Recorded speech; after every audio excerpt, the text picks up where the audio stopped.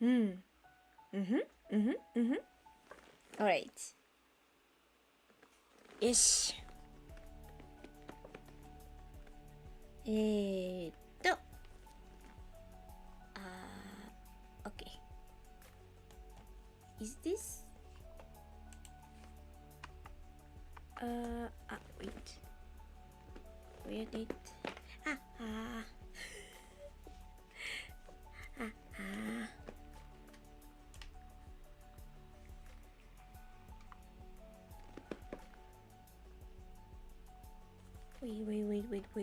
Wait.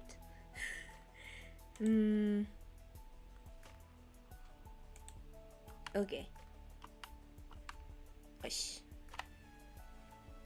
Hi, hello, welcome. It's a chill Friday. It's a chill Friday with Nova. But we are going to take a long walk. Well, maybe not that long, because as you can see, once I really try to check all of them, it doesn't seem like we've played that many games in 3 years, really. It's the covers tier list that's gonna take much longer, but this one is not gonna take us that long, I think. Well, there's quite a few titles, but yeah, today we're going to try to put these games that I have played since I started streaming on this nifty little little tier list here. Nifty. Well, this is the tier list. I might change up some of the categories or what, depending on the games really, but I thought, okay, this is probably more or less how it would go. I was surprised because there are some titles on there that I didn't even remember playing. I'm sure there are more. There are more titles that I remember that I forgot. But since there are no traces of VODs,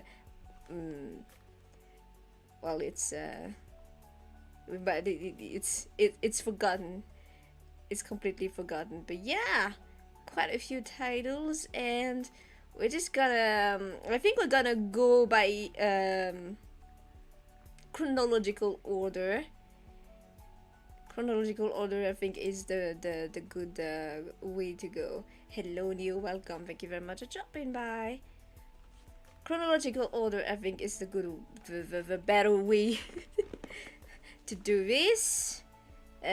Hopefully, I will be able to manage this. Okay, so the first game I ever streamed, and which first stream I'm gonna be reacting to soon-ish.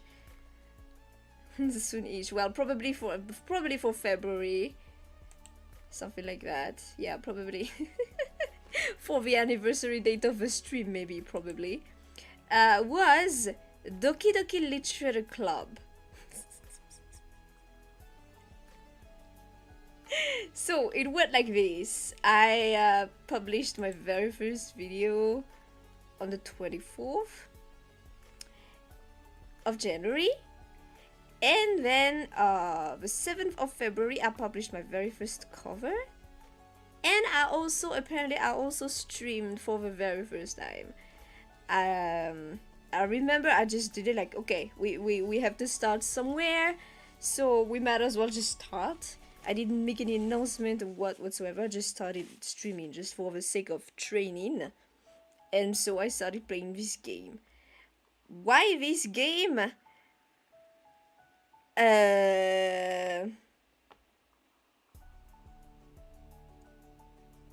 God, do I even remember? Well, I know Brova played it and had liked it quite a bit. And yeah, since it was the 7th of February, Valentine's Day was approaching. I'm gonna show some images of it. Wait. I'm gonna project it on the other screen, so I will not show you guys accidentally stuff that I'm not supposed to show you. It seems like for the first 3 streams or something like that, I wasn't moving yet. I wonder when I started moving. Wait. Let me check.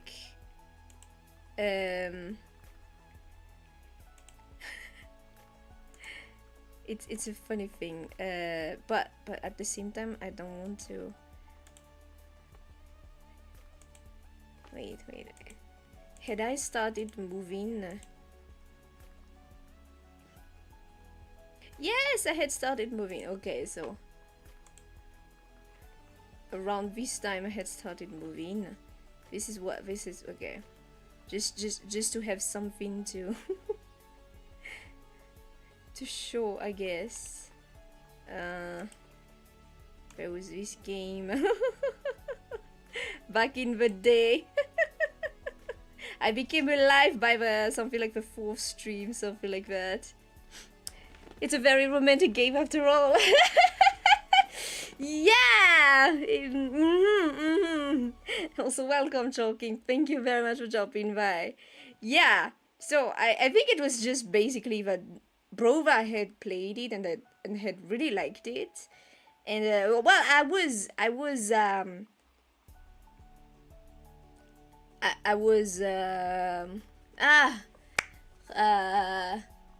warned that there was some stuff, some disturbing stuff, plus the game does show you some warnings at the beginning anyway. So yeah, I played it. Apparently I did, wait, let me check. Apparently I did something like yeah, I did 4 streams apparently. Yeah, this one is the 4th stream. And then I didn't return to it until a year later. I don't remember if stuff had started to become disturbing or not. But yeah. Overall, what can I say? It was I came in with some expectations, and the game delivered and more. The game delivered and more. So basically, okay, I'm gonna bring this back here. It was just to show what it looked like, what the game looked like, how it looked like when I was streaming it. Basically, well, it was much better written than I had expected, which is nice because, well, it's a visual novel, so writing is important. And also it had some, well, in my opinion, I hadn't played that many. No, by the time I played it, I had started to play some visual novels, some otome games. So basically, it was better written than I had expected, and it had some inventive, creative things happening in the game that I hadn't expected, and I found it really nice. It did require me to take a cooldown though, but that's just the nature of the kind of themes it was it was treating. But I think all in all it treated those themes well. It was pretty good. I don't know if I'll return to it again to try the other ending, but it was pretty good. Oh no, I made pretty fun and then pretty good. But when I say pretty good, it's not pretty good. Wait. Yeah, no. I wouldn't call it fun, but it was pretty good overall. A pretty good game. Yeah, pretty good piece of media.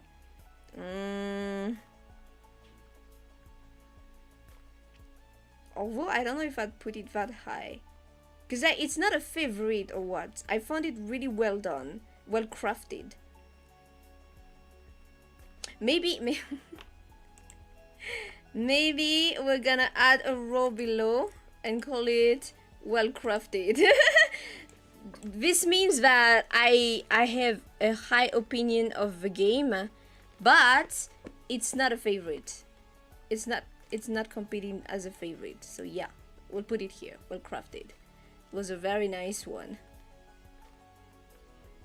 It was a very nice one. I think it's also the time by the time I played it, I hadn't yet seen visual novels using those kinds of well, I haven't played any visual novels that was similar to it back then anyway. The only one that comes to mind that kind of has the same vibe, no, not really. It was very well crafted, and no example comes to mind that I can compare it to fairly enough.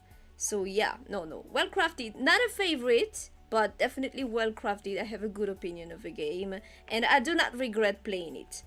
Playing again for to unlock the over ending, not sure, but it was a pretty well crafted game. That was the first one I ever streamed, and after that I went on to what was the next one? Yeah, so Genshin. Genshin Impact. Dear Genshin Impact, so many memories. Easy one. Easy one, never again. Never again. I did stream a lot of Genshin Impact back then, and made a ton of random Genshin Impact videos just for the sake of publishing videos, basically. I really liked the game at the beginning, and then disappointment pointed its nose, and it just became a love-hate relationship, and now I'm just it's over and done with. Been there, done that, played it extensively, lost any hope about it meeting any of my expectations. It was my bad. I shouldn't have had any expectations, really. When it comes, it taught me that when it comes to gacha games, I shouldn't have any expectations of quality or anything, whatever. So yeah, been there, done that, not returning. Thank you for the memories. I played the game just because of Mino anyway. So yeah, it was fun while it lasted, but it also became kind of a toxic relationship. It was a really weird thing. I've never had that kind of relationship with a game, and I wish that will never repeat again. That will never repeat again. Hello, welcome. Hello. Zambai, hello, welcome, and hello. Thank you very much for dropping by.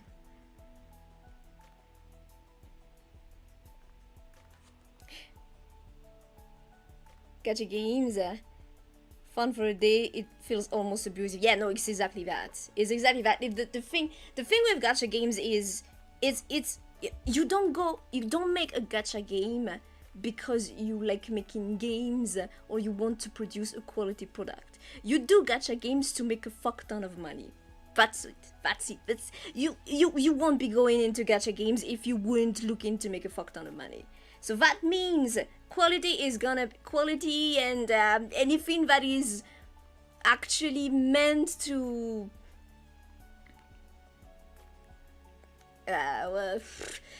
anything that would be pleasing to the customer beyond the strict minimum to to catch the fish is not gonna be a consideration. It's studied, so you will be hooked, and then it's feeding your fear of missing out. It's really studied. It's tried and proved. Many people have served as guinea pigs, and yeah, it's a tried and true method. So I'm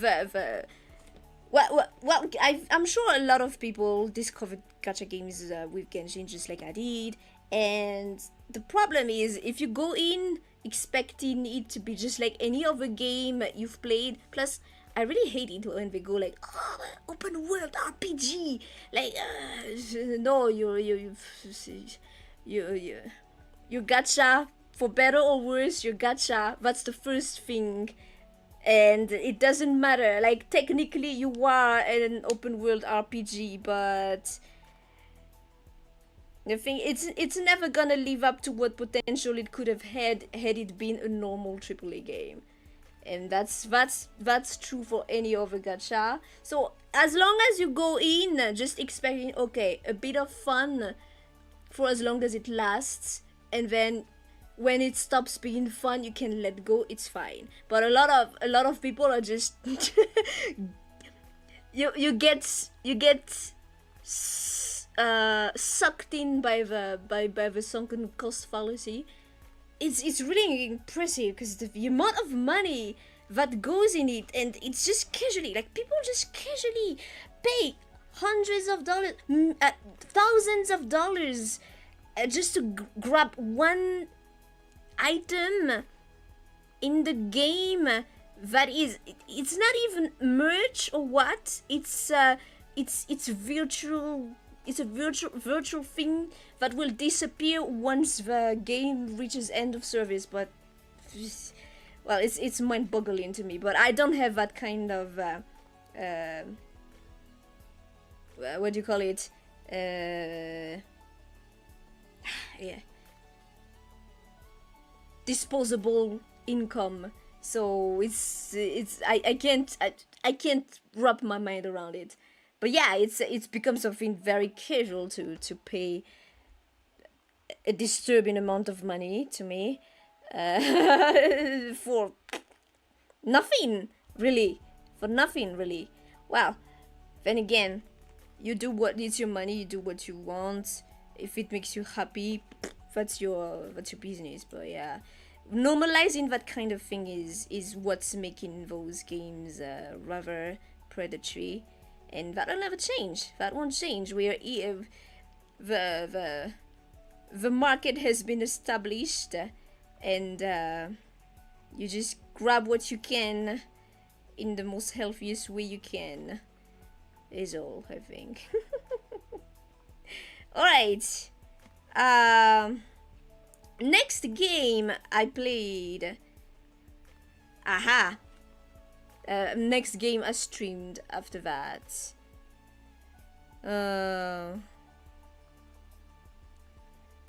was Devil May Cry 5. This one some of you have seen me stream it. That's because I streamed it for the first time back in March. Right? Yeah, back in March. That was also the time I started to try out Twitch a bit. And discovered that I couldn't stream on Twitch without going through a third party because servers are too far away, I think, and the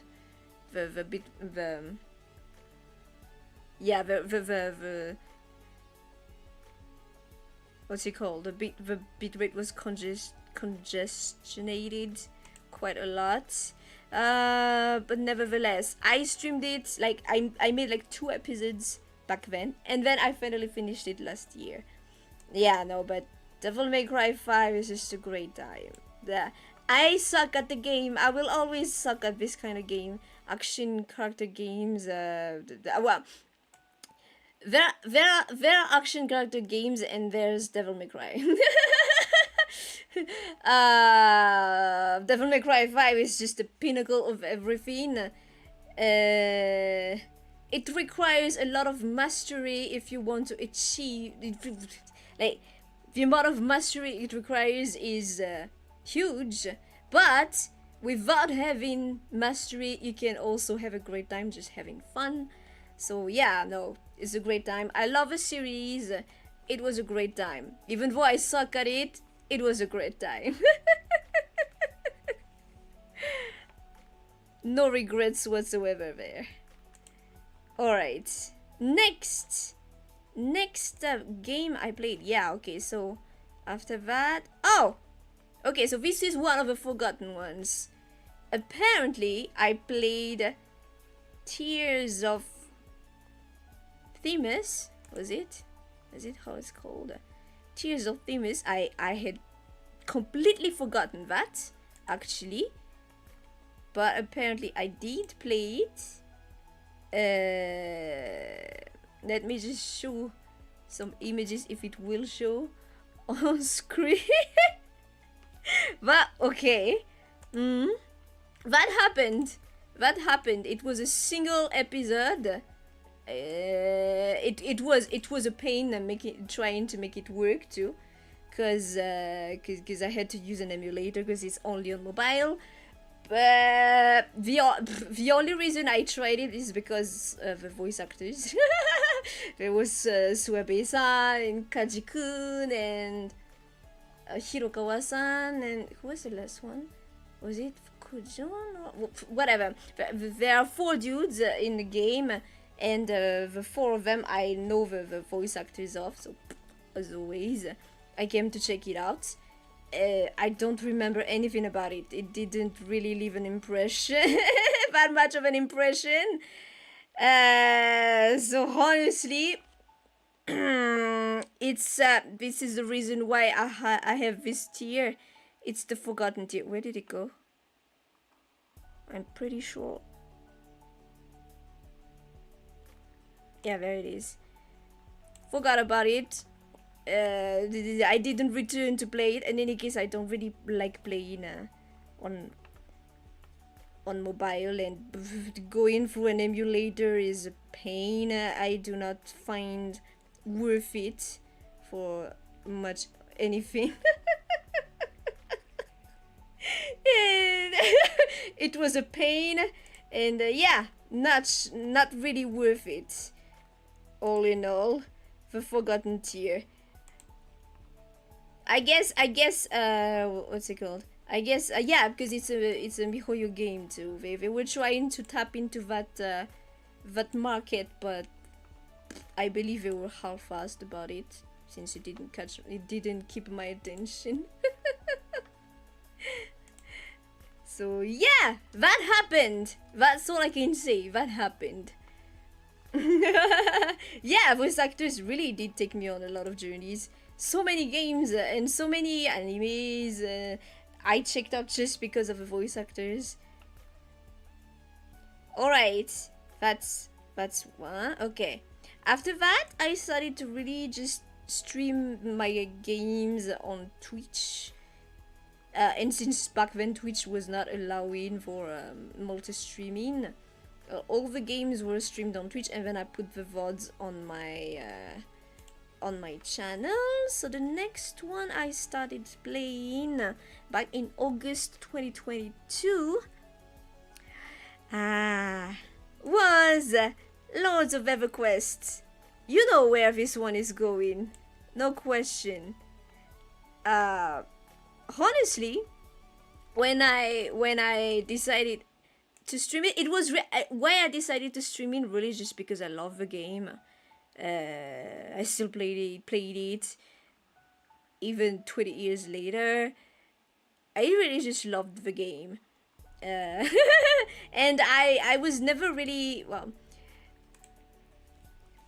it was not within that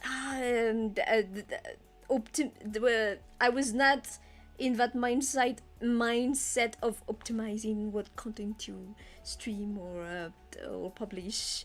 With that one, I just really loved the game, and I just wanted to stream it. And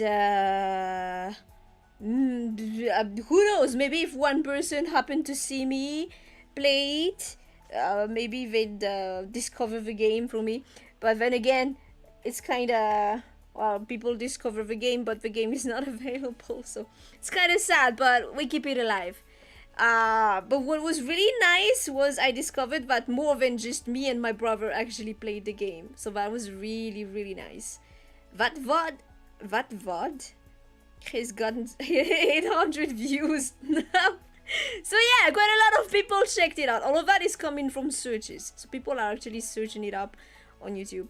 It was a really nice surprise. It was kind of like finding a family in some way.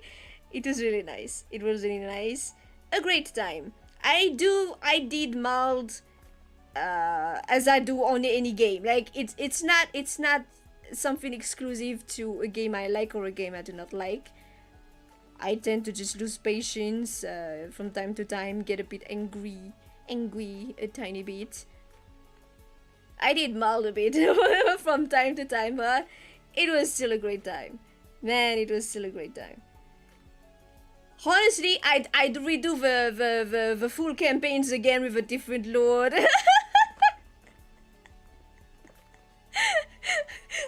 Just because I love the game, but it's I pretty much covered everything. It won't be that much of a variation, so yeah.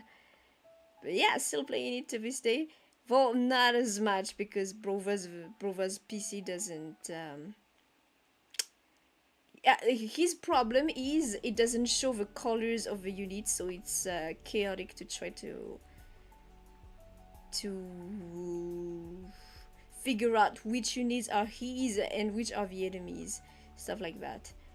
But yeah, a great time, a very great time.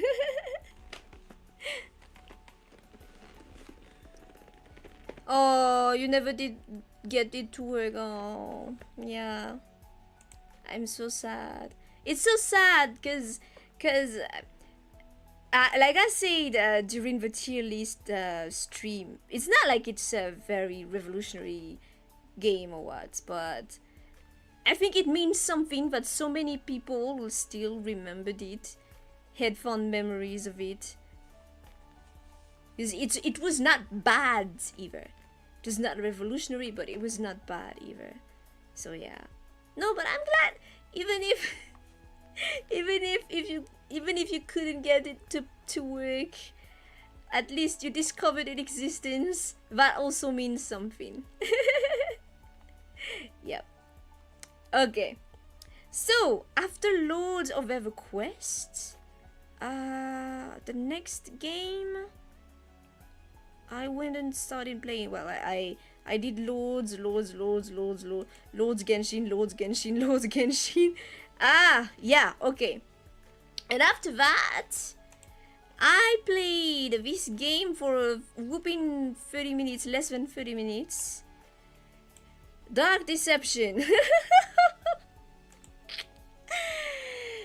Because, I don't remember, it was a punishment for molding on a game, on a stream. I don't remember what. Probably Genshin. Ah, Genshin. Couldn't be Genshin. You couldn't be happy to. You couldn't be happy with the fact that I was already suffering. You had to make me suffer more. So yeah. It was not a fun time for Nova. It was not a fun time for Nova. Never again. Never again. Never again. The VOD will exist for posterity and for as a reminder to myself to not do this to myself again. So even when once it rolls back again, even when the play horror game this voted by chat returns, I will still put a veto on the horror game. Like, yeah, this is I can handle this. This, no. This, no. Well, if it has a ton of this thing works works a lot with punchy SFX, like it tries to startle you a lot. That doesn't work for me. Something like the Quarry was fun, but if it's a horror game with less less things that want you, I don't know, want to make you scream, I can handle it.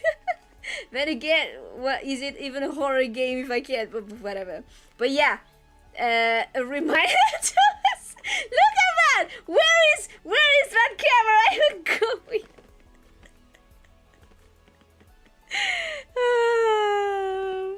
Most mainstream game to most niche one. Yeah, I did that a lot. I'm a paradox and I love it. Yeah, no. Never again, and it is a reminder to myself to, well, not do that to myself again, basically. Wow, that shouldn't have been a surprise, really, but yeah. I didn't know. I didn't really know what kind of game it was. I just searched up on Steam, horror game, free to play, and that's the first one that popped. So yeah, next time I'll do my research. Better. Next one. Resident Evil 4. So, Resident Evil 4...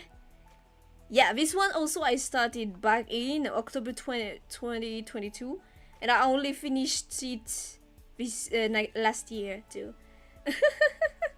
There's a lot of them like that. Where is it? There it is. There's a lot of games like that. Well, not a lot. Not a lot. It started with Devil May Cry 5 and ended with Resident Evil 4, really. I finished Doki Doki, I finished Resident Evil 4, and then I finished Devil May Cry 5. That's how it went this year. Why can't I put this? Ah, there it is.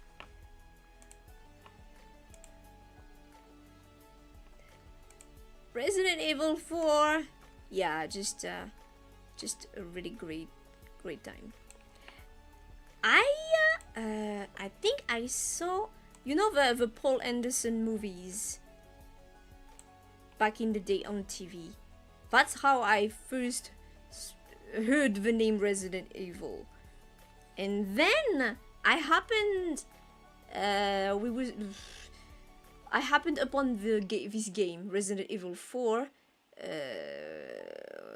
Well, I think we were trying to find samurai warriors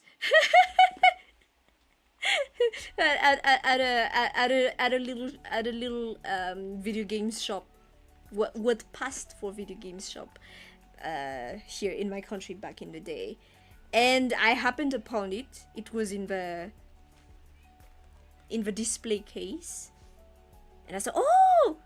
I was with Brova, of course. And I told him, oh, wait, look at that! That's the thing! that's the famous name, the name of the movies we saw back in the day. Resident Evil. Hey, don't you want to try it out? And Brova was like, you sure? Yeah, okay, sure. Why not? And we tried it out. And we were not prepared, but we did get quite far away. I arrived at the island back then, it was 20 years ago. I arrived at the island, but then I saw the Regenerator, and I was like, nope. I noped, and then I watched my cousin finish it. I had a cousin that was the one that played it a lot, and knew the game like the back of his hand. And then, well, I streamed it with the intent of finally finishing it myself, which I can proudly say I did, and it was a great time. And I can tell, even 20 years later, this game is still great. It really, like, you have a ton of games that were the pioneers of something, you know? Because this game defined the whole third-person shooter genre. You have a ton of games that are like, the pioneers, the first one of this type, and everything else becomes something like it, but everything else does it better, you know, because they come later and they are able to polish things. But this game is still great, even 20 years later, and even the controls, because I was kind of like, oh, it's gonna be bad, because 10 controls, yeah, it's kinda, it's a bit stiff, for sure, but it's still great. It was really, really a nice surprise seeing like, oh wow, this game plays still so well. Well, of course it was a HD version, and the Steam version was one, because back in the day, I bought the one that had been ported on PC by Ubisoft. And the controls, the way they ported the controls was dog shit. Because there was stuff like you fire with spacebar, you shoot with spacebar, like the heck. But back then I hadn't yet played that many games, and you know, when you're younger you adapt easier and you're more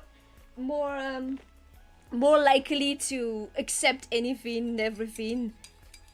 I don't know if we could have rebound the controls back then, but we didn't. We played with the dog shit control bindings the Ubisoft version had. But yeah, no, to this day, this game is still great.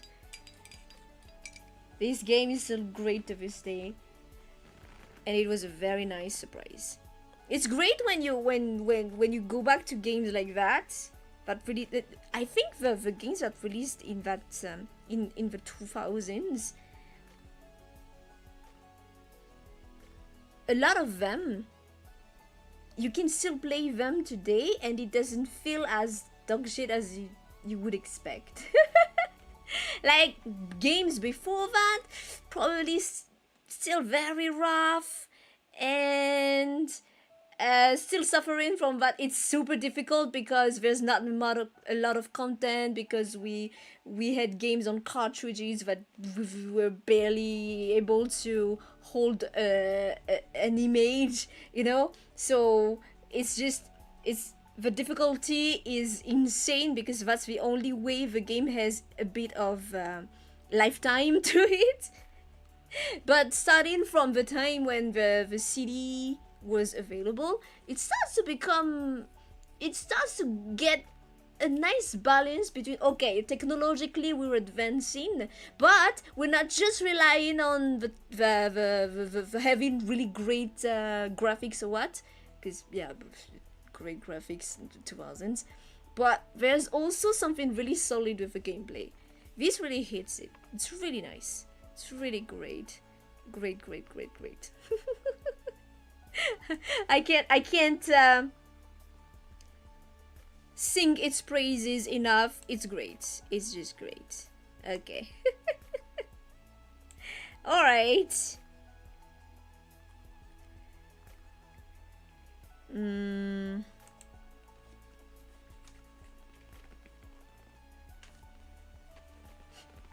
Some games just don't seem to age.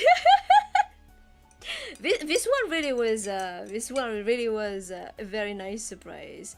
Plus, I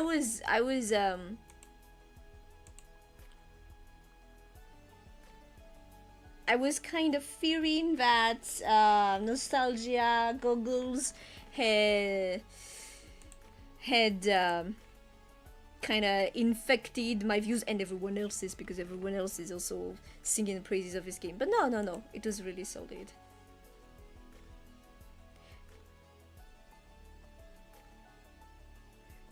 You started this one off back in the day, got your head chopped off, and promptly returned it off and never went back. I understand that. That does happen, yeah. PC ports were pretty poor back then in general. Well, I don't really know.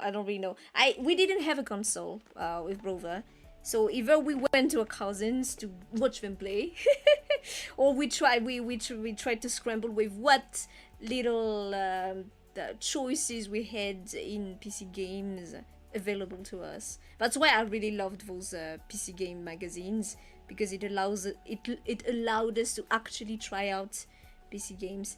Though our PC was not really that powerful, so a lot of them didn't even run. But yeah, at least it gave us some options.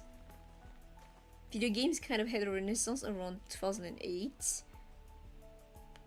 I don't know. I don't know enough to comment on that. There's a lot, there's a lot of great games that come out in that period. But I mean, this Resident Evil 4 was 2004, so that's way earlier, much earlier than 2008. But yeah. All right. Next one I played. Okay, so I tried this one October 10th. And I only did the next episode.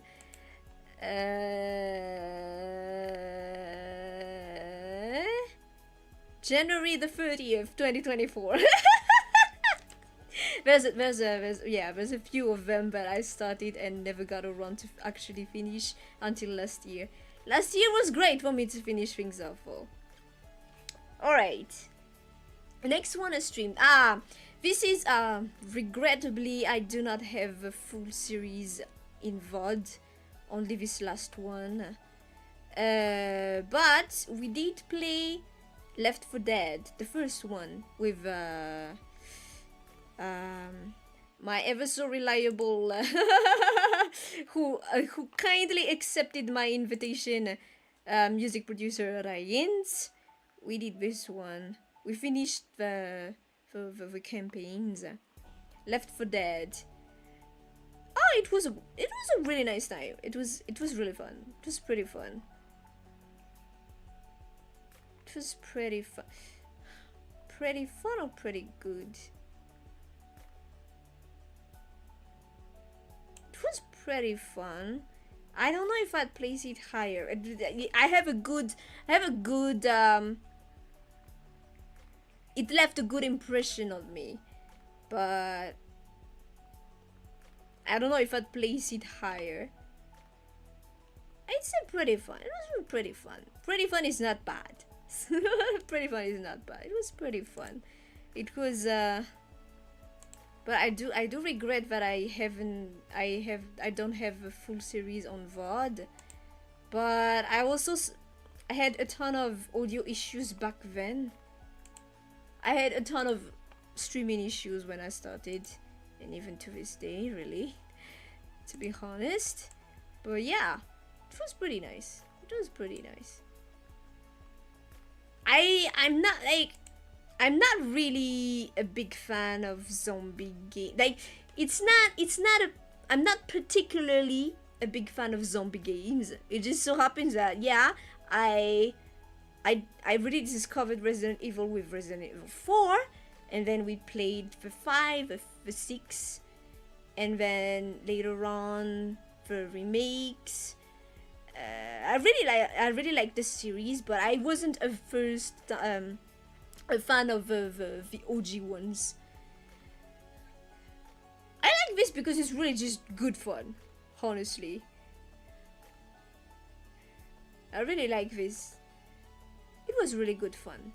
I'm not necessarily I don't go out of my way to find zombie games to play, but it just so happens that I played Resident Evil, then I played this one. I saw Hollister's Boys playing it, really. So I found it looked like it would be fun, and I grabbed it on sale on Steam and tried it out, and yeah, it was fun. Yeah, no, I regret that I don't have those VODs anymore. I don't remember why I didn't save them. There must have been a reason. But yeah, maybe we'll try out the second one, the Left 4 Dead 2. Maybe if Ryan is amenable to try it out again with me, or if I can rope someone else to try it out with me. And yeah, pretty fun. Honestly, pretty fun.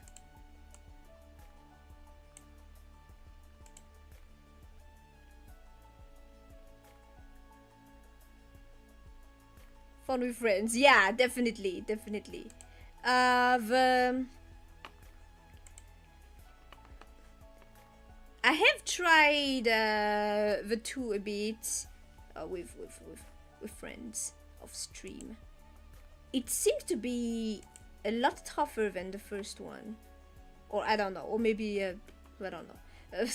But that's the impression I got from it. It seems like in the first Left 4 Dead, well, it was just me and Ryan, and the 2 others were bots. But when you had a bot in Left 4 Dead 2, it seemed to go less smoother. Or was it? I don't remember. But yeah, if I can rope someone else to play Left 4 Dead 2 with me, I'll definitely stream that one again. I'd stream that one, not again, because I haven't streamed it yet. But yeah, I definitely want to try that out. Next game I streamed was Alice Madness Returns. So this one, I had a friend that had it, and who told me that Alice that this Alice from Alice Madness Returns reminded them of me. I don't really know what that means. Well, I guess, yeah, maybe, yeah. I guess there might be some kind of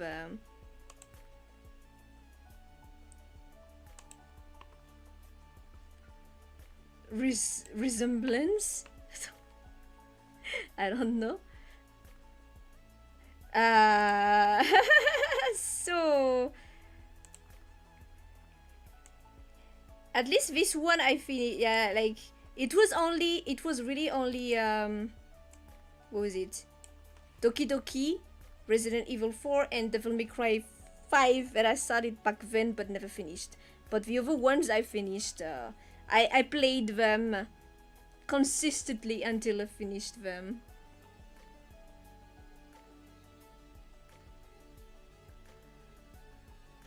Playing games with pals tend to make most things pretty fun at baseline, even if it's not a genre you're too interested in. Yeah, definitely.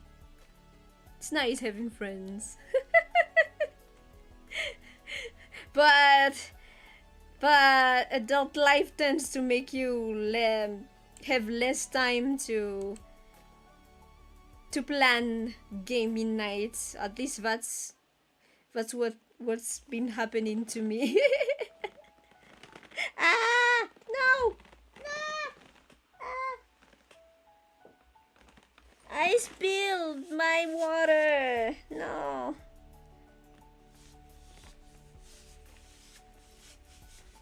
But yeah, so Alice Madness Returns. This is American McGee's Alice. This is a sequel. I really like the design of this game. I like the general vibe of it.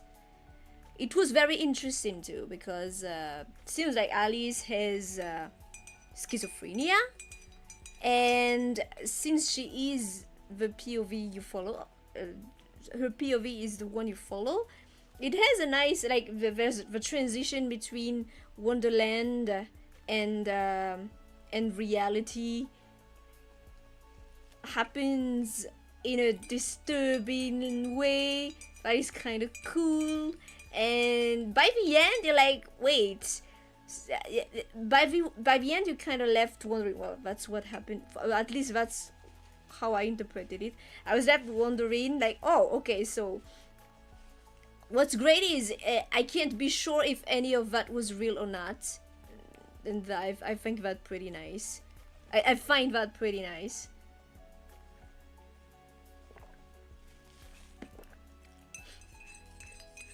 But yeah, I really like the vibe and the design.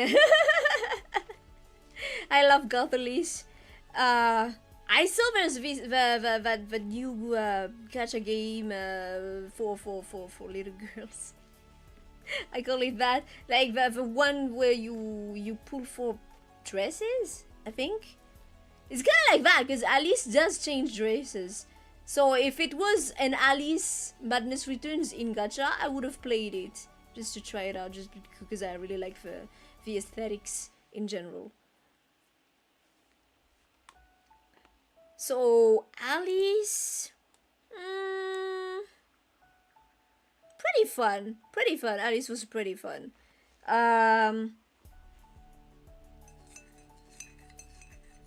It is a platformer with a bit of action. It was pretty fun. Certain parts were kinda hard on my brain, but it's just a me problem in general. I have a hard time assessing distances. I have a very bad depth perception, which in real life makes me hit doors and walls and stuff like that a lot, quite a lot. So yeah, it's a me problem, and I'm not really good at I'm not really good, nor do I really like platformers in general, but I really liked the vibe of this game, so I tried it out, and yeah, I finished it. At least I finished it, and it was a pretty fun time. I got this one on Steam for like $2 on sale, so if you want to try it out now that it released back in 2011, I think. If you want to try this one out now, is the time. It was pretty fun. Oh, and another thing is, it seemed to have, well, from what little I saw, to have inspired the system, a ton of stuff from that accursed reboot of Devil May Cry. Brova told me, like, even just the loading screen that has a key attached to a chain, balancing, swinging, is exactly the same in the Devil May Cry reboot. But yeah, which did not make me like that game, the Devil May Cry reboot, more. But yeah, Alice, pretty fun. Honestly, pretty fun. $2 can beat that. Yeah, the sales on Steam are really nice. Well, especially like for someone like me who has always wanted to play some games that released 20 or 10 years ago, and finally able to play them now. No, more like 20 years. Yeah, 15 years ago. Now I'm able to play them. It's another story for the really modern games, but yeah. I haven't played any modern games in a while now. Alright. So, after I finished Alice, well, no, I started Alice. I think back then I was just playing one game and alternating it with Genshin. A Genshin stream. I don't have like all the VODs of a Genshin, of course, but yeah, some videos still left, so that's why I'm saying that. I see them. I see them in my video lists. Quite a lot of those. Okay, so after that, we're entering 2023. In 2023, I finally finished Doki Doki Literature Club. And then, what other game did I start playing after that? I didn't play that much. It's really just 2024 when I really started to stream a lot. Okay, so the next... my god. I really tried all of these, huh? The next one I tried out was Honkai Star Rail. No questions there. It was kind of fun for a bit.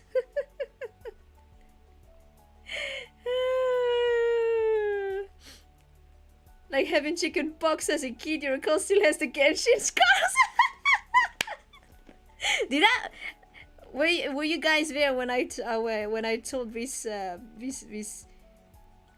anecdote? But I had, like, back then, like I said, I was just making Genshin videos for the sake of making videos, because like I was thinking of the fact that I want the channel to grow, but I don't really have anything. But you might as well publish something. You know, that the wrong mentality, basically, at least for me.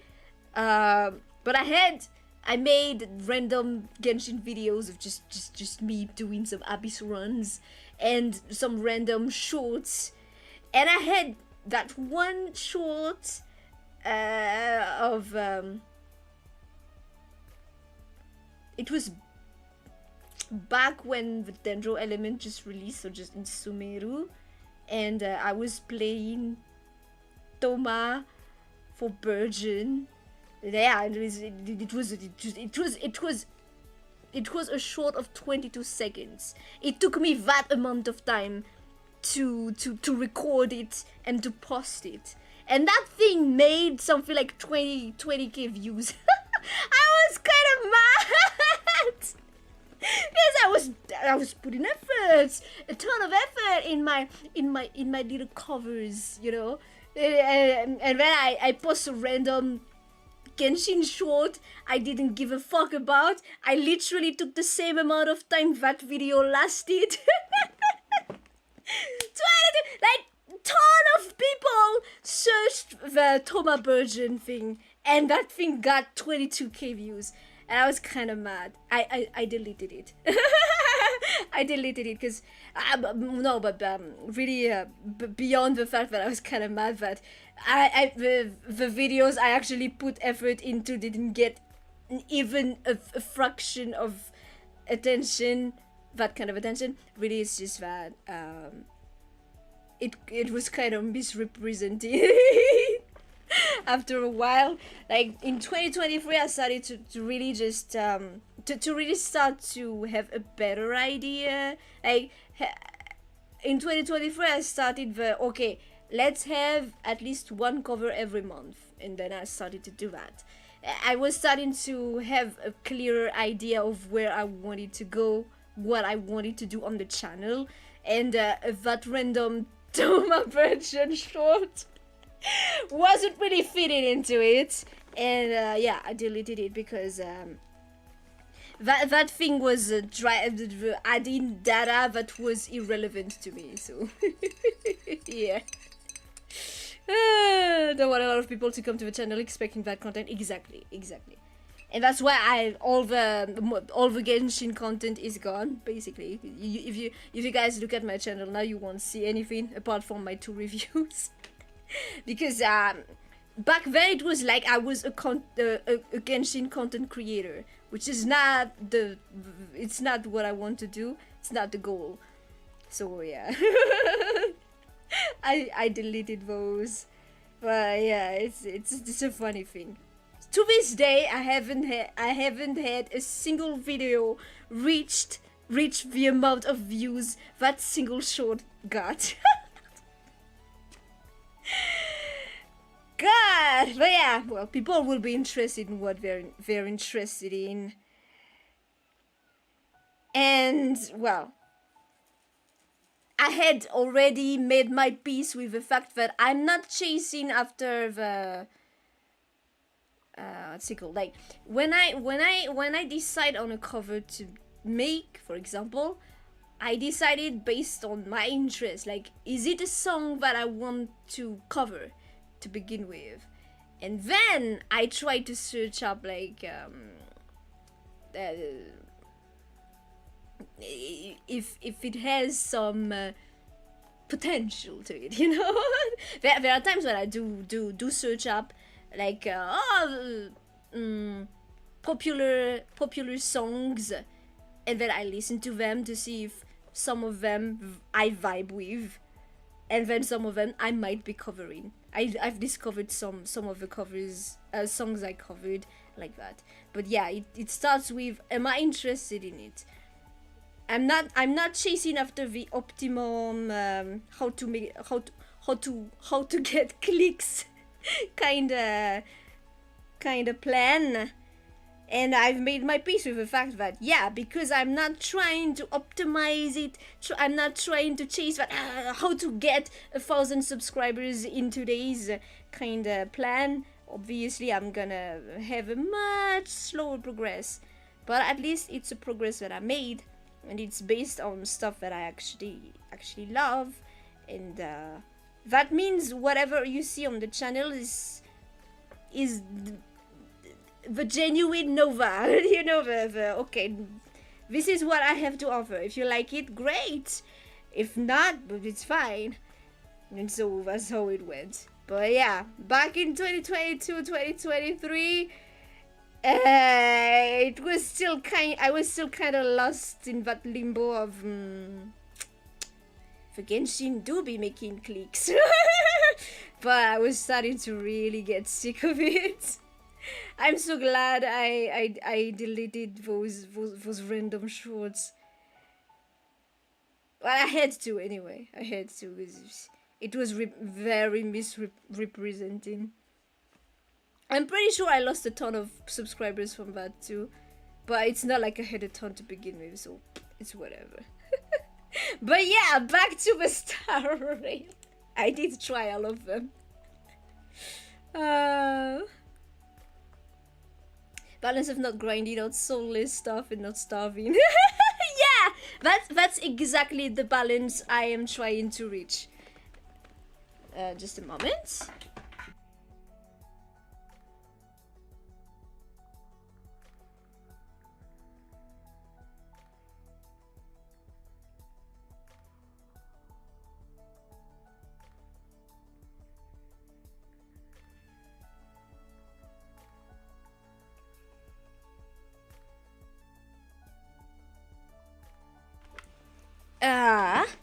Okay.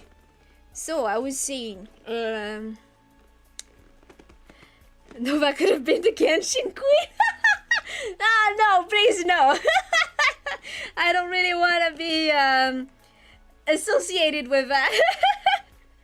Not anymore, please. Yeah, but yeah, it's really just the balance. Obviously, I'm gonna try to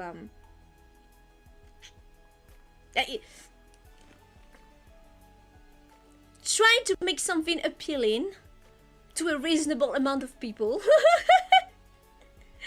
while it not being just soulless. Just soulless. It's a funny thing because we talk about creating content for the clicks, but when you look at it, YouTube's algorithm is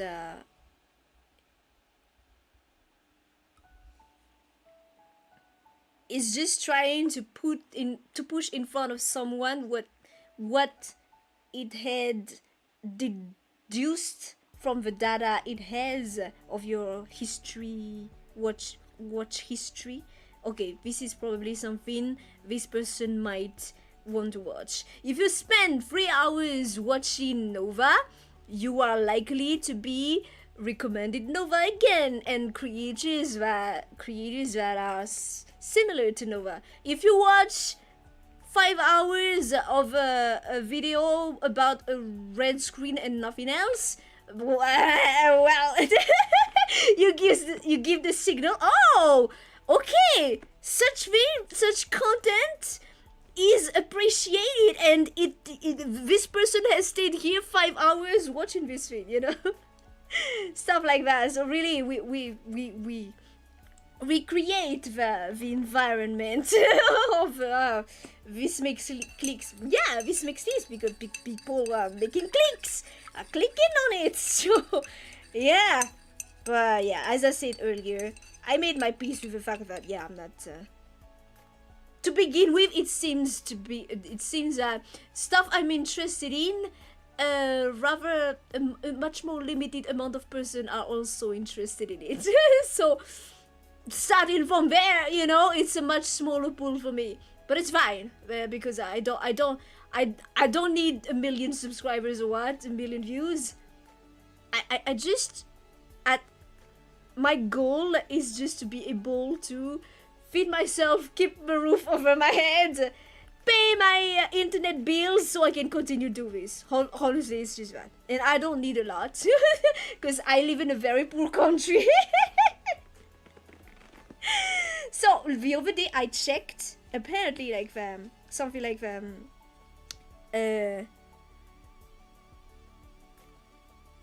average American income, something like $5,000 or almost $6,000. Obviously, there are people that earn less and there are people that earn more, but it's just the average.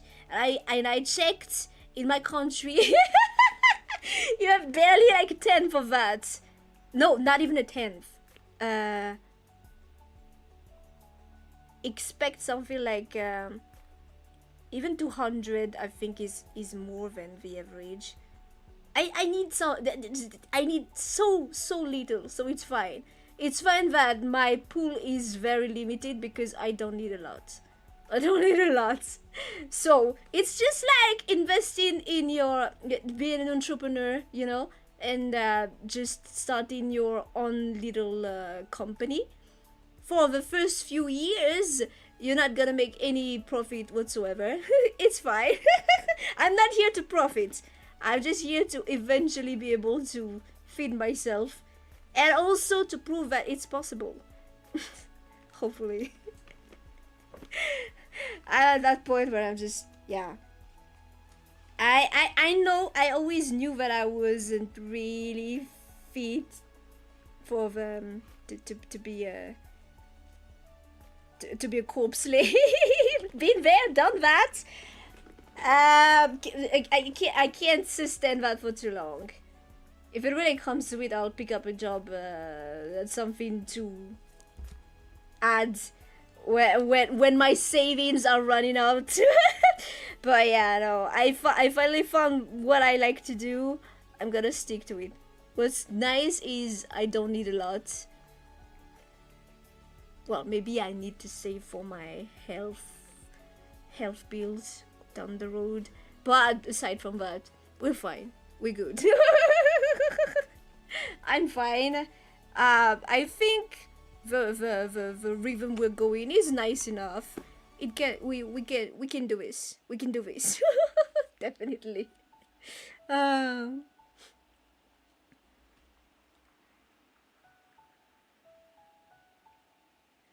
Sometimes you do have guinea pig farm on for unusually long time. But exchange rate can be a miracle or a curse. Yeah. Well, for buying things, obviously, it's oof. That's why I'm always like, that's why you see me play free games only on the Wednesday discoveries. Because even $2, even $2 starts to be a bit oof. But yeah, if I'm able to earn a bit of income, it does add up quite a lot. Like I said, tenth of what an average American is earning. Oh, I'm rich. If I'm able to get like tenth of what an average American earns, I'd be rich, man.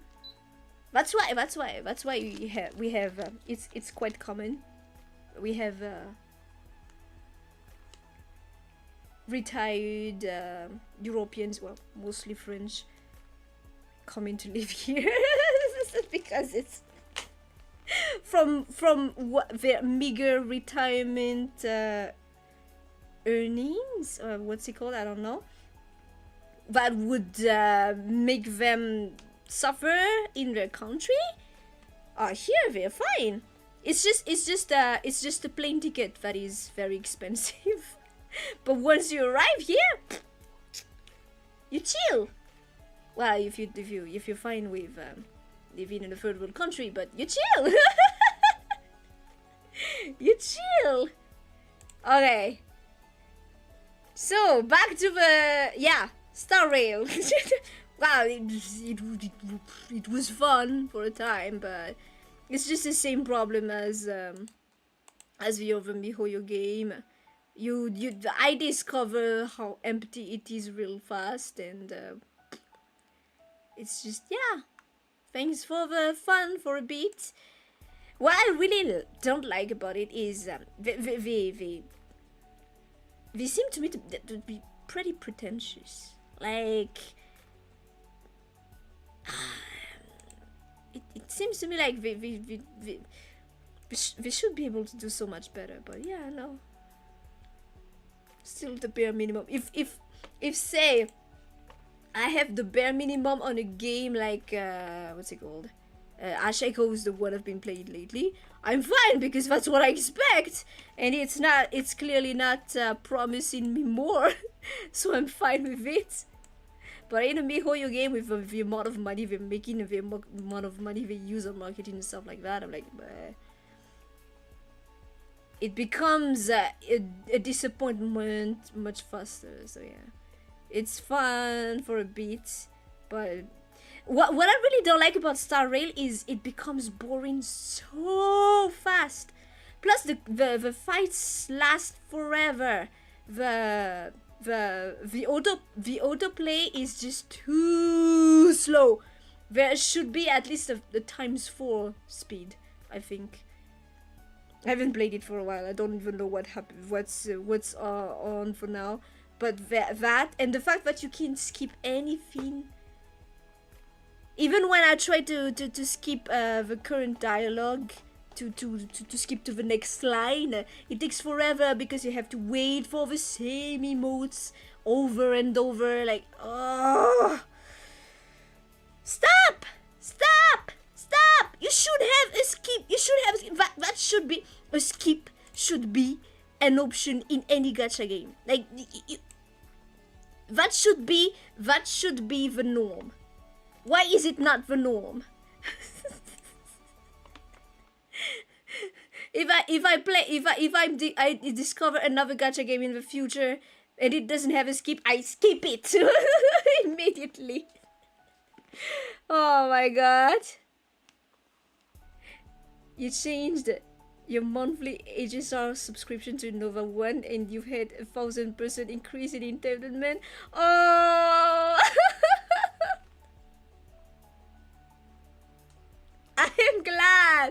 I am glad if your investment, if your subscription ended up being so beneficial to you. I am so glad.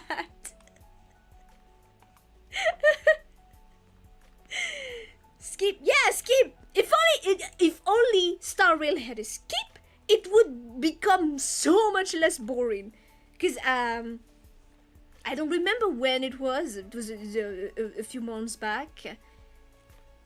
I had returned to play it for a bit because I saw there were new boys or new boy. I don't remember. I don't even remember. But yeah, and I tried playing a bit because I was like, oh, it's been a while, so that means I'd be less tired of it. The fatigue would be less felt, maybe. No, I barely played. Like, I barely started an event, and there went the dialogue, and I was like, oh no. And I literally just skipped. I literally just Alt F4 and uninstalled. No, never again. And I'm never again gonna try out a MiHoYo game. I think their formula is just not for me. Even with the expectation of, okay, this is a gacha game, so lower your expectation to below ground. But yeah, even like that. Even like that, it's still, ugh. Alright. Enough of that, we're done. Next game I played, yeah. So the next game I tried out, I streamed, was, my god. Hello Butabichi, welcome, thank you very much for dropping by. You've missed me yapping about stuff. The next one was Prince of Persia Warrior Within. And boy, oh boy,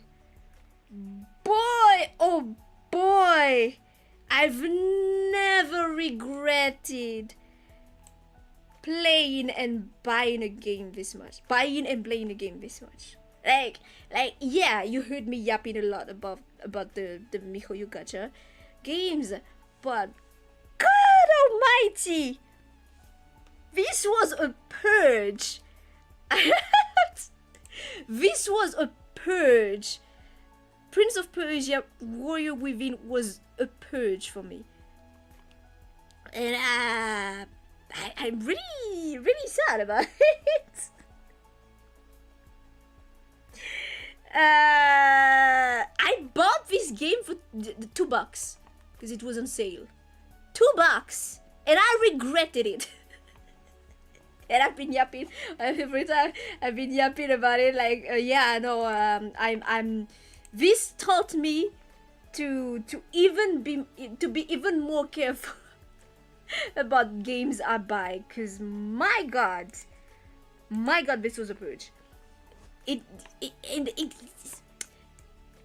It's gonna continue with the other one, I think, because we might as well. It's not gonna go in chronological order because I need to continue with the sequel afterward.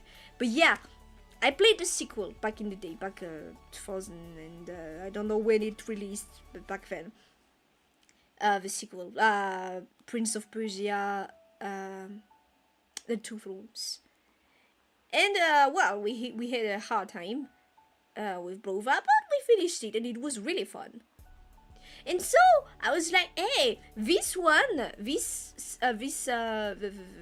second title has the same kind of gameplay, so maybe I'll try this one out before I move on to the Two Thrones.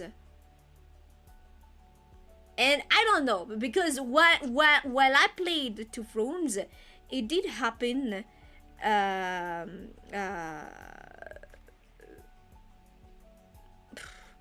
just looking at it, just looking at the footage is making me angry. Just looking at the footage. But yeah, it just so happened that when I was playing the Two Thrones, not having VSync on broke some stuff in the game. So I don't know if that was the case also when I played this, because it was back in 2023, and I don't quite remember what kind of settings I had or what. August 2023, yeah.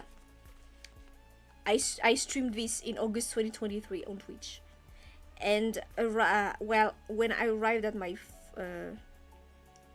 fifth stream, I just had a life break, a mental breakdown, and I stopped streaming after that. I stopped streaming after that, and I streamed again in I think it was December of that year, returning to YouTube. But that's just how badly this thing affected me. And again, as I said, I don't know if I had this thing on or what, if something was broken in the game, but every time I input, like every time I push a button, there's like, I swear, 1 or 2 seconds of delay, and it registers everything. Like, you know, if it's a tendency you could have, you know, when you're playing a game and you referring to what's happening on screen. You're not counting how many times you well, at least that's the case for me. I'm not counting how many times I pushed the button. I'm counting how many times my character attacked. But with this thing, it counts how many times you push the button. Not only it has 1 or 2 seconds of delay, it also counts how many times you push the button. It registers all the input, and it implements them with that delay. So even when I already decide, okay, it's time to stop, it will continue. And it has some really wonky hitbox. I don't know if it's in this video. Like later on, I'm fighting I think it was a golem. Wait, I'm gonna a golem. Where is it? Yeah, I did. My biggest regret is I said on those streams, I will finish this game for sure. And so, yeah, I did finish the game for sure. With much pain, but I did finish the game. With a ton of pain, but I did finish the game. Wait, where is it? Ah, here. Because I trapped myself. I said I will finish it, so I did. I finished it. But it also has some wonky hitboxes. Like, well, maybe it's just my eyes. Again, I have bad eyes. I have bad eyesight. Maybe it was legit.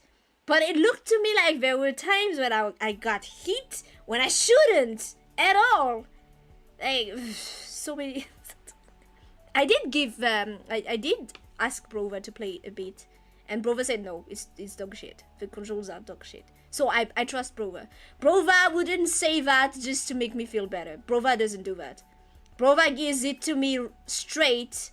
If I'm wrong, he says I'm wrong. But he said the controls are dog shit, so yeah. Boy, oh boy. This thing disgusted me from streaming games. Prince of Persia! My God, I noped after this. I noped and I downloaded a trainer. But basically, I cheated. I had infinite health and infinite sand tanks to finish the game, and even then, it was a purge. An incredible purge. No, but I think it's just that this game was just not polished. And the Two Thrones was the much more polished version, the version that this was supposed to be. Even the writing, the story was dog shit. Like, to begin with, there are some sequences, like they're trying to like I don't understand what they meant to do with this game, but like they make the prince appear cool. But then immediately after, they make him appear absolutely pathetic. I don't understand. I don't understand it.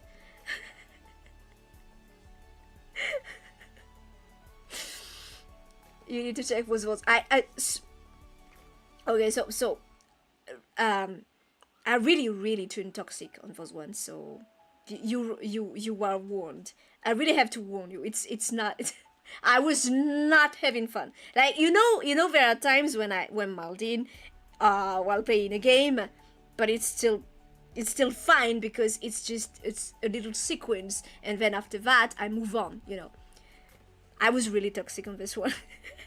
But when I finished it, there's no more Nova. It's just silent footage of me suffering through it. And it's kind of sad because early on you can see I was enthusiastic, trying to have fun, berating myself about, oh no, how did I not see that? How did I not? No, but it so happens it's the game the problem. It was not me. It really was not me on that.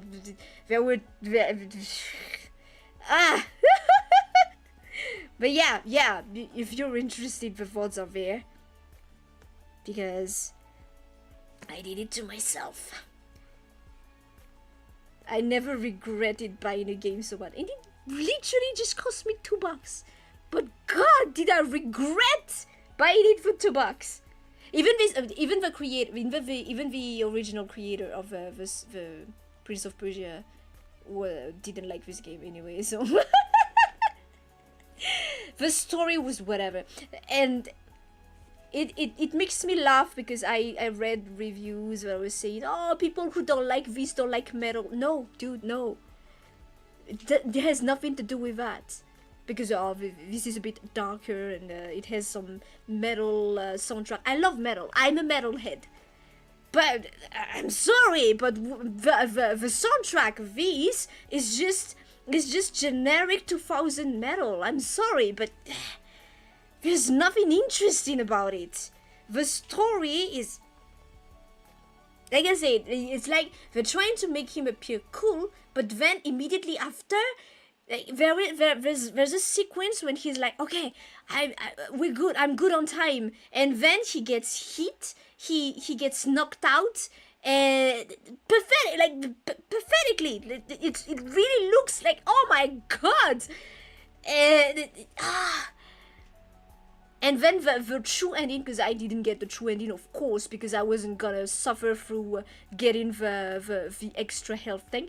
What's up with that? What's up with that? Why do you have to? Why would the true ending be locked behind getting full whatever?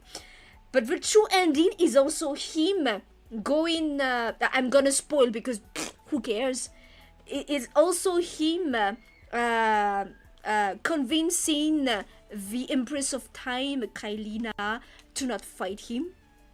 There is absolutely not, like, between when it's not the true end and when it's the true end, there is nothing that changed, just the fact that you got full health and a different cutscene is playing. It doesn't make sense at all. Like, why is she accepting to not fight him when she saw that he was supposed to kill her? It doesn't make sense at all. It's I don't know what it's written with, but it's not good. It's not good. Oh my God. This game! And it's even more infuriating to me because I really loved Prince of Persia: The Two Thrones, and I returned played it last year. It was less good than in my memories. That one, definitely, the nostalgia goggles had made it pinker than it was, but it was much better than this. The story, yeah, it was not the best story ever, but it was much better. The controls, everything ironed out, no delay.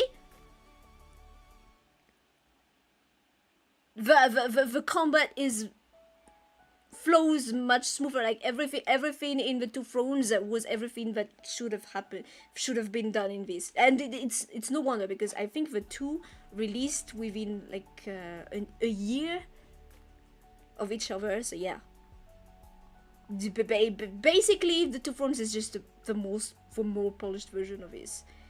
This is making me angry. Actually. Oh my god. The story was always made a game. Strong point is very much the gameplay. Yeah. Well, the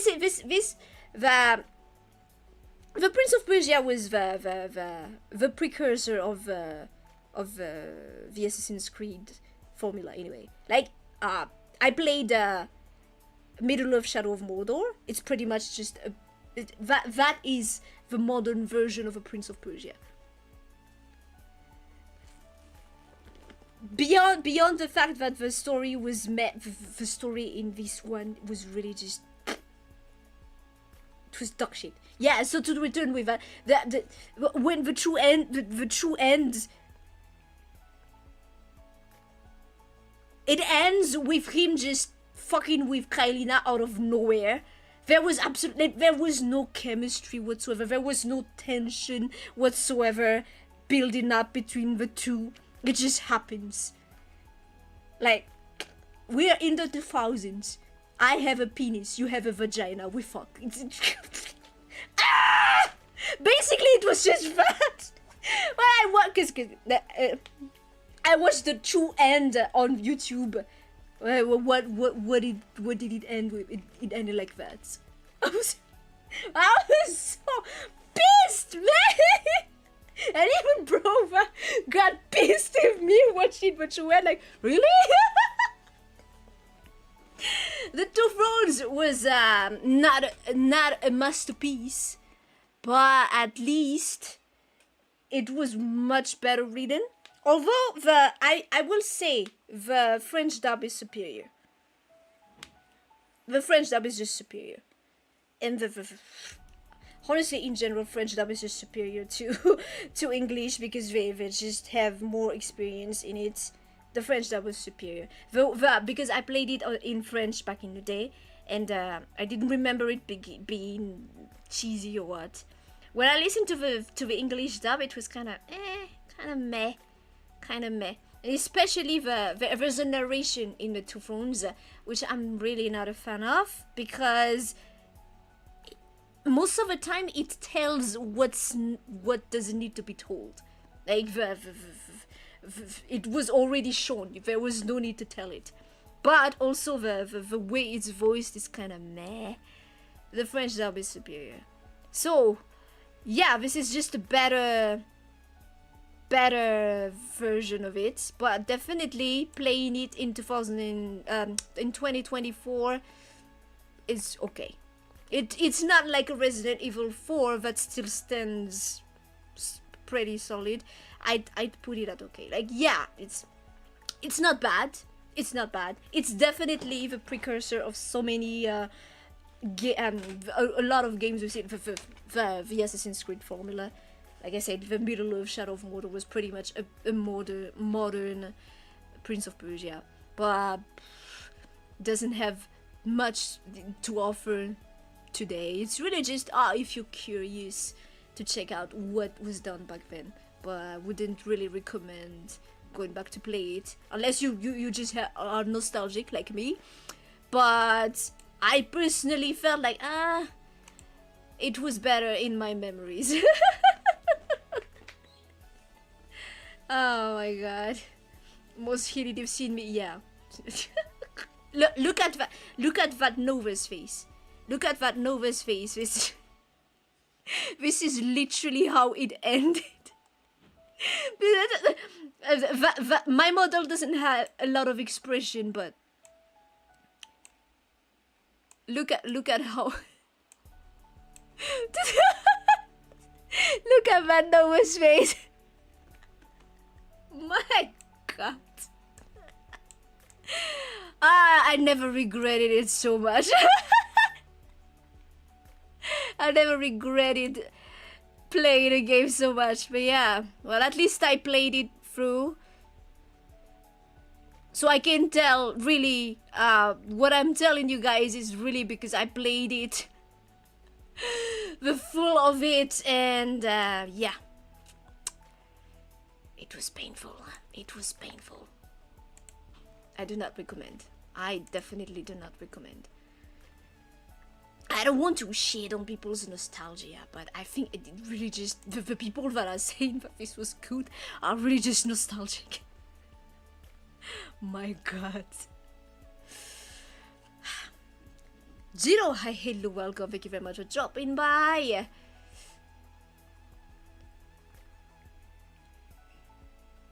The console version worked pretty well. Yeah, maybe it's the PC port, honestly, but it was really bad. And like I said, maybe it was a problem of because it's an old game, and the Steam version doesn't necessarily fix problems of old games.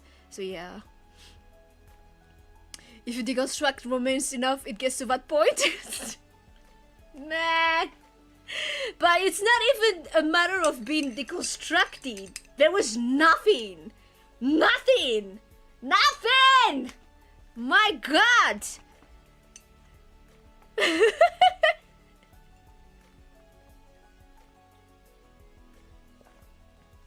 You don't get it, Nova. You needed to be an edgy teen when they released to understand the profound nuance of a story, surely. Oh my god. Definitely.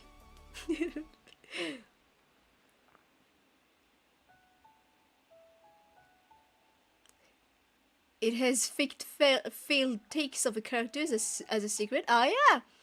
What I found funny, well, funny, not really funny. But like I said, to finish the game, I ended up downloading a cheater, a trainer. So I had infinite sand and infinite health. And when I was being pursued by the Dahaka, well, I needed to rewind time quite a few times. And there was a time when I rewound really far.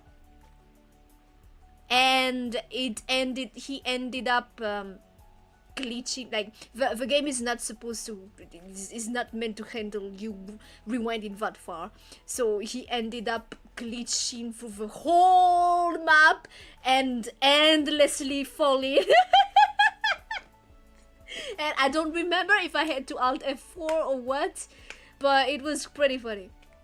And also, the Dahaka's speech is actually just reversed. So when you rewind time, I could hear whatever he was saying. That's it.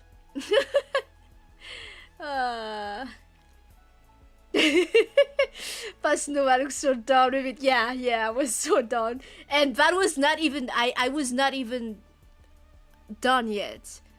I pushed through and finished the game, but my god. At some point I was like, okay, yeah, we finished. And it was still not done. Oh.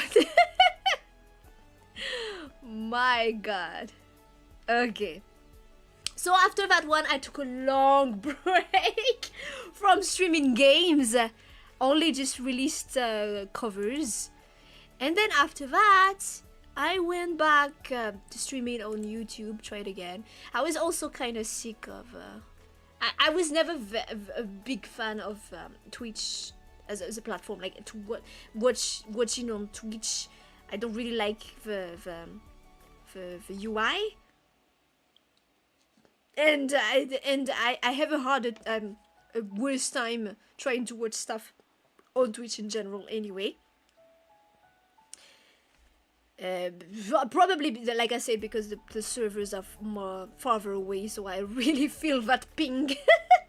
I really feel that ping. But yeah, so I started after that in November the 4th. So it was November the 4th. I started Minecraft. Not started, but I decided, okay, I never killed the Ender Dragon. Let's actually try to do that. I operate better when I have a clear goal. So that's what I did. It took me something like 25 hours in total, but yeah, it was pretty fun. No, Minecraft in general is pretty fun, but that adventure was pretty fun. I did it. I was proud of the fact that I did it, despite many setbacks. By the time I killed the Ender Dragon, everything stopped working. Like my audio. Some of you might have heard it from time to time. My audio goes wonky. My voice turns robotic, staticky. The music in the game stopped working or stopped getting captured. I don't remember, but everything started pretty much broke by the end. I finished, but I finished. I killed the Ender Dragon all on my own. Well, with a bit of help from chat to guide me for a few key things like how to find the stronghold. But all in all, I did it. I was really proud. I even have a little highlight video about that stream, by the way. Wait, I'm gonna show it a bit on screen just so you guys can see. I worked hard on that one too, but yeah. I haven't been able to do any other highlight videos, by the way. I've one in the works, but with my 50,000 covers, it's going slow. It's going very slow.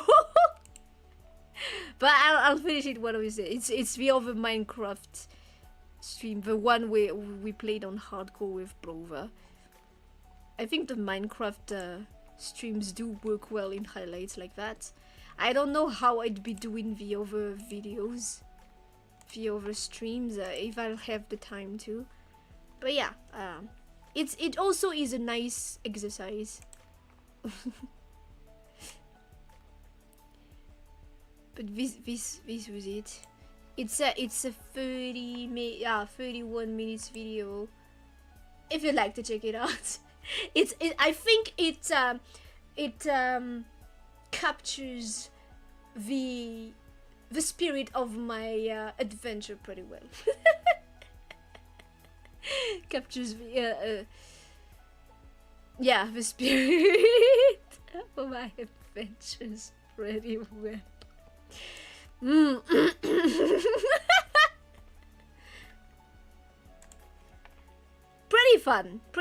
Pretty fun time. I don't regret it. Next, so after I streamed Minecraft, what did I do next? So we're entering into 2024, which means early on in the year, I tried to play Monster Hunter Rise. It was a complete disaster of a stream. I wanted to play play in collab with a friend. It didn't work out. That stream didn't work out. And then I streamed it again. I haven't streamed it since. I should try to return to it because it was pretty fun. I'm just I was just very much lost, but it was pretty fun. But I feel like it's much more fun with someone to play with than on my lonesome. So yeah, there's that. Oh my god. Yeah, since last year I started to stream so much, it takes a while before I arrive at the next page. There are so many streams.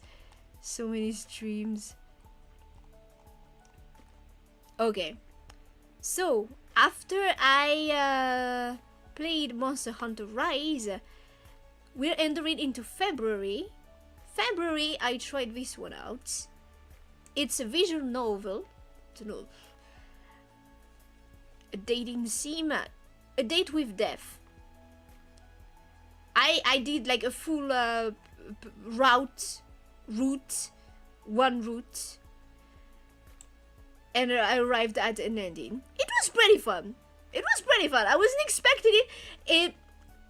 I wasn't expecting it to actually be this well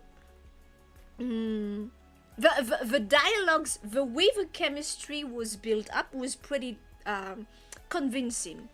I wasn't expecting that. It was pretty nice. It was pretty nice. As a very long-term Minecraft player, it's always so funny seeing new people playing it. Especially since I'm so clueless in Minecraft. You've been playing Monster Hunter Rise solo too. It's definitely built for good play. Yeah, I feel like I can have a lot of fun just on my lonesome, so I need to play with someone. That's also part of why I haven't been streaming it. And even off stream, I played it a bit. But yeah, when I don't have someone to play with, I don't feel motivated to play. So yeah, we were saying a date with death. There was no actual date though. That's my that's my gripe. Or maybe it was just the route I chose. There was no actual date, but I found the way. There were some stupid choices, but let's say I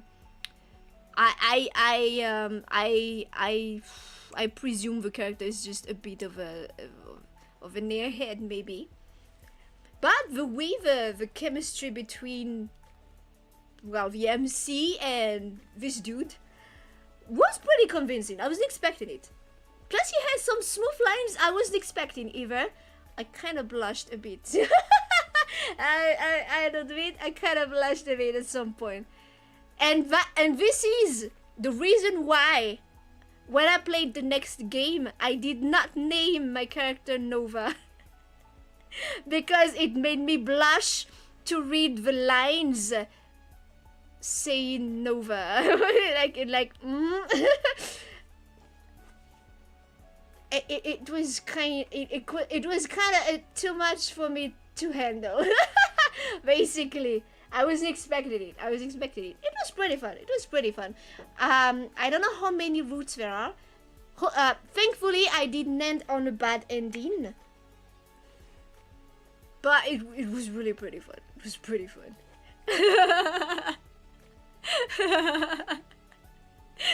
It was pretty fun. I like the fact that most of the visual novels are played. At least I had if not a great time, at least a pretty decent one. At least the visual novels, none has like disappointed me or anything. So that's good. We can always just fall back on visual novels if we are having a hard time, I guess.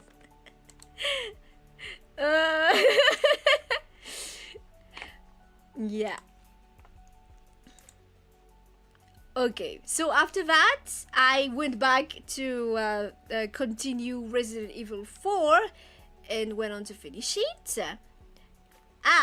I also played, well, this one, it's not like a serious series or anything, but I do play Token Rambo Muso a bit from time to time. It's really a comfort game. As expected, I say. I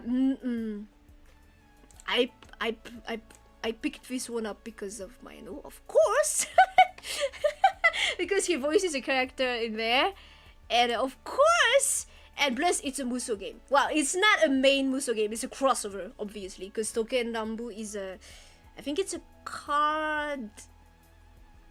It's categorized as a card raising. I don't know what's it called, but there's not much gameplay in the base gacha game.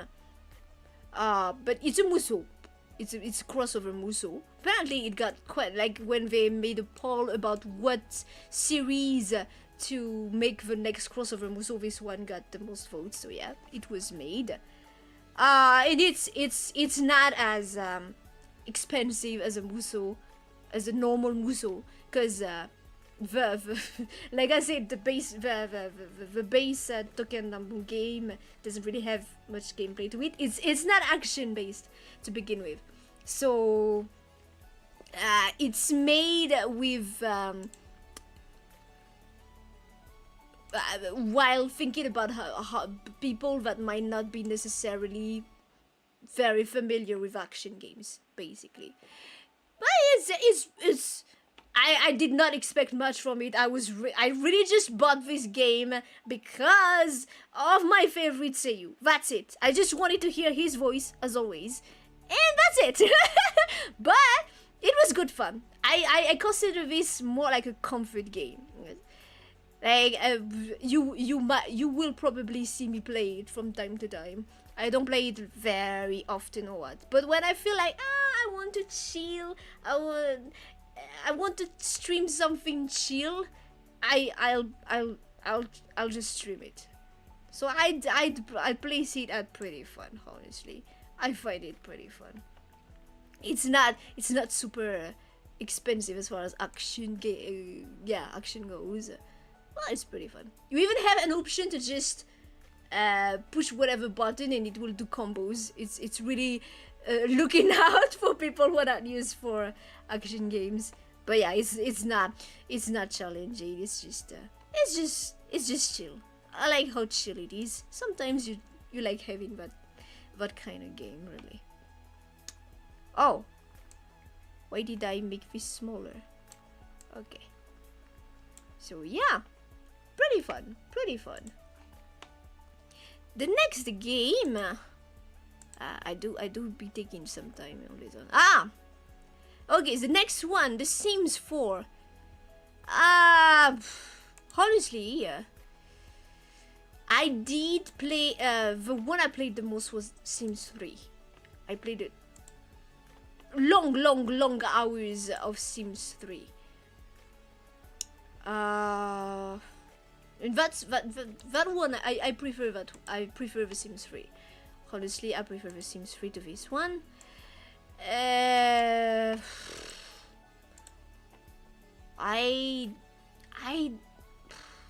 put the Sims 4 at meh. Honestly, like, I've played better. I prefer the Sims 3. The Sims 3 was funnier. This is just was funner.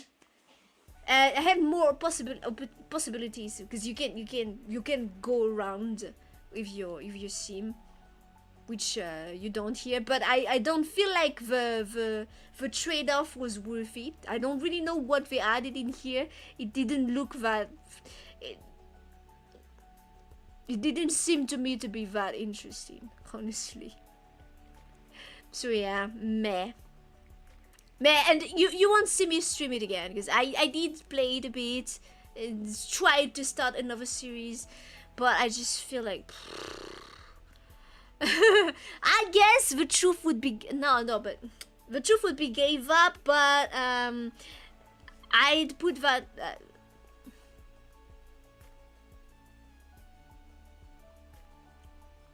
Yeah, no, but it's not gave up. I'll just put it at meh. Just meh. And you won't see me play it again, I don't think. I just had an urge at some point that, it's been a while since I've played The Sims. And I wanted to check this one up since it was free to play on Steam. But yeah, it's maybe it's just nostalgia too, but it's not like I played this one. I played 3, like I said. But I feel like there's not much going on anymore. Most of the games are the fast food of gaming, can have them all the time, but sometimes they really hit a spot. Most of the games are really fun. At least the ones I played. I haven't played a ton of them. I played Orochi, Warriors 2, and this one, Tokenrambu. Oh, and by the way, I think I'm gonna try a double PC setup for the Dynasty Warriors. I'll try it out this weekend, see if it works out. Because I'm kind of pissed at the fact that it won't work. I think there's definitely something a process that launches with the game that's overriding OBS and just cuts OBS off. So I need to find. So maybe if I try to stream from another PC, it would work. which means grabbing my old junk of a PC and try to make it work. It will chug along, but if it's just once from time to time, maybe I can consider that. Because I'm already doing a double device setup with my PS4 anyway, so maybe I can try that out. But yeah. The older Sims are super fun, but god, the monetization is so scummy. You know what they say. It's morally right to pair it with games. But shh, you didn't hear it here. Alright, next game. Okay, so this was kind of starting on the Wednesday Discovery, though it was not called that back then, and I don't know if it was Wednesday or not. But I tried this game out. It was a short single episode. Shippy, it's called. It's a small indie game, and it was really good. It was really good, just not for me. As in, I'm not good with platformers, I said it earlier. And it's a platformer, it's a 2D platformer. And it's really good, but it just kind of broke my mind after a while. So, yeah, maybe we should have we should have something that says not for me. This is not for me. Yeah. This is not for me. It's not for me. It's not bad. I'd put it above meh, but it's just not for me. The game, the kind of game is just not for me. After this one, I was like, yeah, platformers doesn't work with me. It doesn't work with my brain. But if you like platformers, I would definitely recommend to check this one out. Shippy. It's free. It's a little indie dev that did it. On Steam, you can find it. It's beautiful, and it has a magnificent sound design. It's really great. It's very atmospheric, and it's short. Like if you don't suffer, if you don't have issues like me, you'll probably finish it like what, in an hour, maybe something like that. It took me 2 hours because I'm really bad, and at some point Brova came to finish it off for me because I was just not having the best of time towards the end. But I honestly would recommend to check it out if you don't mind platformers, if you like platformers. It's absolutely, I find it's absolutely great. It's, and I think that the dev is French, because at the end they were thanking JDG, Joueur de Grenier, which is one of my favorite YouTubers. So when I saw the credits, I was like, oh!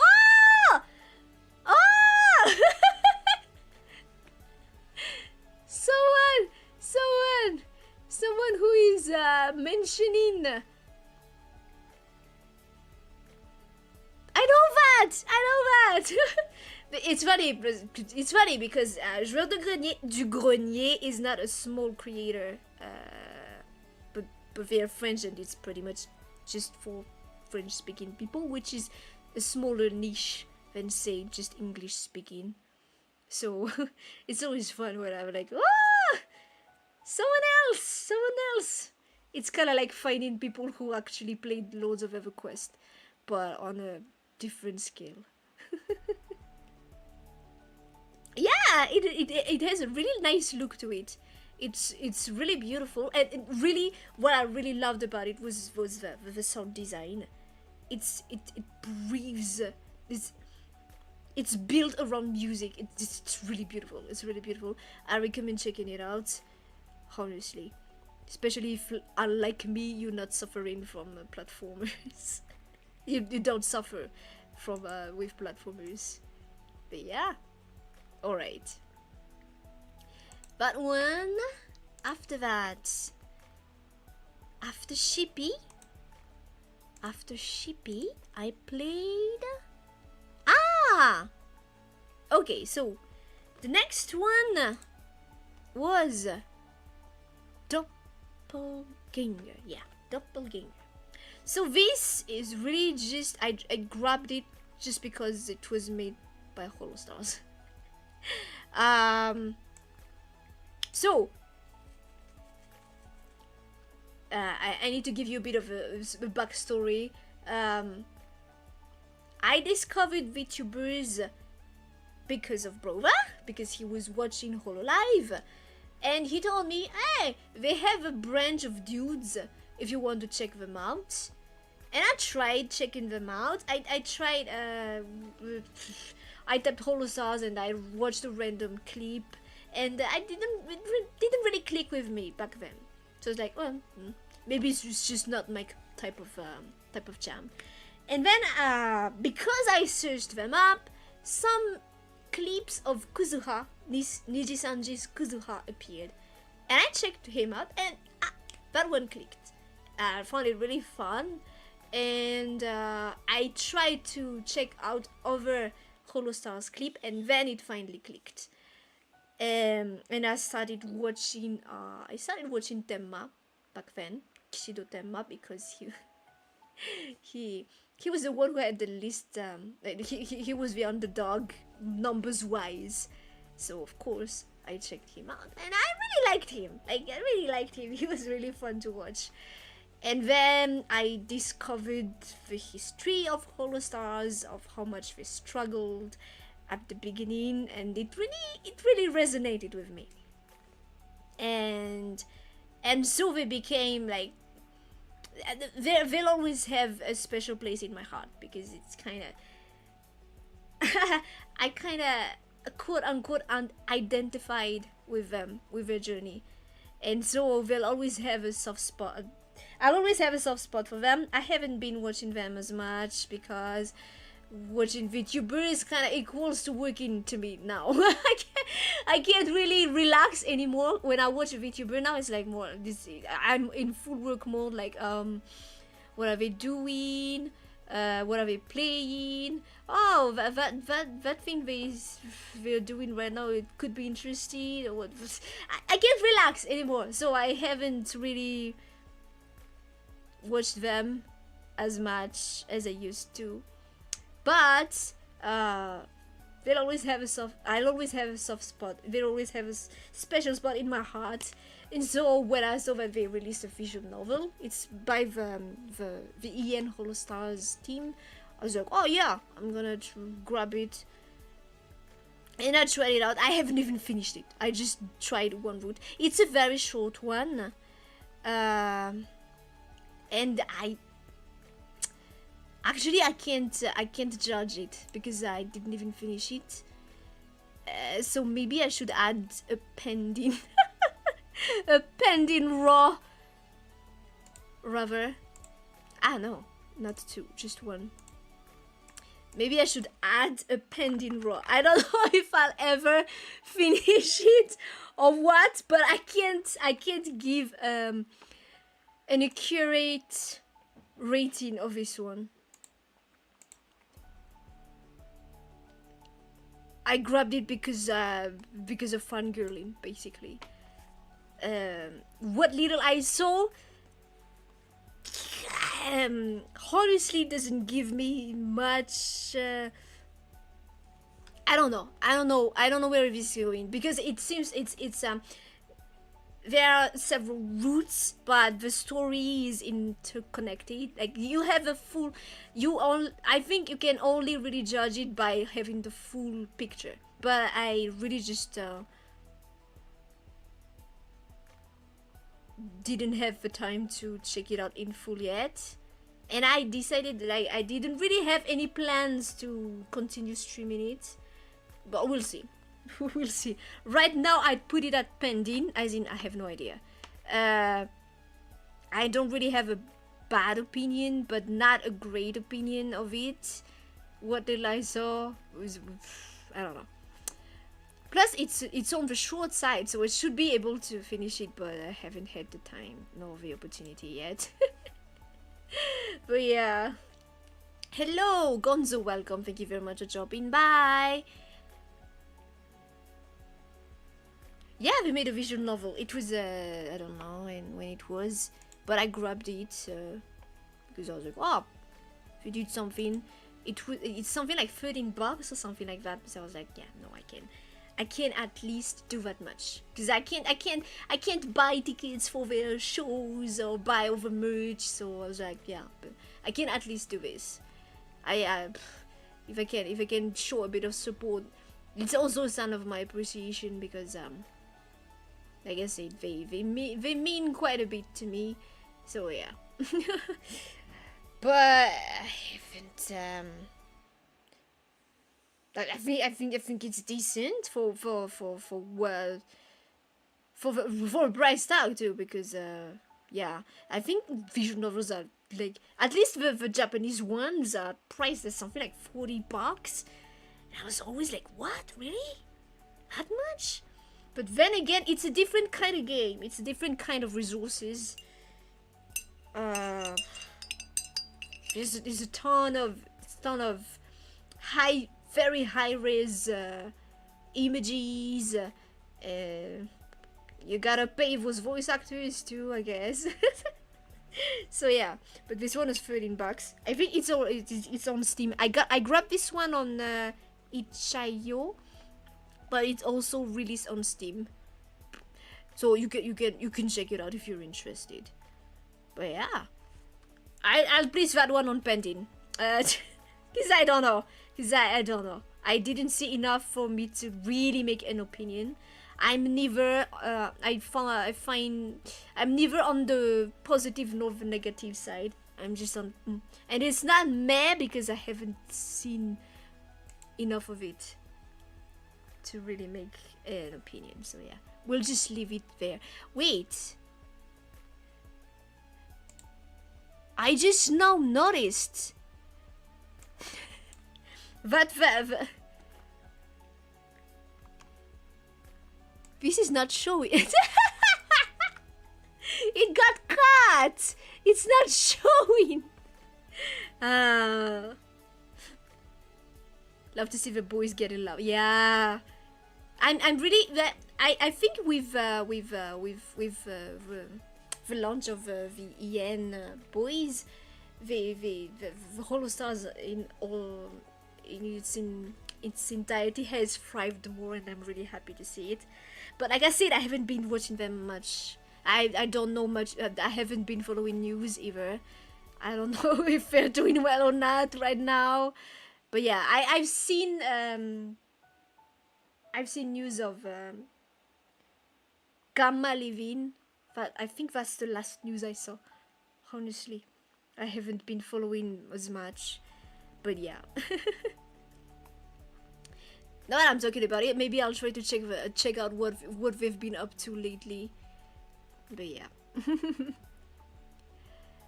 Okay. Next, after that, I played. Okay. April the 2nd, we started on the almost eternal Portia. 22 videos, My longest one yet, My longest one yet. 22 videos. It took me the good part of 2024 to finally finish Portia. It was pretty good.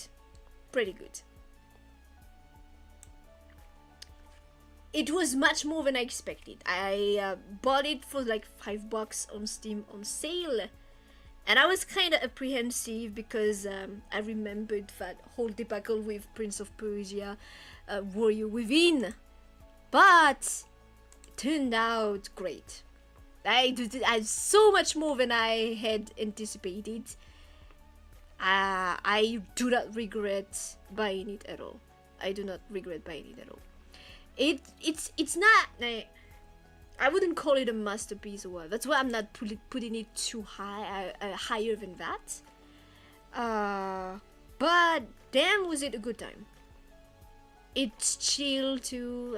Like it hits a good spot. It scratches a good itch It scratched that seams itch, I think. Why can I not put the... Why can I not have it on screen? Ah, there it is. It's pretty chill. Really liked it. Really liked it. But towards the end, I was itching to just finish. So yeah, that's also part of why I'm not putting it. Well, it's a long game. Huh? It's a game that's supposed to be played for a long time anyway. The story was pretty much better than what I was expecting. Honestly, watching images of a game, pretty decent. Honestly, pretty decent.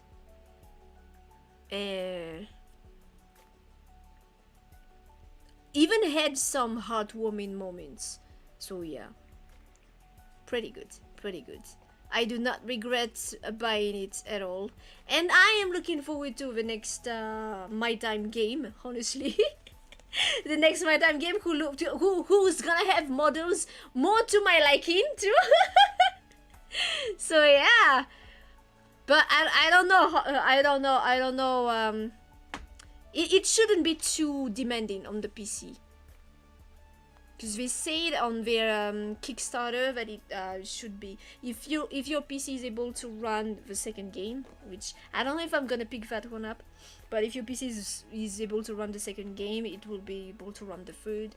So yeah, I'm looking forward to that one. But I don't know when it will release and when I'll be able to pick it up, but definitely on my wish list, that one. Hopefully it will be as good or an even better time than I had in Portia.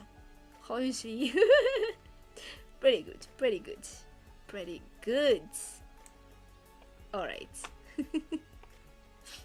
Good value for money, definitely. I spent 100 hours on it. It was definitely great value. Great value.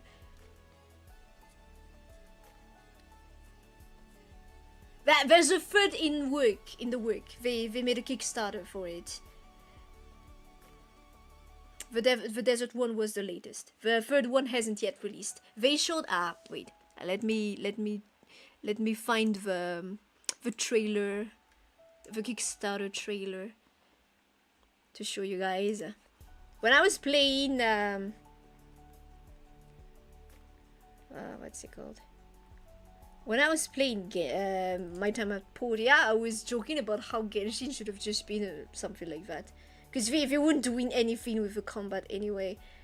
My Time at Evershine.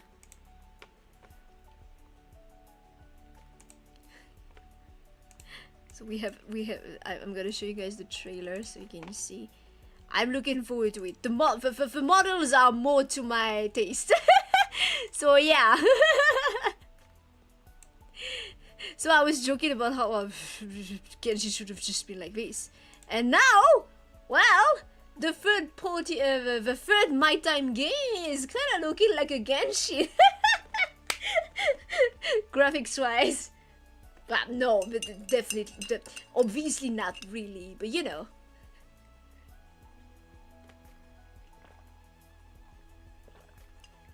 I guess that's supposed to be a... yeah, whatever.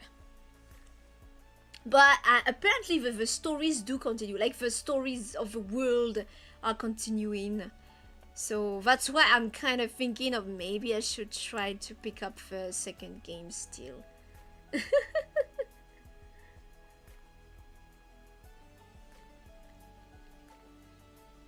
You still have the first one of it. I need to play this section of your library.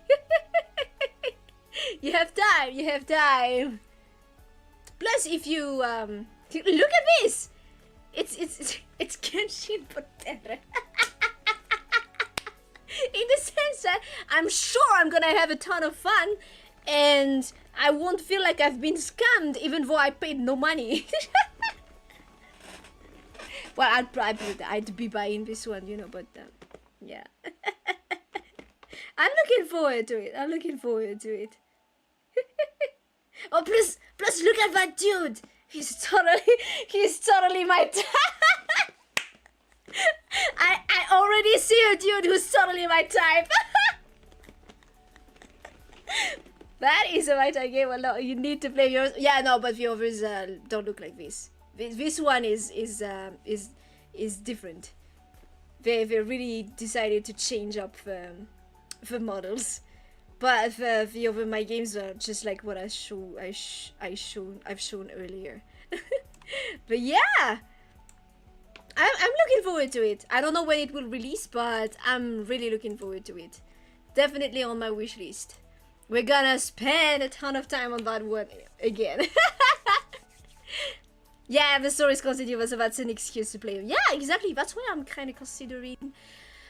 But it's just unlike Portia, Sandrock is something at like 30 bucks, even on sale. So it's kind of not justifiable to me. But it's still something like a 10 bucks or less. I can still kind of justify it. Like, yeah, you can.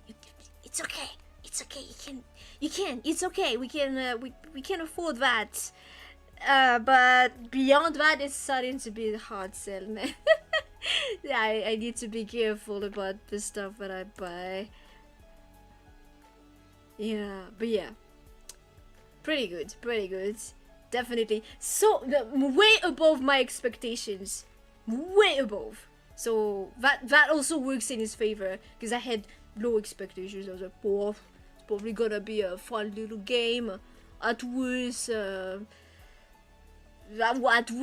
just cost me $5. I ended up playing 100 hours in it. Pretty nice. Pretty good. We're turning up the anime a bit. Yeah. Definitely. I'm really looking forward to it. Really looking forward to it. Okay, so after that, I tried playing Tomb Raider Anniversary. I've never played any Tomb Raider aside from this one, and I had this one. I bought this one with I don't know what. I don't remember. So this is the only Tomb Raider game I ever owned. And well, yeah, I got it on Steam for less than $1. So yeah, for less than $1. So yeah, it's fine. I tried playing it. I was like, yeah, I'm gonna try it out and see how it goes. But I gave up. Like I said, platformers aren't for me. I give up. Although give up has a negative consonants, maybe I should just put it at not for me. Yeah, maybe I should just put it at not for me. But then in that case, nothing will go in gave up. Yeah, no, but we'll see. It was kind of there was some parts that were kind of infuriating. There was a T-Rex boss that I fought that got me. I made some funny shorts about how about the different stages of the Nova Nova swearing in different languages because of with this one. I did pour some salt on that stream, that's for sure. But I think I was also handicapped by my keyboard because it has a tendency to disconnect. Well, no, there are batteries, and the batteries have a tendency to just kinda not drop, but they move a bit in their container, and it means the keyboard is not responding as well, which is even more cancerous on a platformer game, I must admit. So yeah, I gave up on it because I was like,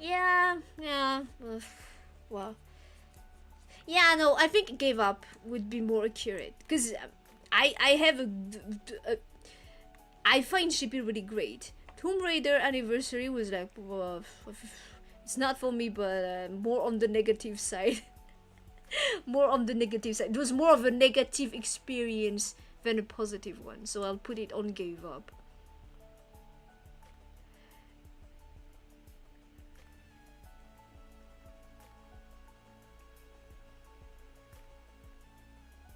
I don't know if it's just, I was never interested in the modern Tomb Raider games anyway.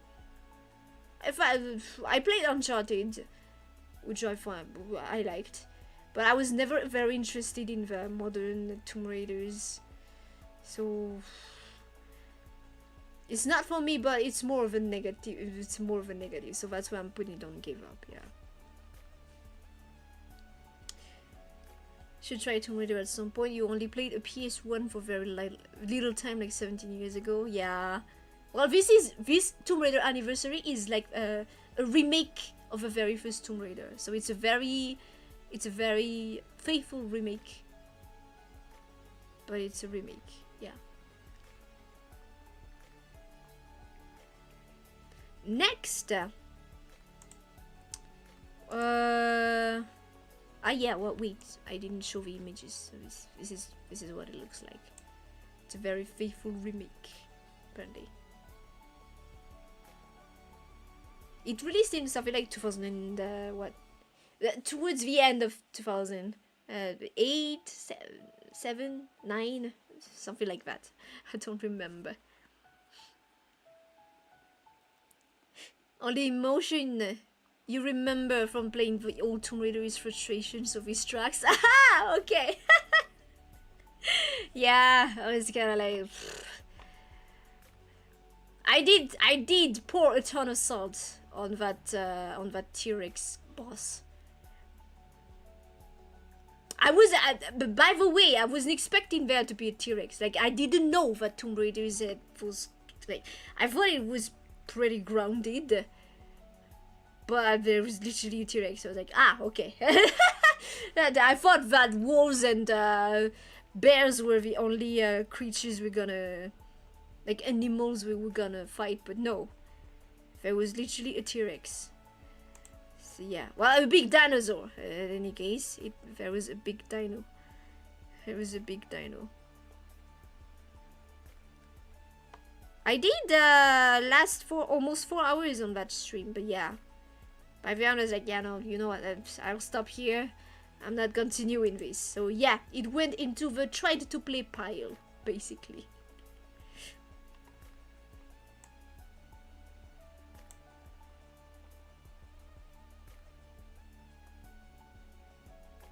Okay, so the next game...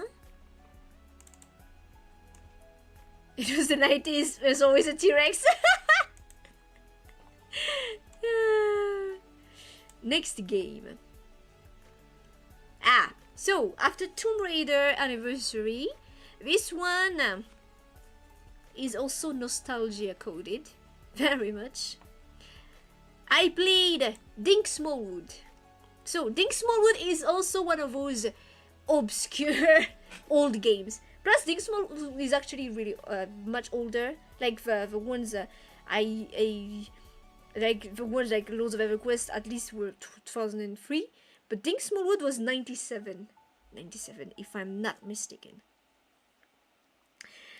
And yeah, it's pretty obscure, but it has a very loyal fan base. And after the creator sold all the hard copies of the game, they made it available as a freeware, so you can grab this one, but you can just search it up, Dink Smallwood, and you can grab this one for free, which is pretty nice. And it still the fan base is still active to this day, and they made mods and stuff like that. So yeah, if you're interested, you can check this one. Oh, apparently I wasn't moving. I don't know why. But yeah. I don't remember why I wasn't moving. But yeah, I wasn't moving. I finished this one in one go that day. It took me... no, not that one. It took me 7 hours and 7 hours and a half. I did use a mod towards the end to raise my levels, because I was like, no, I'm not gonna grind levels here for another 3 hours just to see the end. So yeah. I did use a mod towards the end, so it's on the shorter end, but honestly pretty fun. A little ARPG from the end of the 90s. Your nickname in school not related to a game.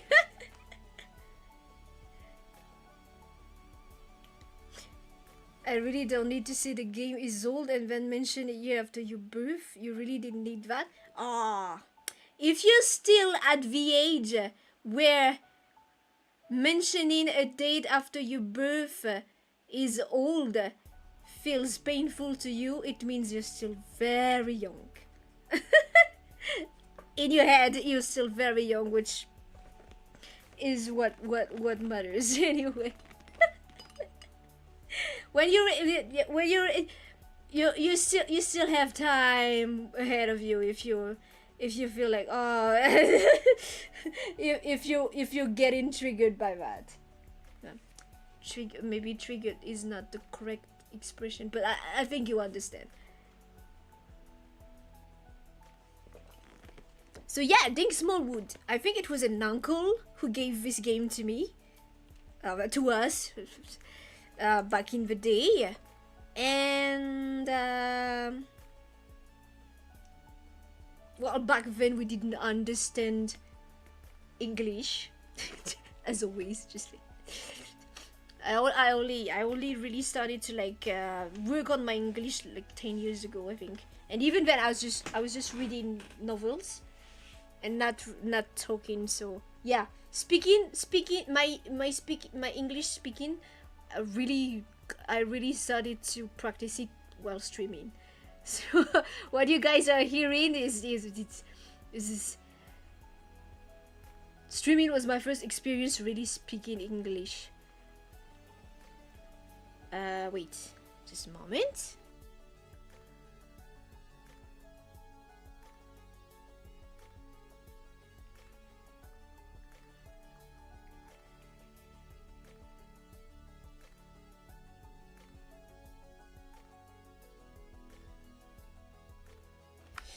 So yeah, back then we didn't understand a lick of English. And though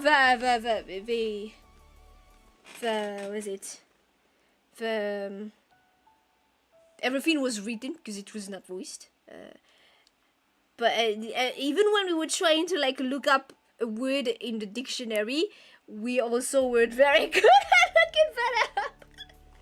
Because even when I remember. There's a sequence where it's like, oh, you're not well, they don't. It makes sense because it's not an actual. It was a goblin speaking, so they were not talking. They don't talk human well. That's how it happened. That's the lore in the game, and so they were saying something. The goblins were saying something like, a bowman. Something about a bowman, and my brother and I was like, what is that? What do we need to do? Because up to that point we had pretty much just figured things out randomly without understanding whatever they were saying. But by that point it was like, it was clearly giving us a clue, but we didn't know what it was. And I remember trying to look up bowman in the dictionary and the word didn't exist and being stopped. Good days. Good days. You thought it was an adventure game, never knew it was an ARPG. It's an ARPG, yeah. Well, it's an ARPG. Shows how much ARPG is a big umbrella, because this is an ARPG, Sacred is an ARPG.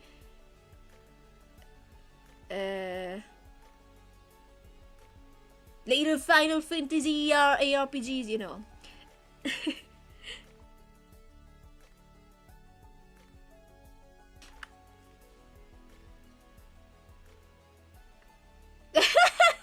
Oh, my accent.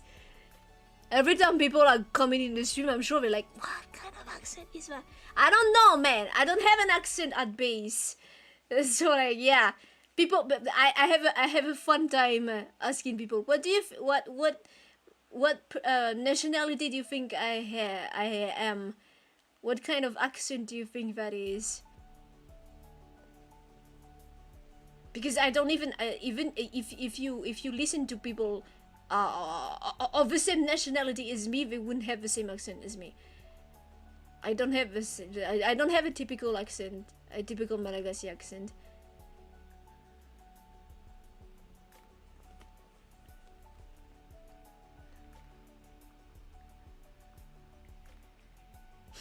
Made some games stick in your mind trying to decipher the language from context clues. Definitely. Good time. Think Smallwood, good time. Honestly, and plus, while replaying it for the first time after 20 years again, I finally understood what they were saying and the jokes. Well, maybe not all the jokes, but because to begin with, I wasn't even aware that Dink Smallwood was a play on word until Brova pointed it. Like, even the title, Brova said, oh, even the title is a joke. I was like, ah? As always, I'm very dense about those things. But yeah, but I finally understood what was happening. It was pretty fun. And games like that, it's fine even if you play it to this day, because it's not intensive on the mechanics, and yeah, it's a short one too. You can, and as I said, it's free. You can grab it. It's easily. Plus, the community has made fixes for if the thing doesn't work, or I don't know what. What I played there was an HD version, courtesy of the community. So yeah, very nice when a game is still kept alive by a community like that, by the fan base. It's really heartwarming. All right. I skipped this one. Okay, so just before I played Dink Smallwood, I had started Resident Evil 4, the remake. So after finishing off just recently Resident Evil 4, the OG, Brova had already bought the Resident Evil 4, the remake, so I was set to play it, and I did.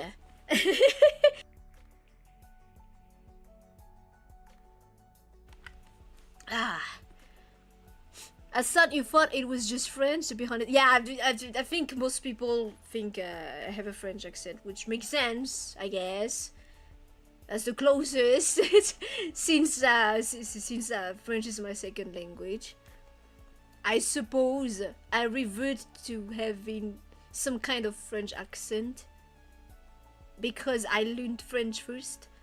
Both French and English are very far removed pronunciation-wise from my language. To give you context, Japanese is closer to how we pronounce things in my language. French and English are kind of very far removed. They have syllables that we do not have. So yeah, so I guess I just naturally have a French accent when speaking English because I learned French first. I think that's just how it ended. You sure the story was great for an old ARPG with that kind of name? Actually, yeah. Honestly, yeah, there was a ton of jokes. But it's a decent little story. Honestly, decent little story. I'd recommend checking it out. It's not very long either, so you wouldn't be wasting too much time on it. Definitely. Alright, so back to the story of, Resident Evil 4, the remake. So I was set to play it anyway, and I did! And, well, this one was a harder fit to me compared to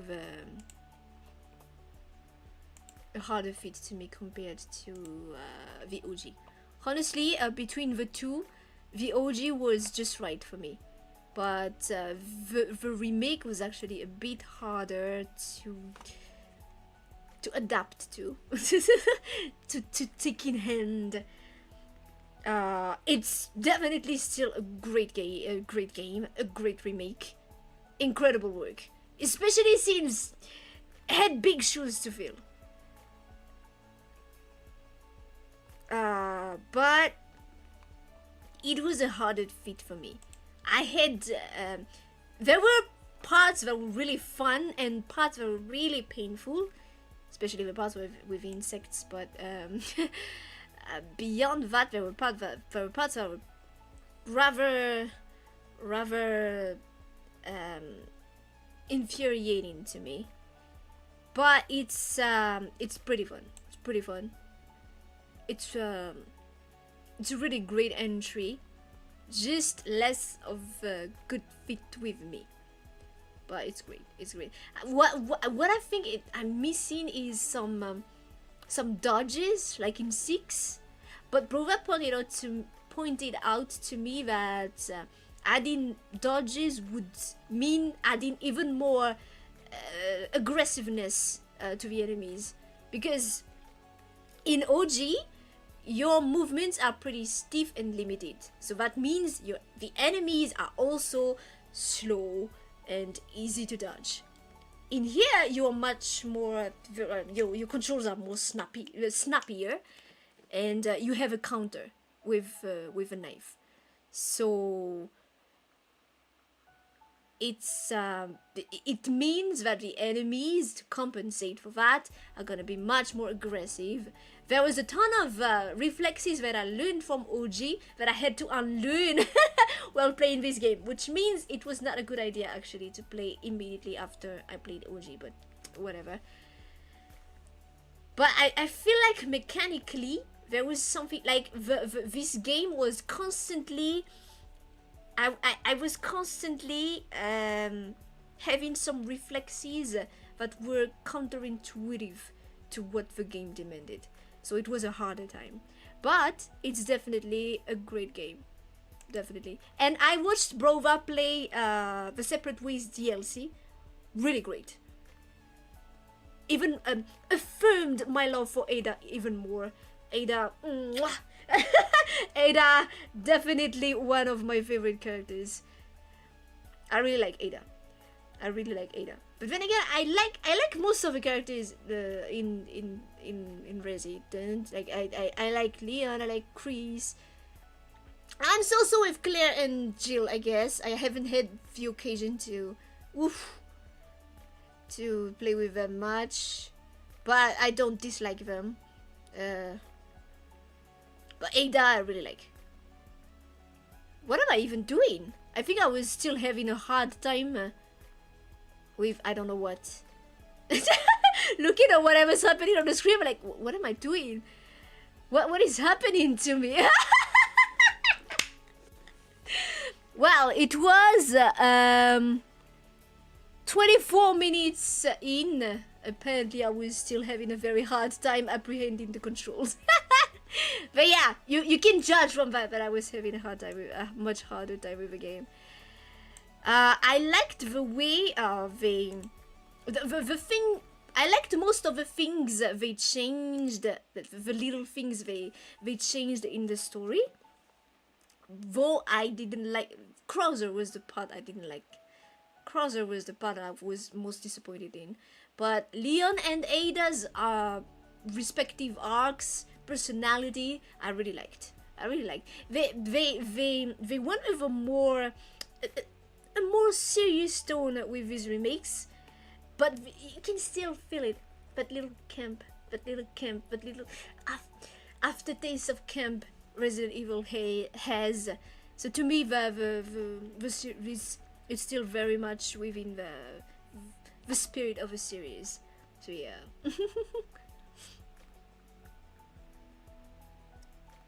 You had a blast with the OG Resident Evil 4, never played the new one. Still hate protecting a girl. You allowed her to die on purpose more than once. Honestly, I remember I really hated Ashley in the OG, but 20 years ago. But when I played it again, when I finished it last year, she wasn't as bad as I had remembered. Maybe it's just that I had become a bit better with games, and so I was having a much less hard time. But Ashley in the remake is really good, like really well written. Ashley finally is not just an annoying girl you have to protect. You actually come to care for her. She really brought out the I need to protect this girl out of me, which is a big thing that doesn't happen. It was really good. It was really good. Ashley was really nice.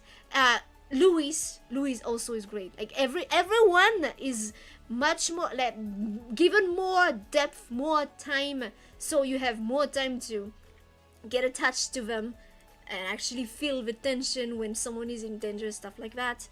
And plus, Ashley is feels much less useless because she the way they integrated the way she helps and her banter with Leon, much better. Plus, the dynamic she has with Leon is really cute. It's really cute. So yeah.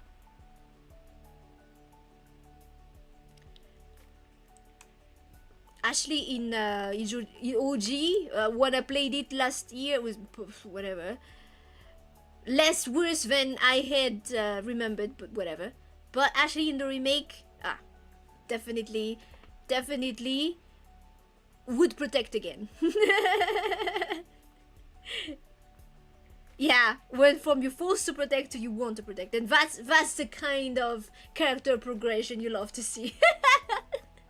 Definitely. Yeah, like I said, Krauser was the only one I didn't like in the remake, but everyone else. Sadler was still Sadler, like. Sadler was still the least interesting boss, but whatever. Yeah, I think Sadler at least was funnier in OG. In the remake, he's just a third-rate villain, honestly. But yeah. Alright. I finished, well, I didn't finish that one because of the insects. I didn't finish it on my own, but I saw it to the end, and I saw Brova play the Separate Ways DLC. Really good, pretty nice, pretty good, pretty fun. Alright, next one we have I played was Sacred, another ARPG. This one released in 2005, I think. Also part of those games I discovered through PC Games magazines, and I always wanted to play. And I got it on Steam for $2 too, I think. Pretty fun. Honestly, pretty fun. Compared to, say, Lords of EverQuest, the voice acting is... the voice acting in Lords of EverQuest was pretty tight. This one has some uneven voice acting. Like, some of them are kind of decent and others are, what? Why do you sound like text-to-speech? And others are, yep, this person was asked to voice a big dumb character and they did just that. Stuff like that. So yeah, but pretty fun. The DLC much less so. I feel like the DLC was kind of just there was a ton of it. I feel it was just trying to cramp in some force some hours out of the content, basically. DLC much less so, but the main game pretty fun. The DLC was part of the bundle anyway, so it's whatever. Main game pretty fun. Hey, looks like a lot of them are on the positive. Not really. Yeah. We'll see. Next one. This Holostars Ian fun game. Okay, so this I think I randomly saw it on Twitter, and yeah, I checked it out.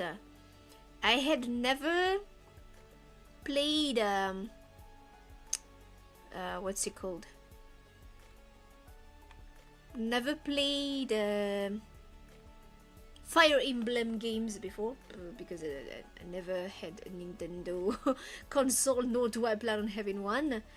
But yeah, it's the same kind of game. Yeah, pretty much. It's inspired by Fire Emblem. I would place it at okay. Like, saying okay sounds a bit. It's not a negative, but it's okay. It's that kind of sound, you know. It's not a favorite to watch, but it's a fun little time. I did discover a bug of that one early on, so the single episode turned into a 2-episode. That's why it has its own little playlist. Otherwise, it should be in the 1-episode games playlist. But yeah, that's just a technicality.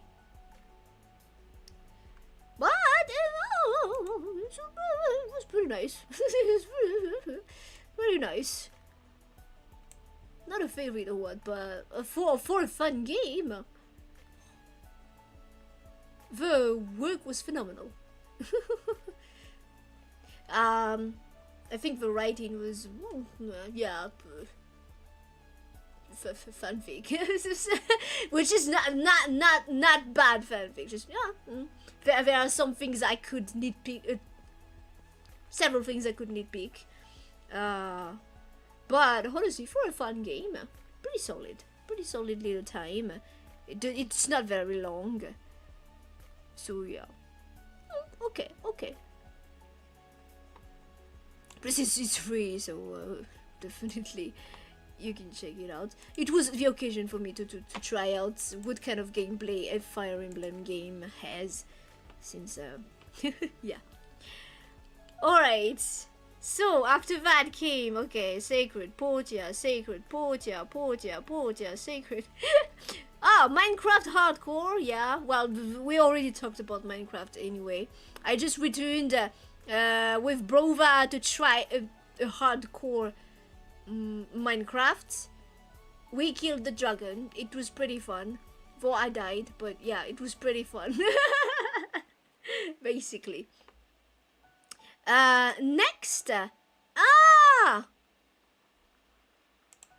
Did I?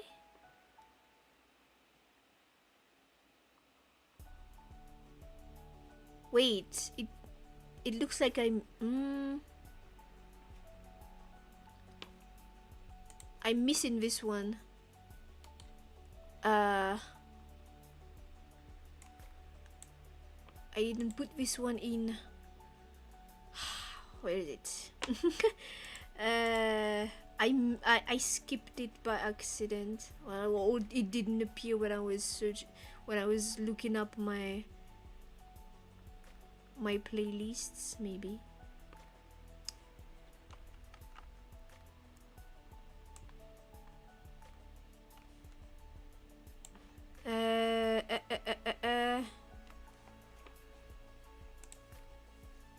Why did it not appear though? It should appear.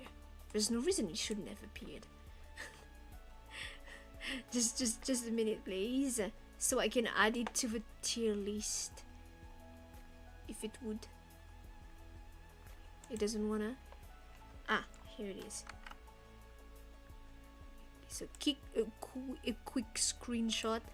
Those vignettes don't look the same either, but whatever. We don't really care. Doesn't matter. It doesn't have to be perfect or what. This is literally just for fun.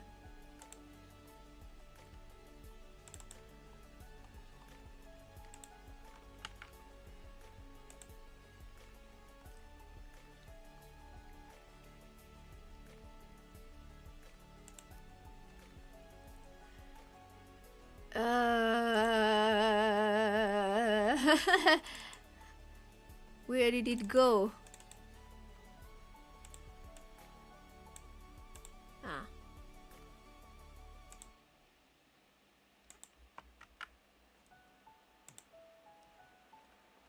Okay, there it is. Ugly. Okay, this one. I'd put it at gave up. Wolverine Waves, hooah. It was really fun. I really liked the gameplay. It's just the right amount of challenge to me. I really like the gameplay.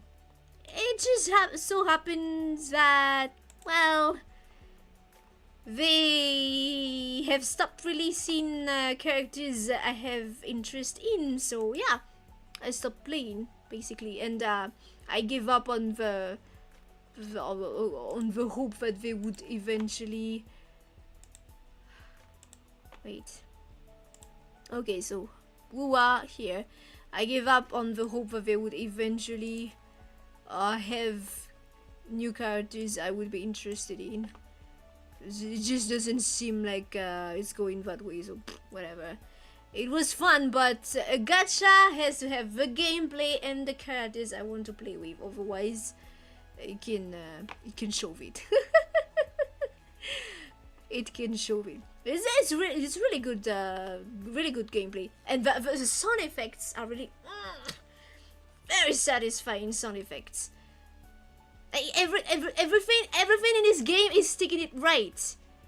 It's beautiful. The color palette, I love the color palette. Well, it's not fantasy, it's more post-apocalyptic, which is, I prefer fantasy over that, but I'm okay with it. And like I said, the sound effects is just the gameplay is just even the character designs. It's gacha games, whatever. But yeah, it's not. I'm not averse to it. But it's just that they stopped releasing characters I might be interested in. So yeah, you don't get to try to nab me with showing me one dude among 50,000 waifus. So yeah, thanks for the fun. It didn't last long. See ya, bye bye. Next.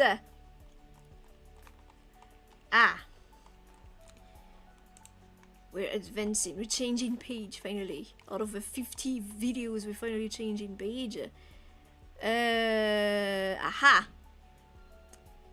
June the 11th, I started with Dragon's Dogma. You're actually playing Warren now. It looks like not enough cute boys for you. Yeah, no, definitely not. I also really am kind of pissed at the fact that they were kind of baiting with the amount of boys they had at release. Like, it was not 50-50, but like, there were a few boys, you know. And then they released Jian, and then they released what's his name? The one was voiced by Baby Uchi.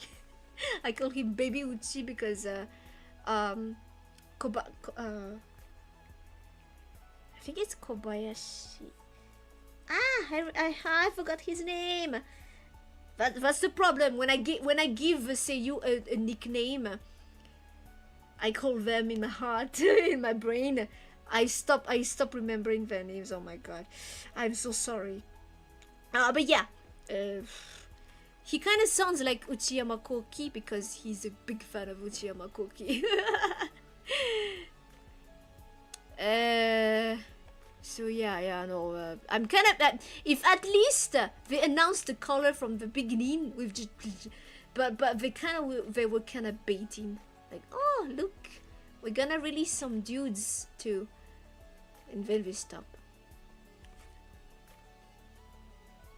People started leaving, so they fully opened up the waifu tab. because waifu is what's because waifu is what's gonna make people stay. Yeah, of course, but more people are leaving because there's just waifu too. Hey, the problem is, if you start with just waifu from the beginning, okay, you're not gonna lose the people that weren't interested in waifu because you didn't get them from the beginning. But if you start by baiting people who are not interested in waifu but over the waifu, like, well, look, we also have dudes in here, and then you stop releasing them, of course people are gonna go.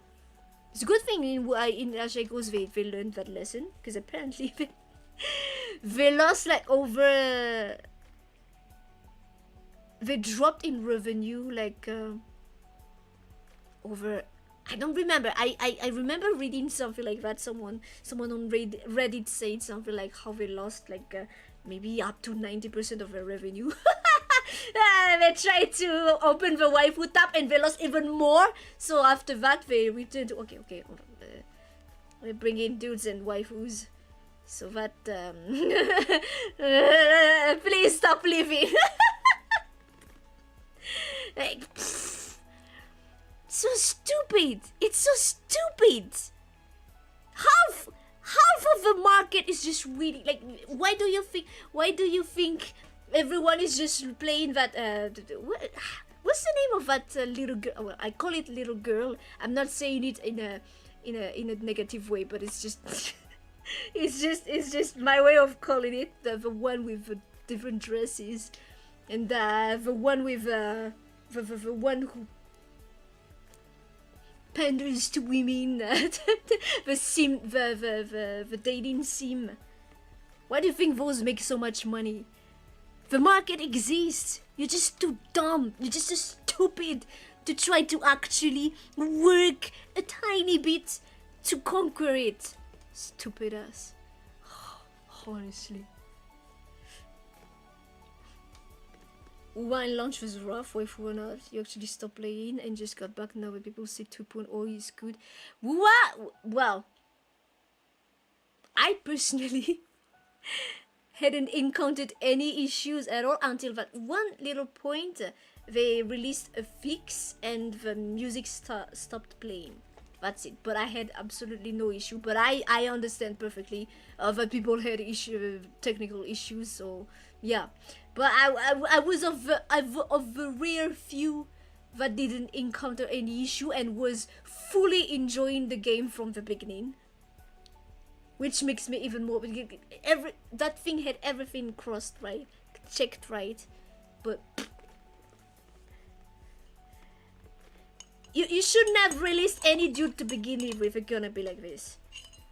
Yeah, I should have known. It's just like PGR, they have one dude every year.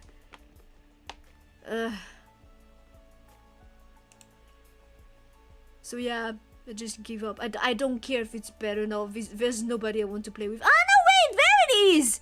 There it is! Ah! I didn't see it! Literally, it was there, but I didn't see it. Ah! Yeah, well, you know what? You deserve that blurry, fucking ugly image here. That's for you. For giving me hope in finally finding a game that's gonna be fun and actually good gameplay wise in that kind of a niche, but still giving me just shit. Take that. Alright, so after that I studied on Dragon's Dogma Dark Arisen, which we had just finished.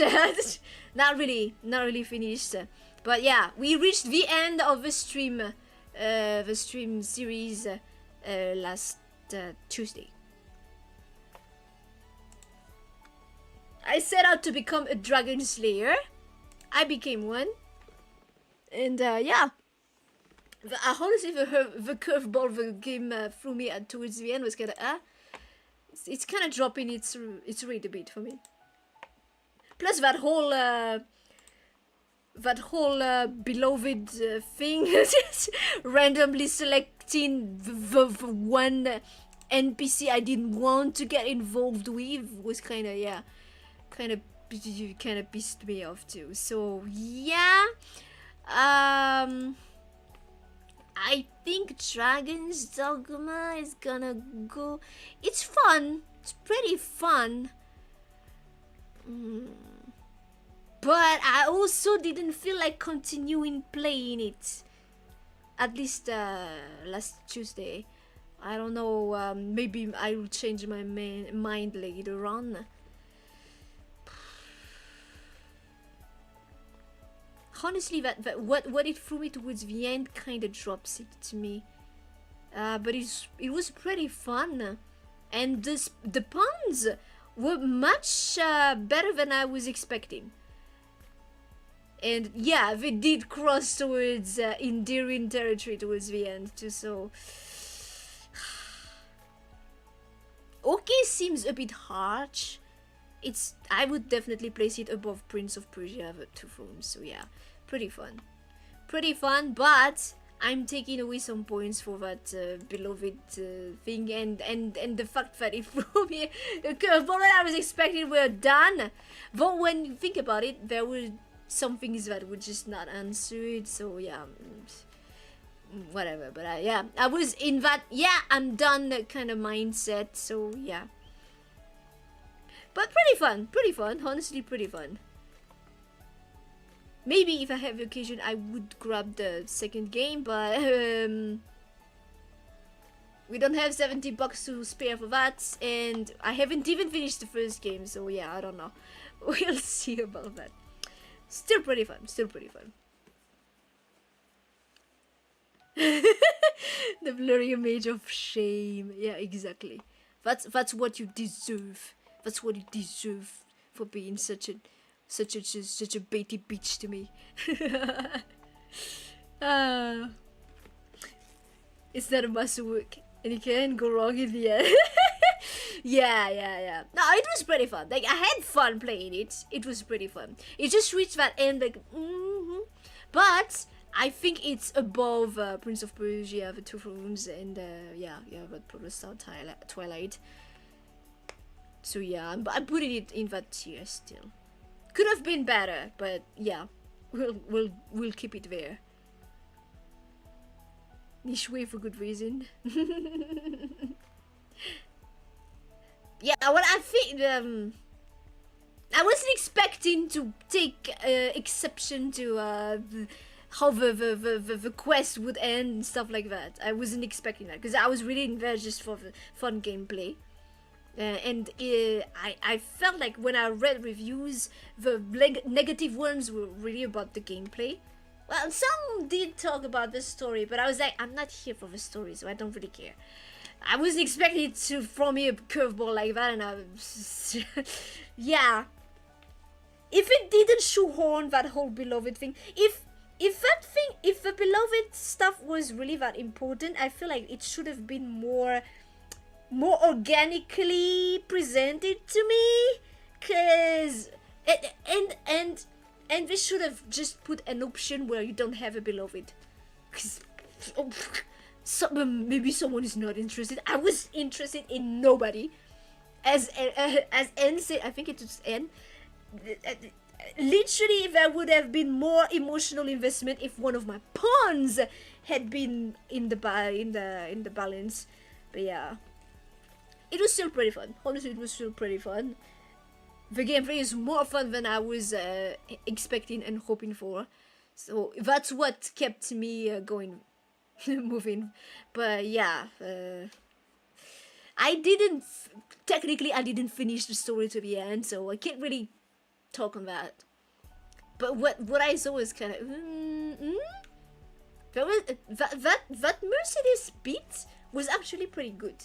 I was actually pleasantly surprised with how that one ended, at least following the choice I made.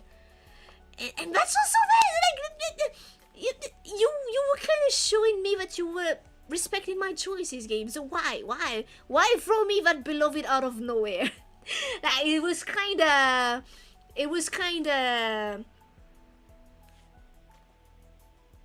It was kind of doing well and then tripped all over itself towards the end. It was kind of But yeah, still I'd put it above these two, so above this, so yeah, still goes in that tier.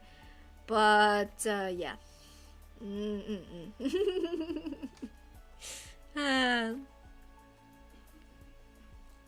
It has also a post game with story. Yeah, I feel like since I started streaming, I also my approach to games have also changed, because like when I played games before I started streaming for my own in my leisure time, I have a tendency to be a bit of a completionist. Well, to a certain degree. Like there are some games that I feel like nah, it doesn't seem like it would be worthwhile for me to try to chase after all the trophies. But there are other games that I'm like, I don't know, I'm gonna try to platinum this.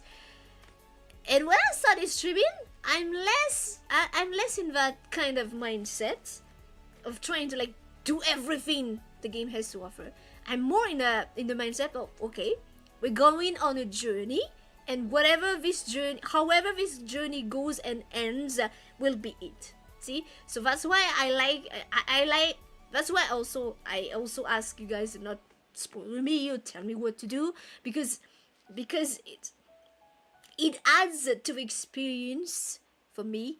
That I made all the choices myself, even if I made the wrong choice, even if I kinda broke something or missed something or skipped something, it's fine. It's part of the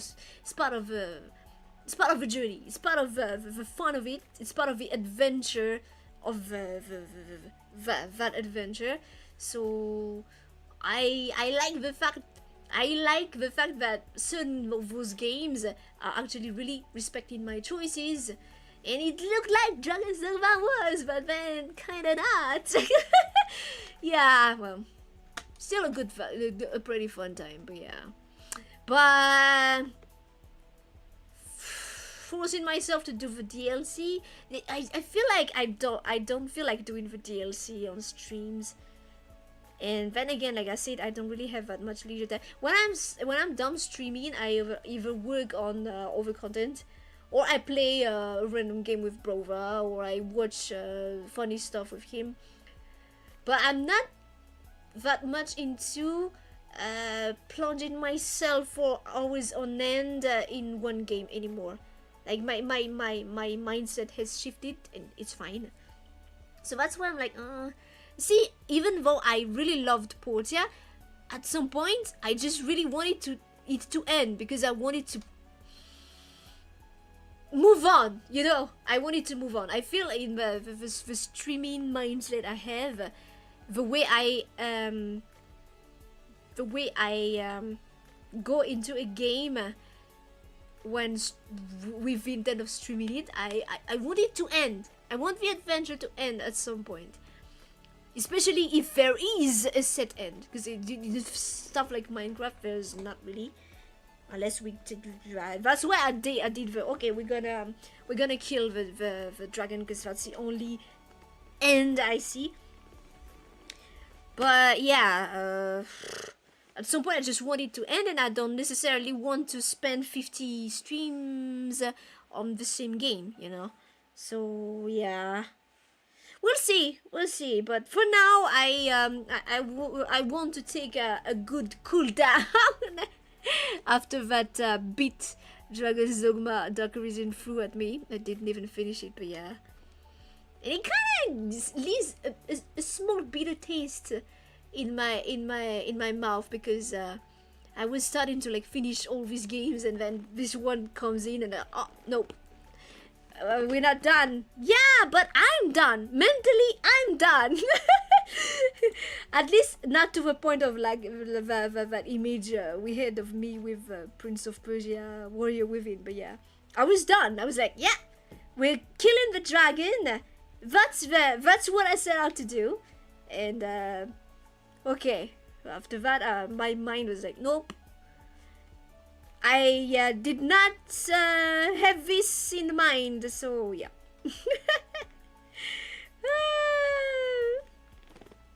It had heart, which is more than a lot of games. Yeah, no, definitely. That's why I'm not. I had fun. And the bitter taste is just attached to the fact that I didn't finish it, but I was mentally done, so we're mentally done.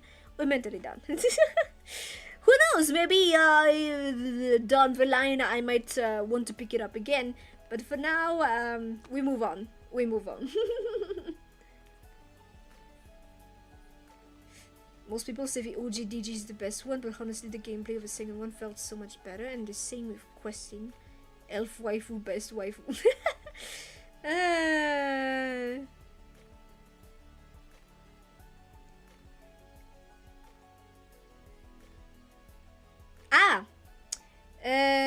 Is there a game that was improved or made worse by the fact I'm streaming it?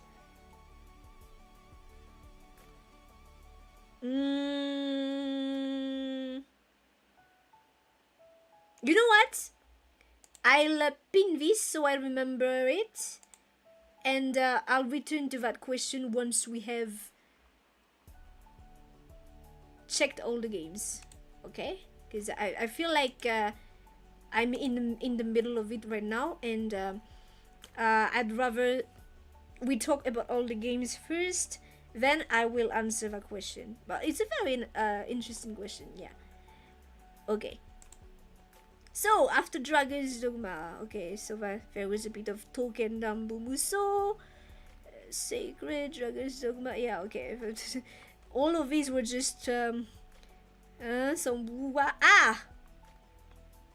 Final Fantasy 14.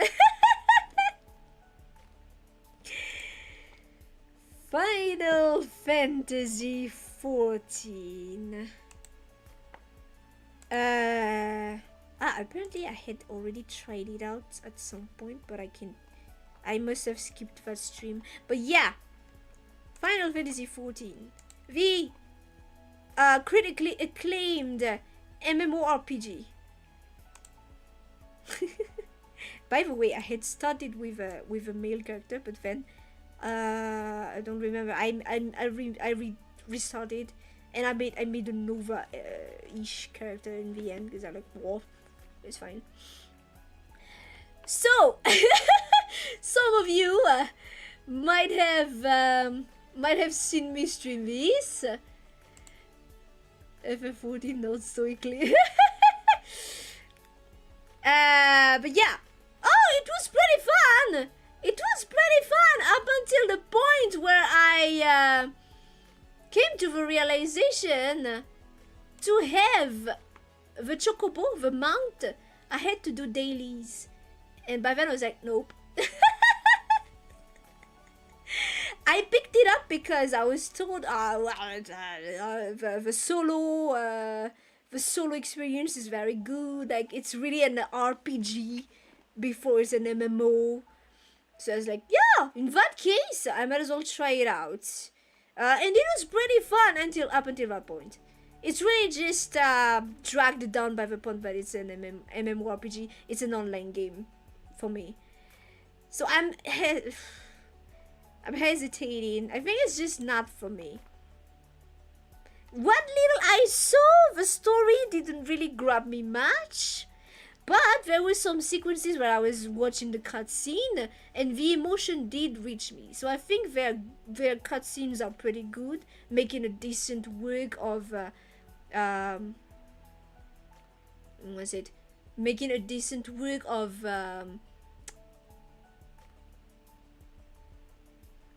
letting the emotions across. But it's just not for me. This is not for me. I did try it. I lasted 5 streams, which is not a little. It's not small, but yeah. By the point, it was like, okay, I was wanting to get that chocobo since 2 or 3 streams, because the traversal was kind of a slog, and then it turned out I need to do something. Yeah, nope. Okay. I didn't see much of it, but yeah, not for me.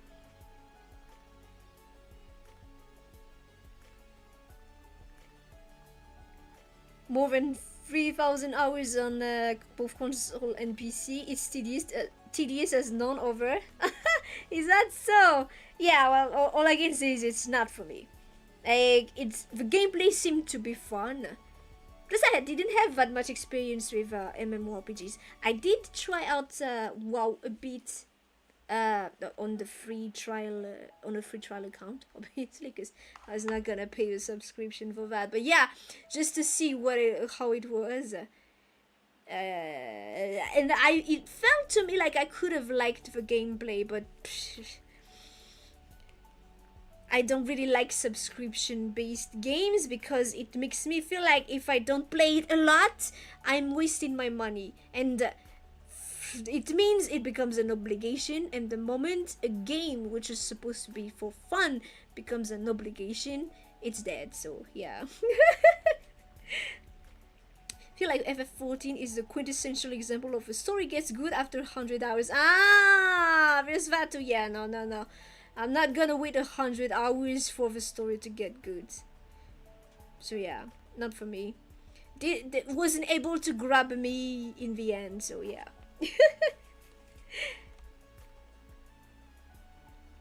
Well, technically I gave up on it, but it was really just the it's not for me kind of thing. Because I feel like, wow, the gameplay could have been fun. If I had a single player game that's not online, that requires me to do dailies like that, maybe. But I felt it, but the reason, part of why I abandoned the Genshin Honkai Star Rail 2, aside from all my 50,000 problems, is that it's just so tedious doing the dailies. I feel like, okay, for me now, I understand the appeal of a gacha that just takes you a few clicks and you're done with the dailies, because it's so tedious otherwise. But yeah. The base game is the worst by far, and the first expansion is meh. When it gets good, the pacing is just horrible. Oh, yeah, okay. I didn't miss much then.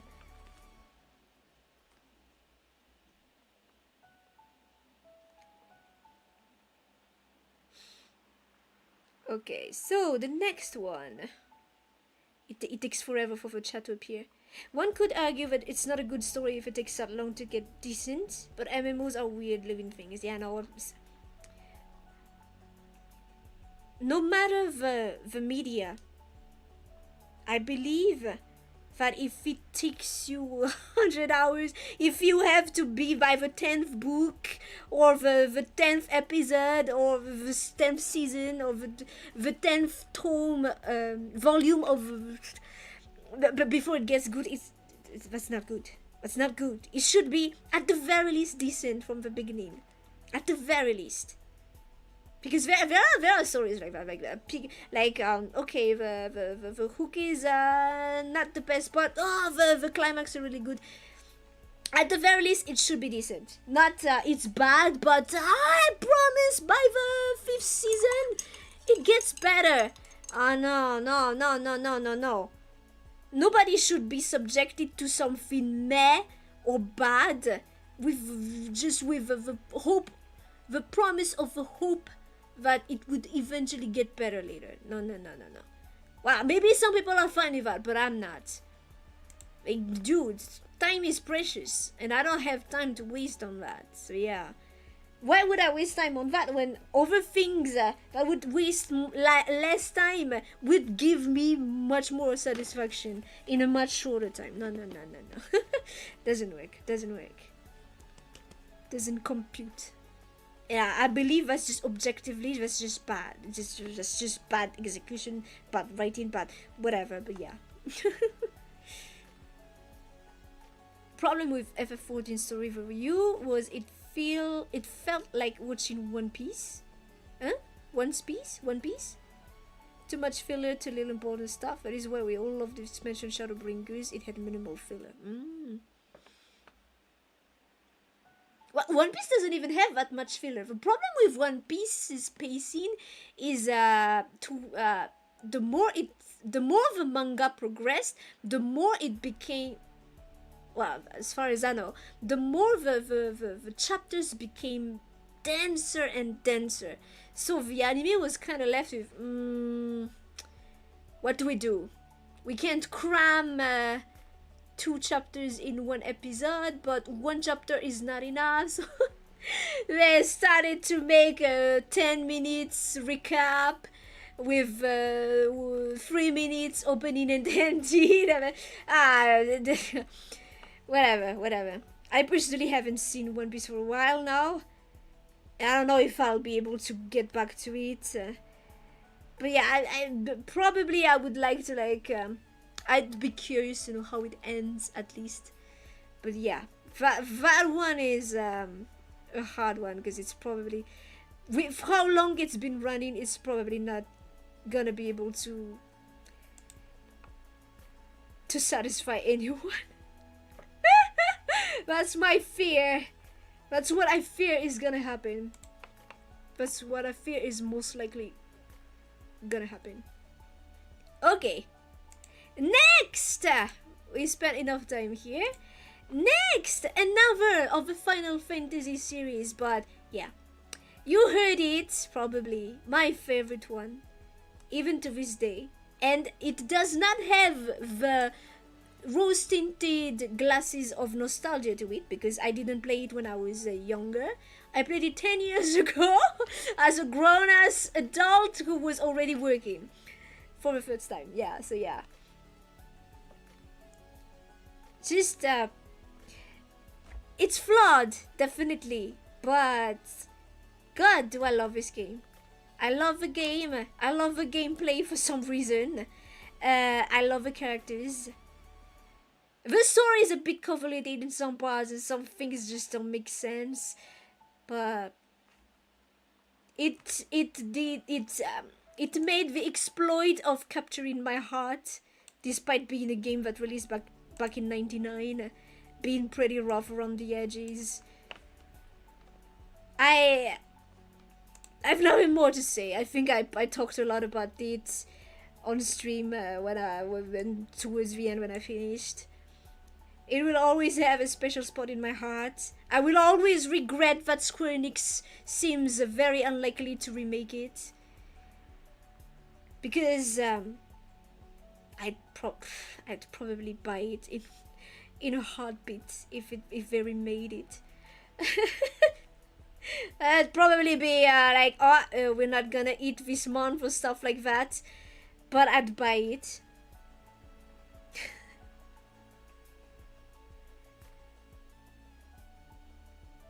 Yeah, that's my biggest regret. I'd probably never see a modern version of it. Because I know everyone is like, oh, Final Fantasy VII, it's great. You have the right to love whatever you want to love, but this is the one for me. This is the one for me.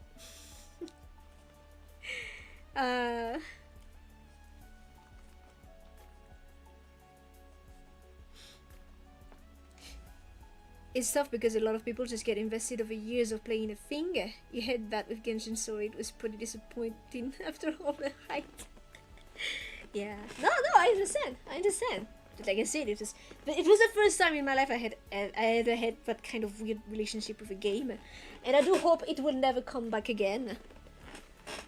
It will never happen again, but yeah. Yeah, no, I really felt that I had invested so much.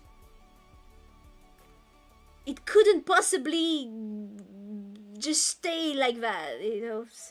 But yeah, it's part of adulting too. Disappointing things happen. You have to move on eventually.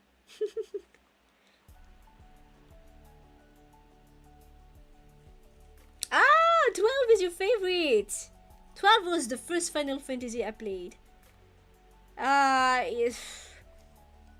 It's in the games to play eventually rack on stream, I mean. But I don't know when I'll get to it because I'm so... I haven't killed Yasmat yet. and I am so sick of putting it off. So yeah, we'll see.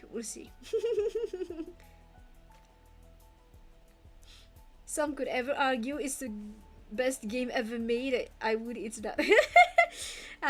Final Fantasy VIII, my beloved. All right. Next.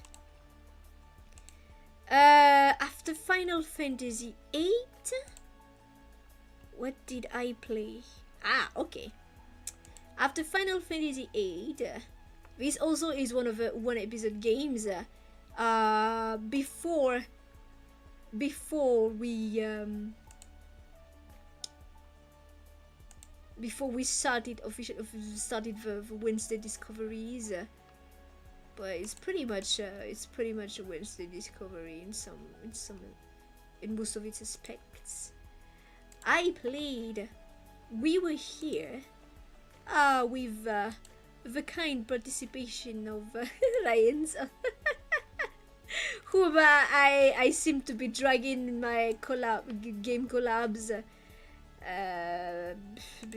because I don't really have many people I could ask to stream with me, to play with me on stream rather. We Were Here.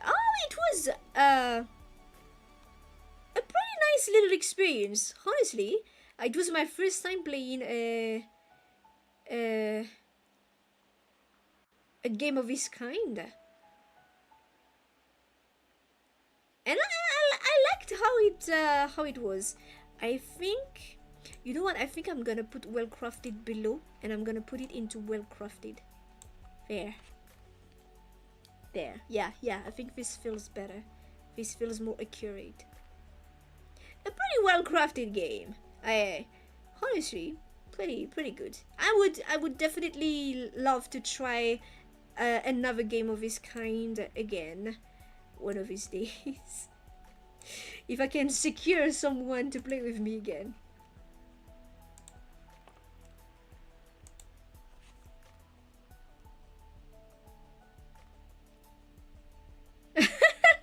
One more card, yeah. FF8 and the triple triad. It seems I like some card games in RPGs, because I did play a lot of Gwent too in Witcher 3. Okay. After that, I played the Guild 2, which I had like 2 streams of this. The Guild 2 was a game I discovered via the person I talked about earlier, Joueur du Grenier, which is one of my favorite YouTubers. It's a sim management sim set in medieval times. Pretty nice little thing.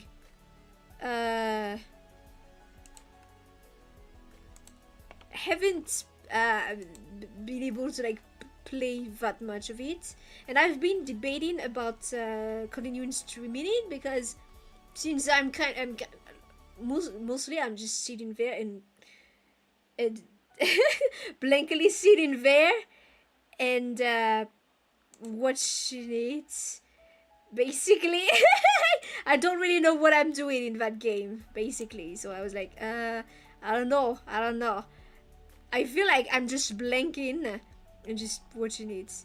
Because at some point I discovered you could automatize some stuff. So I've been debating about going back to streaming it. I don't know if I will. But yeah.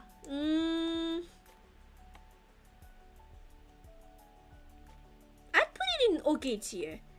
That sounds bad, but it's not a negative tier. It's not a negative tier, but yeah.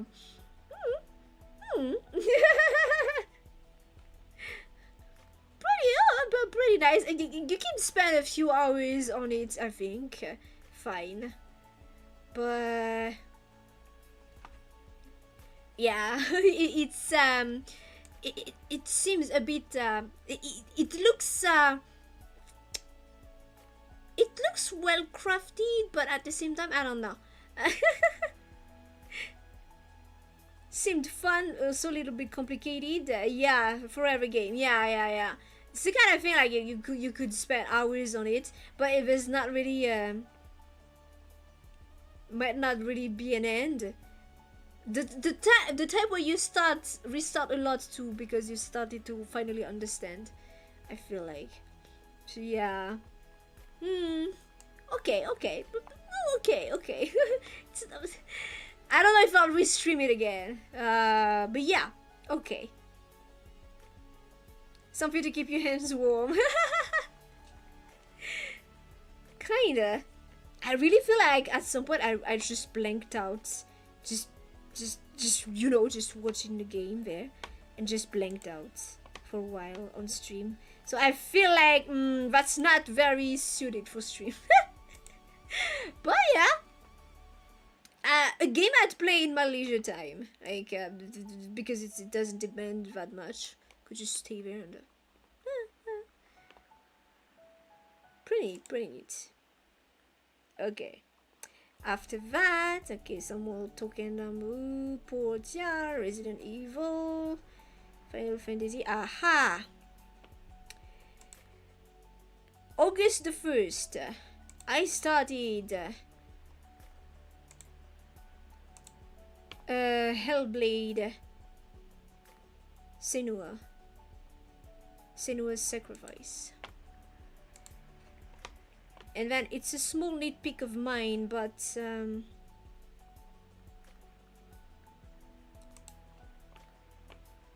after that they released a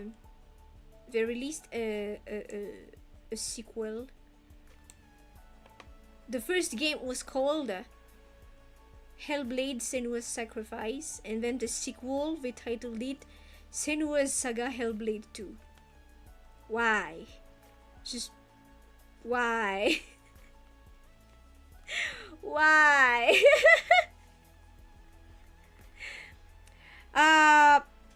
The game is beautiful. The sound design is phenomenal. The acting is phenomenal. It's a very interesting game. But it made me reach that nope point. It made me reach that nope point, so I gave up. I haven't finished this game, nor do I intend on finishing it. I'll probably watch Brova play it once he does, just because I'm curious to see how it ends. But that nope point was a painful one. It said that I think the game was a bit too uneven to me, because like it started like it started like something that wouldn't be heavy on combat, but then at some points it throws enemies after enemies after enemies after enemies after enemies after enemies after enemies after enemies. Yeah, I'm not done. After enemies after like, why?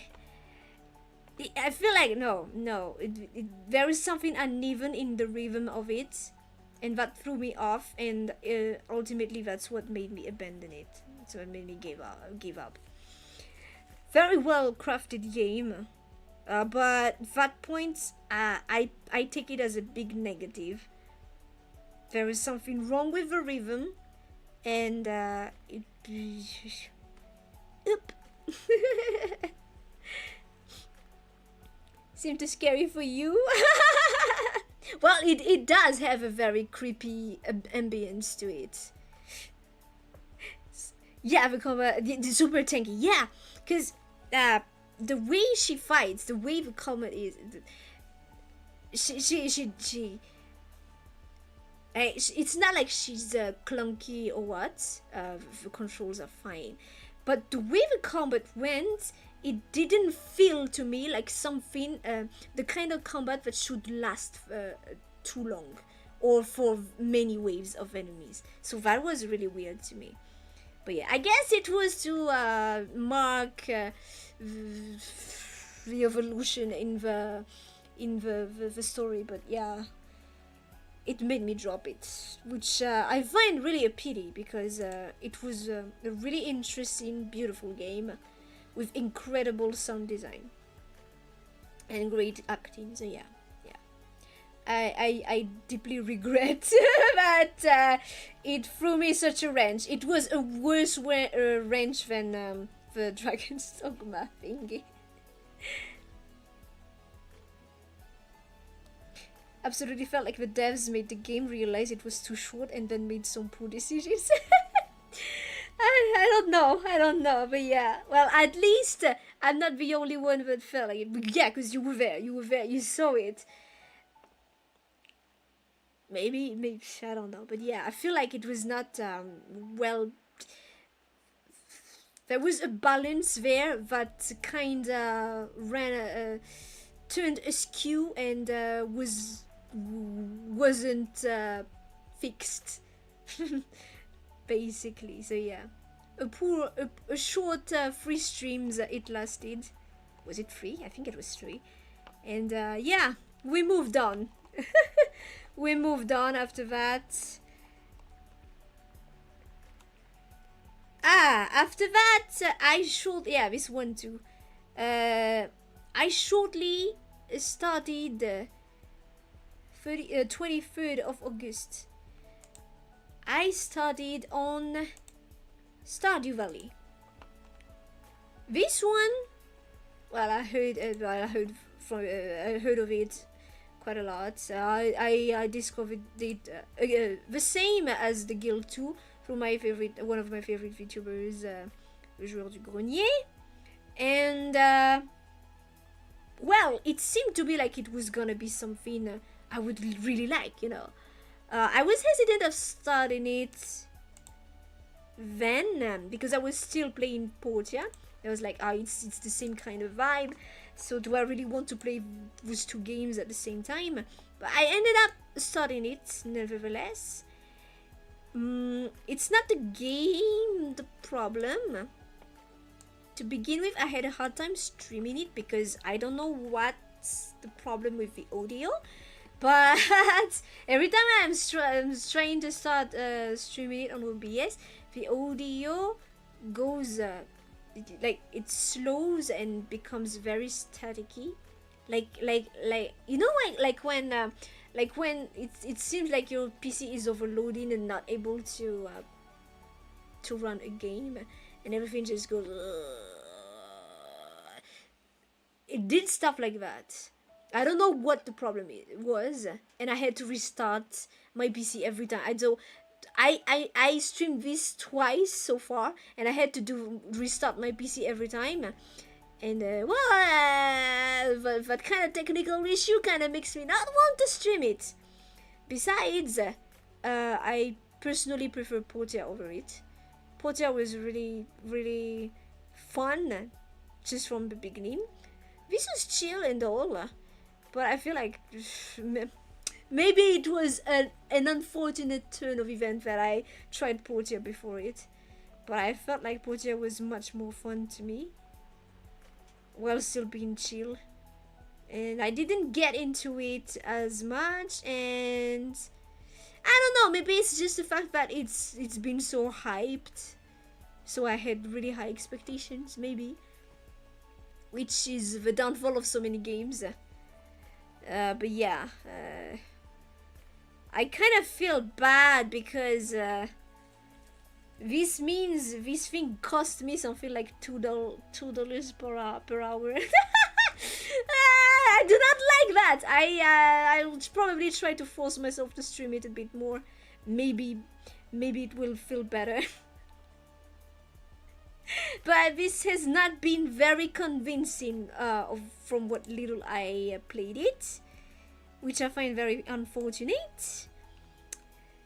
So far, I'd put it in okay tier, but like lower okay tier, because I had better expectations and it didn't deliver. So yeah, it's the reverse Portia for me.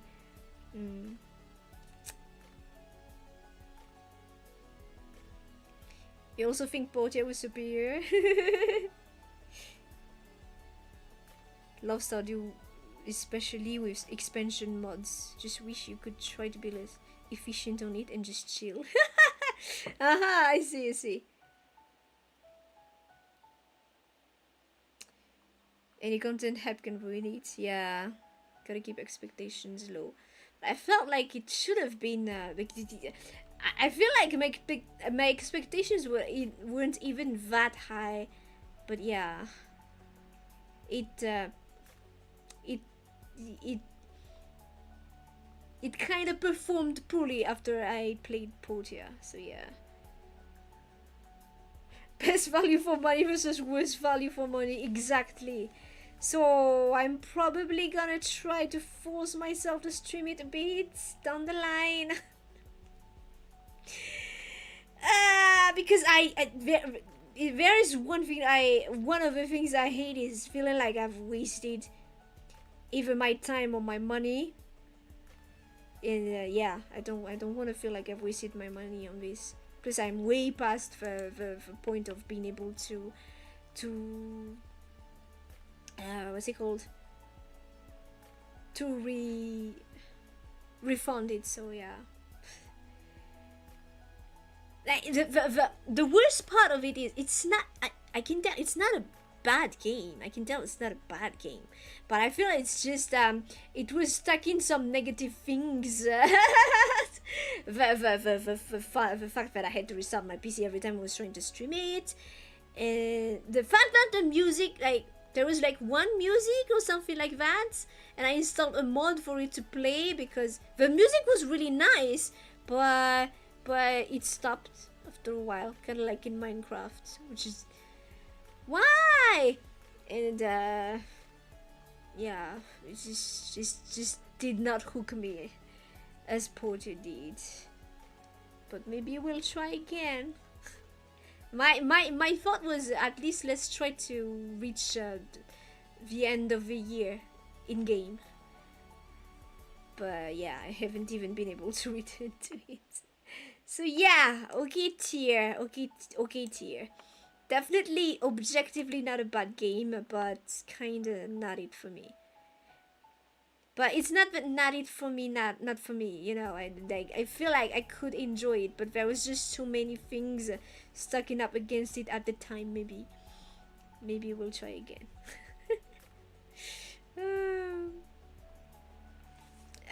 You saw yourself in the chat. Yeah, that would happen. Alright, next. I guess I did take a bit of a lot of time here. I continued the Devil May Cry 5. So it Stardew Portia, Devil May Cry 5, Final Fantasy 8, all of that we've already seen. The Guild 2. The next one was Resident Evil 6. My favorite Resi game even to this day so far. It's my favorite because it's just so fun. It's just so fun. The gameplay is just right for me. Like there's a reasonable amount of challenge and action.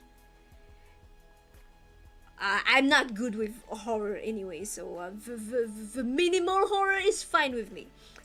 This is more of an action game than a horror game, really. So yeah, the minimum horror was fine with me. The stories, the character arcs were pretty nice. Honestly, still my favorite Resi game to this day. Always a good fun. Always a good fun. Great time. Great time. There. Nothing much to say. It's just really good fun. With a star-studded cast too, with Matt Mercer, Laura Bailey, Troy Baker.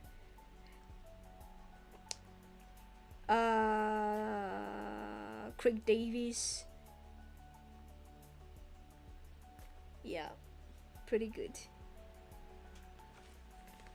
Yeah, the first episode. The Leon part was Refrain's, and the last the other two I did myself. I felt good doing them myself because I always played with Brover.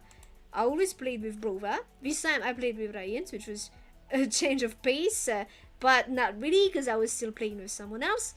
But playing on my own was pretty different, and I was happy that I was able to do it in the end. Plus on hardcore difficulty, which is, I'm not the best player ever, but at least I did it without too much difficulty. The Chris part was kind of hard, but I think it's because I was just getting used to playing it on my own. Plus, I hadn't played Chris, so going with a fresh new Chris on the hardcore mode was kinda, yeah, a bit rough. The Jake part was much easier, comparatively speaking. But yeah, great time. It was a fun watch as well. Yeah, I think it has that because they are pretty fun. But you can also just have fun watching it. Great game to play, but also to watch. Very great value. Missing the points for good passives. Yeah, no, they all share. They all share the same skills. Like if I was able to unlock the skills on someone, if they have it, but it's just that I didn't have the weapons, and especially the ammo on Chris. So that was the hard part of it. I think I also kinda didn't go on melee as much as I should have. Which, yeah, the game does encourage you to go into melee quite a bit. So if you don't do that, you are gonna waste a ton of ammo. But yeah, still a great time. Next one! Someone's favorite.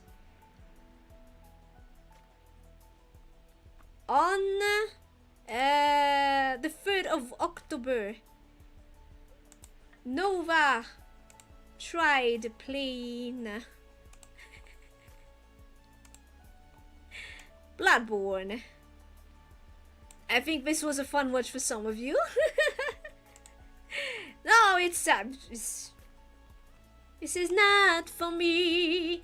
I don't know, maybe down the line I might be like, oh yeah, I've gained more experience as a gamer, I'm gonna try it out again. But yeah, we reached that nope point no,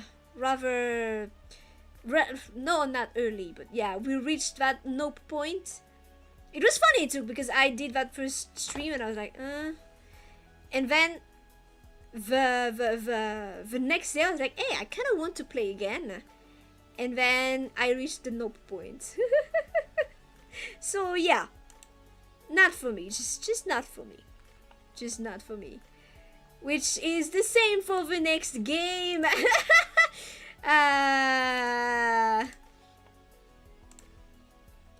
The next game also was not for me.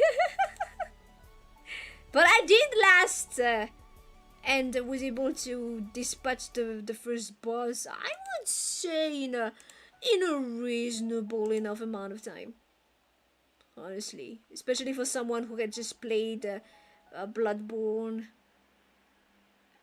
and reached the nope point. So yeah, I think I felt Dark Souls was more up my alley, but still, yeah, reached that nope stage too. Well, I think it's just a formula that doesn't work well with me, because the thought of just losing everything every time you get killed, and that is also a bad thing in itself, but there's also the fact that I have to go through to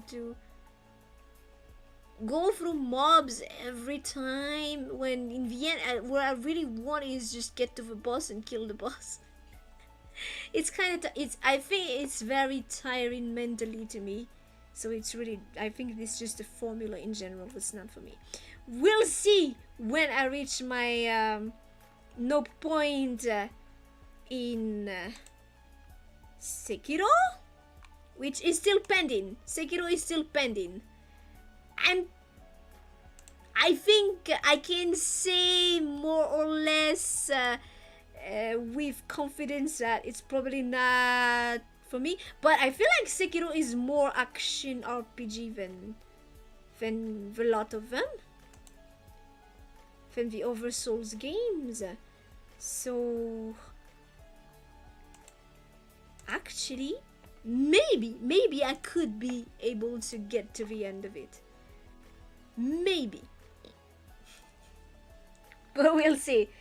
We'll return to it eventually, but right now I'm kind of finishing off all the other action games so that my brain won't short circuit every time I try to play it. Because of different controls and all of that. Was Bloodborne my first Souls? Like, yes, it was. It was a funny thing too, because I bought back when I first bought my my PlayStation 4, I bought it for one game. It was no Souls game, but I bought it for one game in particular, which I intend to stream later on. But yeah, and I was like, oh, we're starting to game now. I'm a gamer. Maybe I could try these famous Souls games. So it'll be my hard try corner. I didn't actually touch them. I did touch them a bit, like for 5 minutes, you know, just to say, oh, okay. Eventually. And now I just ended up trying them on stream, because I felt like, yeah, this is the best occasion to try them out, I guess. This is the only occasion I could try them out now. Anyway. my outlook on games have changed anyway, so yeah.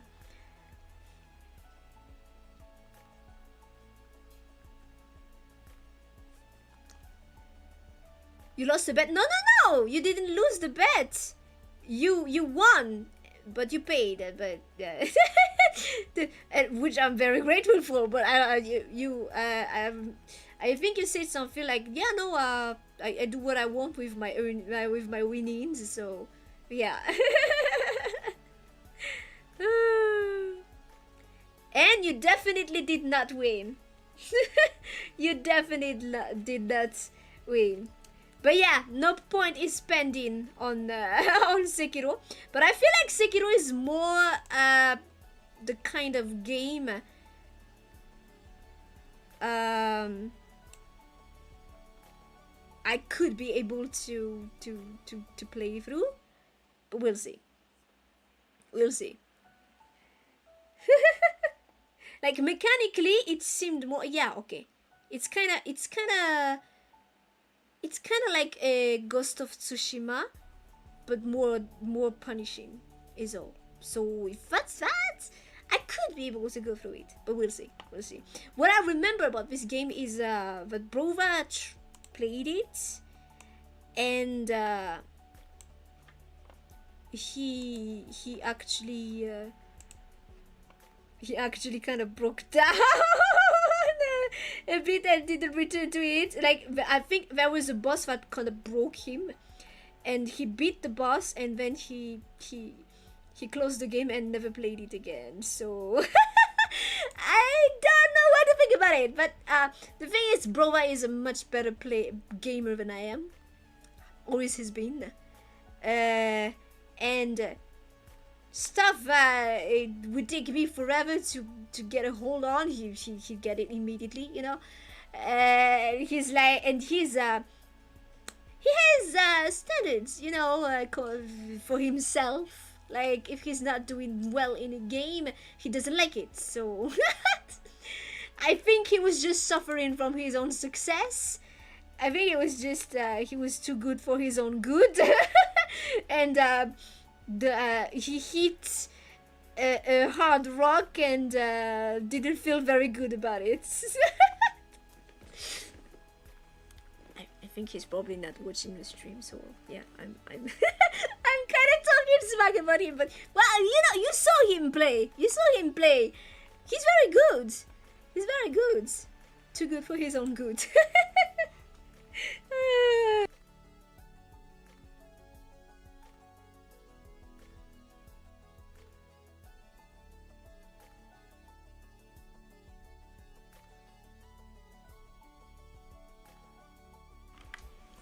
Sekiro is a rhythm game with a Souls-like skin and no one can tell you otherwise. But I mean, aren't action games like that always just rhythm games at their core?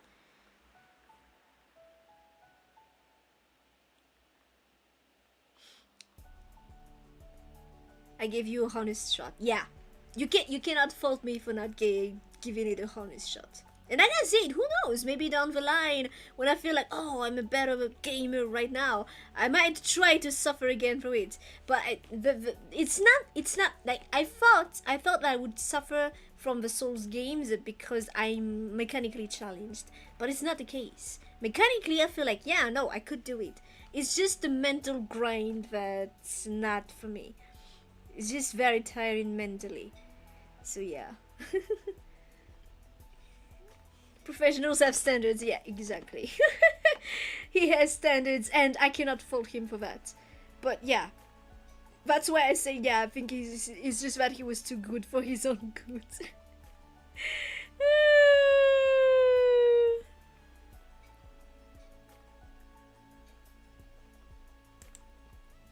Alright, next. Okay, so after the trio of Souls games that I unwittingly bought back in the day, I started on Middle-earth Shadow of Mordor. Now this one was also pretty fun. Really pretty fun. Actually, I believe I would place it in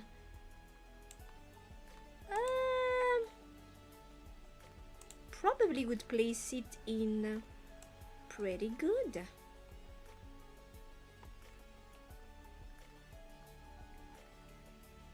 Yeah, I'd place it in pretty good. It was really good fun.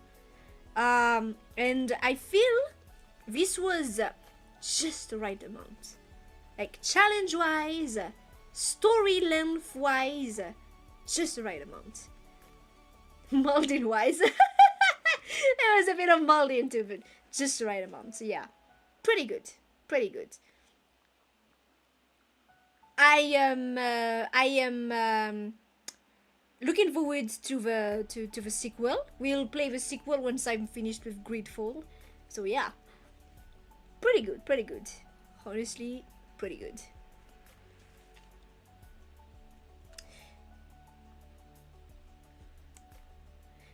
"150% focus required, 150% fortitude to not break when one mistake is made." Yeah. It's really the mental grind of having to go through the same mobs in the Souls game. I mean, that's mechanically I think I'm fine. Mechanically, it's not challenging. Mechanically, Sekiro is challenging mechanically, but Bloodborne and Dark Souls were fine. But it's really just the mental grind. It's like all the mobs you encounter are kind of mini bosses, and that's just after a while it's just very tiring. And very tiring means less and less fun the more you go. So yeah. Ratpack would not be forgotten. I already forgot him. Who fuck the underdog? Who turned out to be my nemesis, yeah. The ghoul swarm that could bring up the magazines. Sweet words. I'm glad that you guys have some favorite parts of it.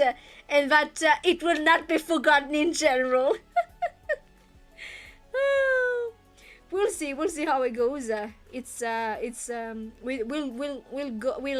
do the Shadow of War after I'm done with Gridfall. But yeah, it was a pretty good time. Definitely worth it. Alright, next. So after that I did a little stunt in Sims 4. I fell sick after that, I think, or was it before that? Yeah. FF8 port, yeah, Sims 4, more door, Resident 6. Aha! Okay, so we are almost at the start of the official Wednesday discoveries, but this was pretty much it's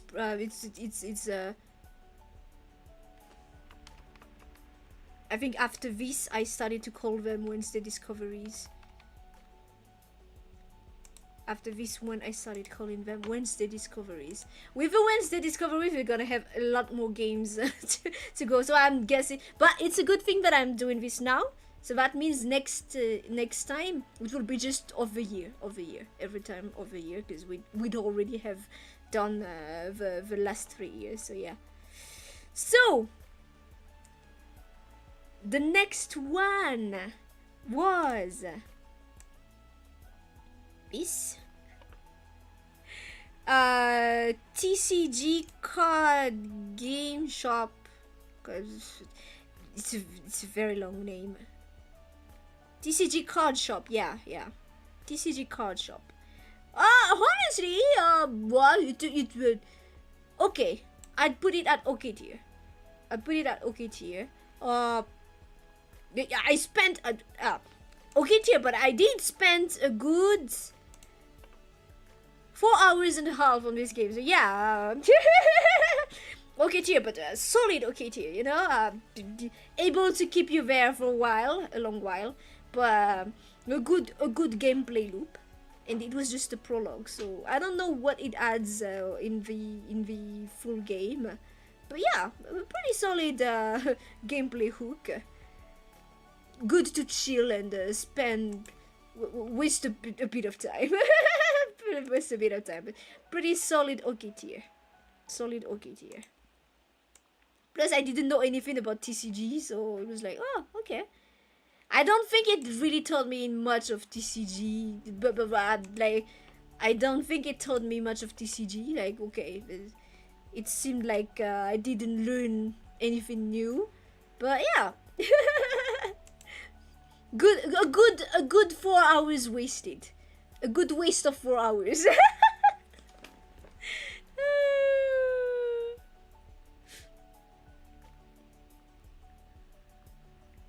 Oh, and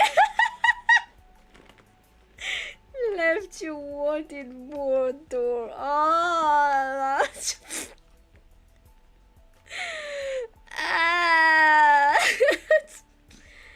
oh. If I keep up Wednesday discoveries next year, it's gonna be 10-hour long stream. Especially since I tend to digress, but I mean, a streamer's gotta digress, guys. It's just how it is. Yeah, okay.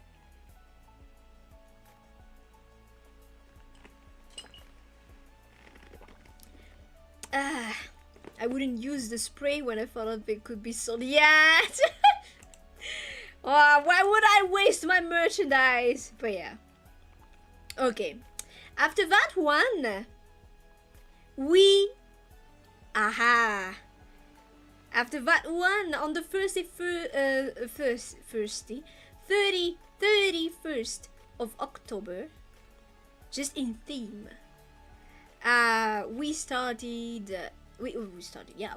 we played The Quarry, which was the game voted the first chat reward we had. The game voted the horror game voted by chat for me to play, which was a wicked night, great time. It was really nice. It was really fun. It was really a wicked fun time. Pretty fun. I'd place it at pretty fun. It was more like a watch along, which is really nice too.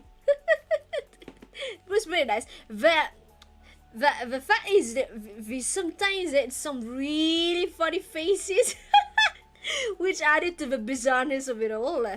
But I am really glad that you guys voted on this, and we were able to experience it together. That was pretty fun. We tried to kill everyone in the end, which didn't happen.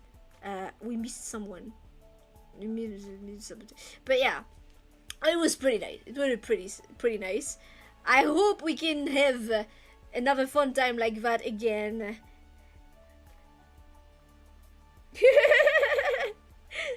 Yeah, no, but all of them were assholes, so yeah, they just deserve to die. I kinda had sympathy for the cop. And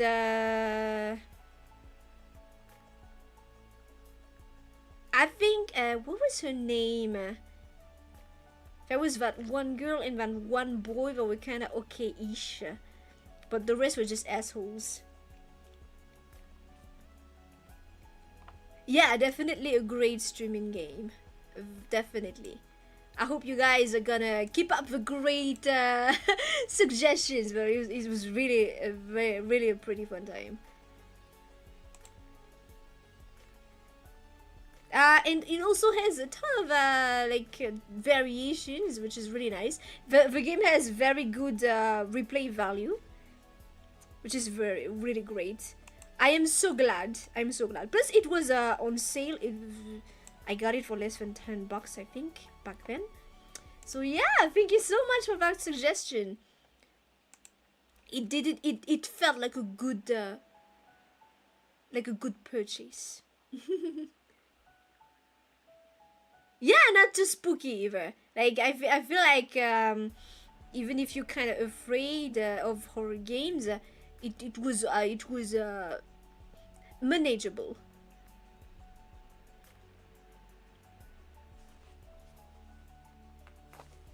$90% off. Yeah. No, obviously, if it was not on sale, I would have been like, I'll wait for it to be on sale, guys. Something like that. But yeah, I'm sorry I'm cheap, guys. But yeah, I gotta look out for myself too. You know, I'm sure you understand. Okay, next. After we were done with that, we're finally entering the last page. The last page of the 50 videos, but yeah. Okay.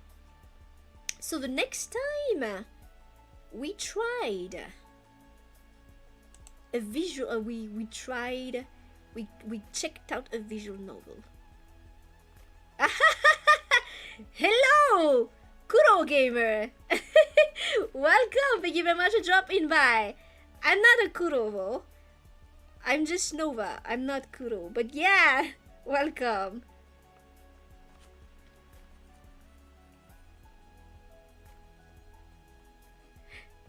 Nothing scarier than paying the full price. Yeah. Alright. Okay, so the next one we tried where is it? It's not there! Wait!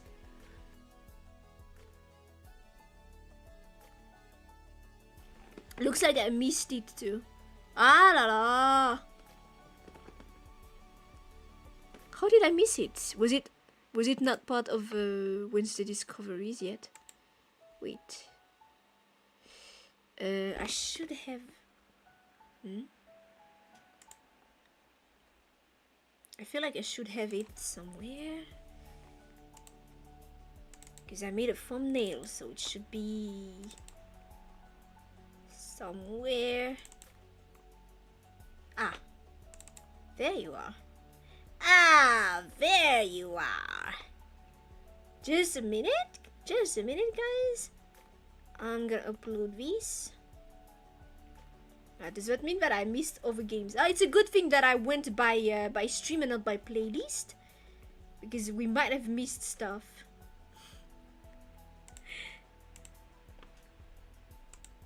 Might have missed stuff. We probably... I don't know if I streamed other games that I didn't have a VOD for on Twitch. I don't believe so. But because early on Twitch I was really just playing Genshin.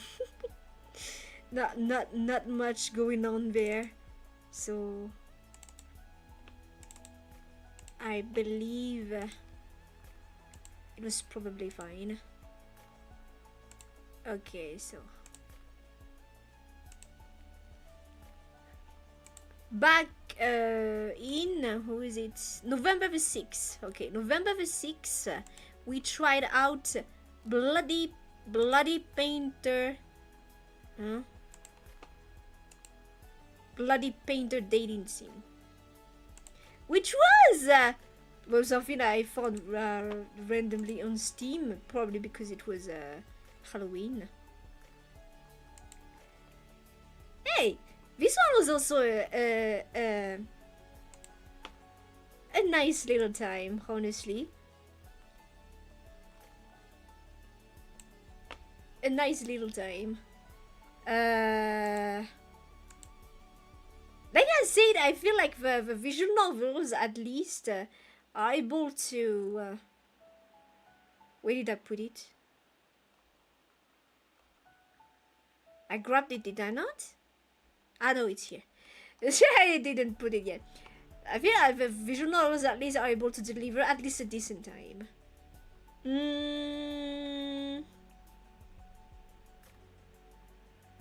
It was an interesting little thing. I don't know if I would put it in well crafted or okay tier. It's something free, and it was like an appreciation for fans of I don't know, the Bloody Painter. I don't know what that is. I think he's a creepypasta or something like that. So it's what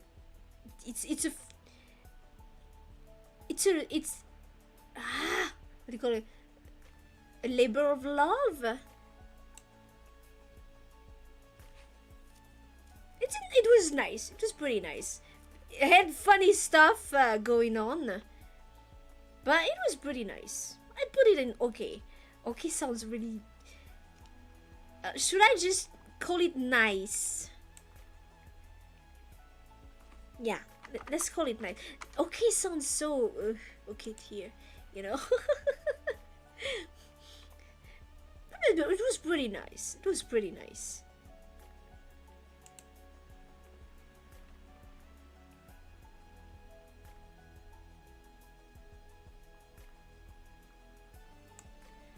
If I missed it, it must not have been that fun. Yeah, if I forgot about it, yeah, it didn't. If you forgot about it, chances are, if I forgot about it, chances are it didn't leave any lasting impression. So yeah, not really worth mentioning.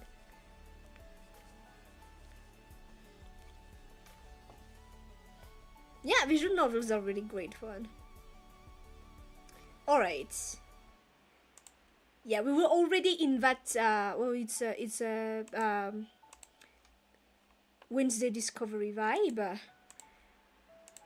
It was already a Wednesday Discovery, so yeah. Or was it not? Was it called a Wednesday Discovery? I don't remember anymore. But, whatever.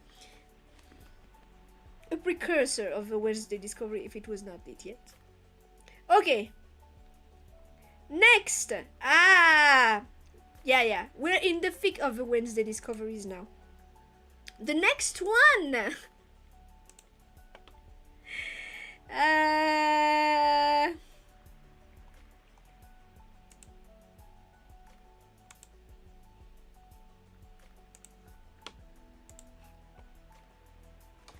Okay, so the next one was a game that did not last that long. As in, we weren't able to play it that long. I restarted the tutorial. You know what? I'm gonna keep this here now. I restarted the tutorial, I believe. I don't know anymore, but yeah, Beer Factory Simulator Prologue, something like that. Wait, it's not there either. Did I not? Eh? Did I not have this? Did I not? Beer Factory. Where's the funny? Ah la. Looks like I don't have a funny Beer Factory. Okay.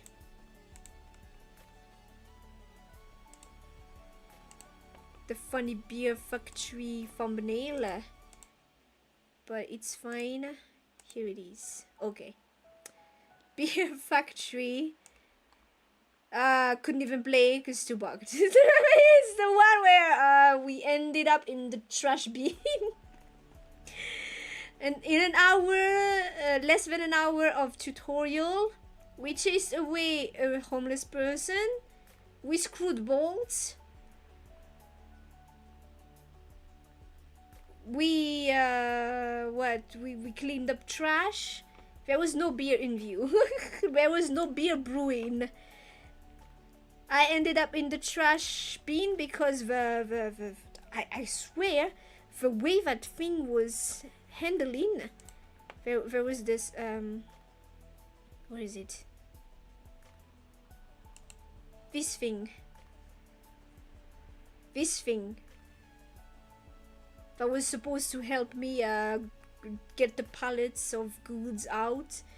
It handles like, I don't know if it handled horrendously. Like, I don't know what the fuck, but it handled horrendously. Like, it's like if I was trying to drive a car with a broom. I don't know, but it was absolutely horrendous.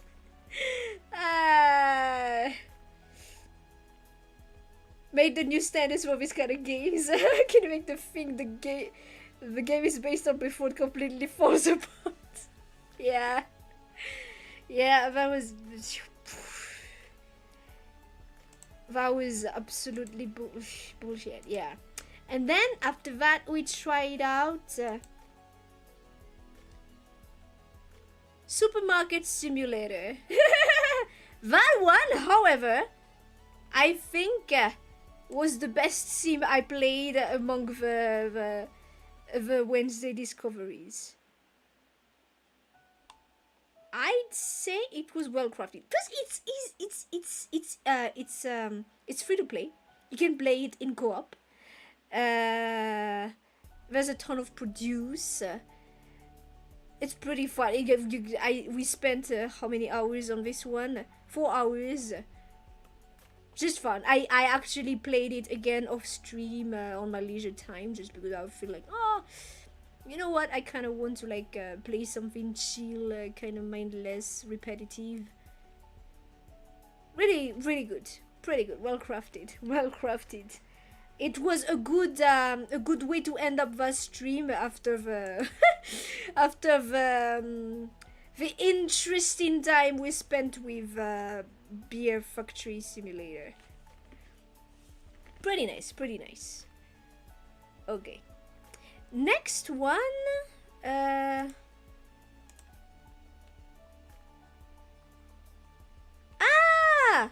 Yeah, this one we also need to go to continue it eventually. Age of Empires 2, the definitive edition. So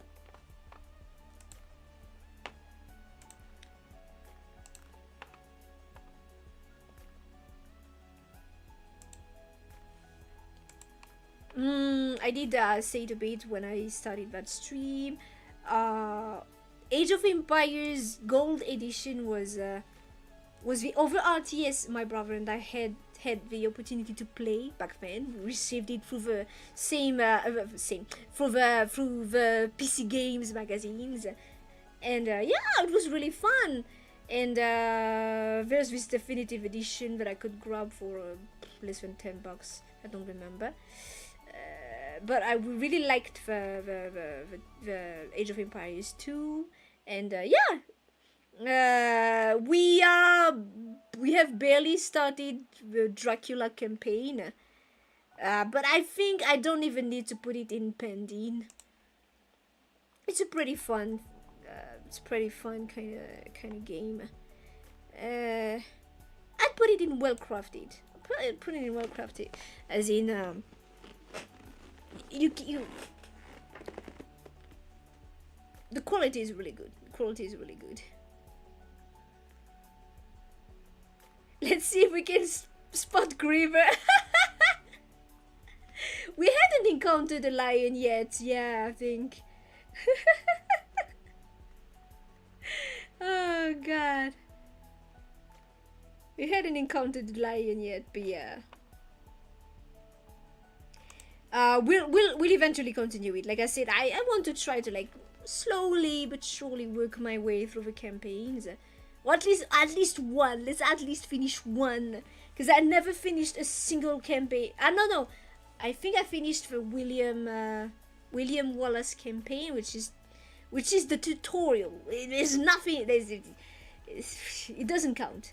Although the tutorial campaign in Age of Empires, the Gold Edition, was also the only one I finished, and I remember it felt kind of hard back then, but yeah.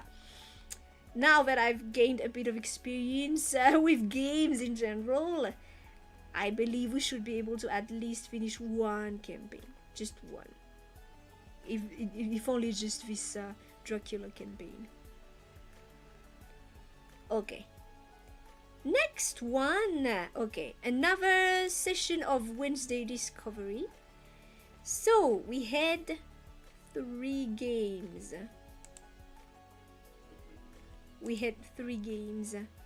So because we had a fiasco with the beer, we tried Ale and Tail Tavern. At least there was some ale involved. Huh? There was some ale involved.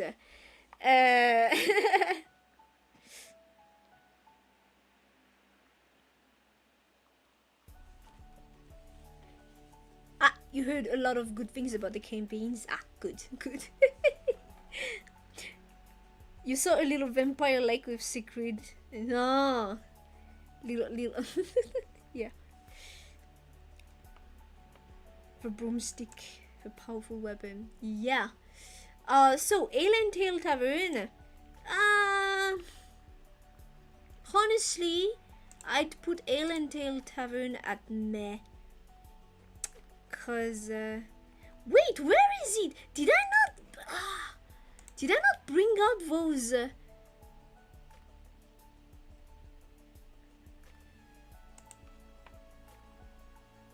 why?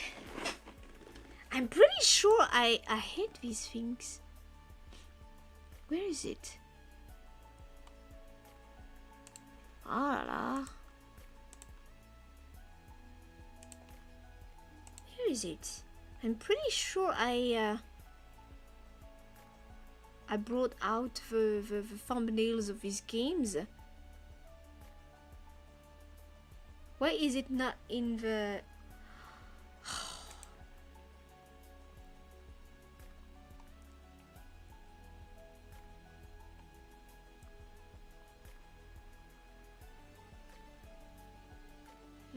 Just a moment.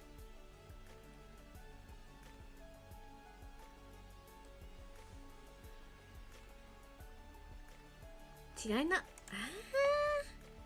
Where did I put it? Oi.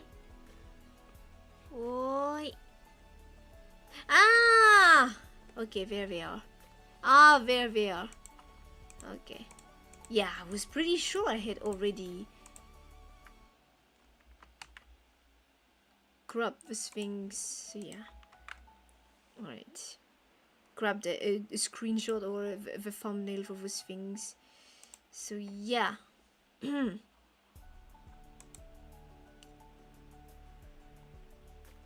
Ale and Tail Tavern. And the rest of it. Okay, there it is. Okay. Ale and Tail Tavern, I'll put it at... why is it just... Even the cropping is... Ale and Tail Tavern, meh. Like, it was promising, but I feel like... it wasn't really going that far with the concept. So I put it at meh. Thank you so much for dropping by, Butamichi.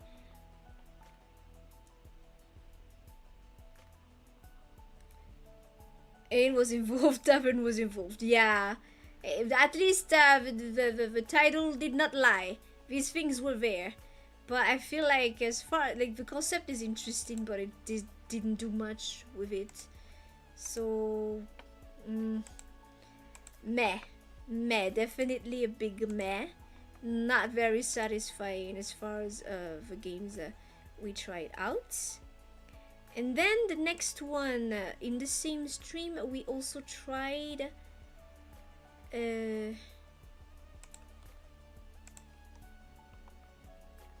Bronzebeard's Tavern, which regretfully we weren't able to check out entirely because it needs to be played in co-op, and I had nobody to play with.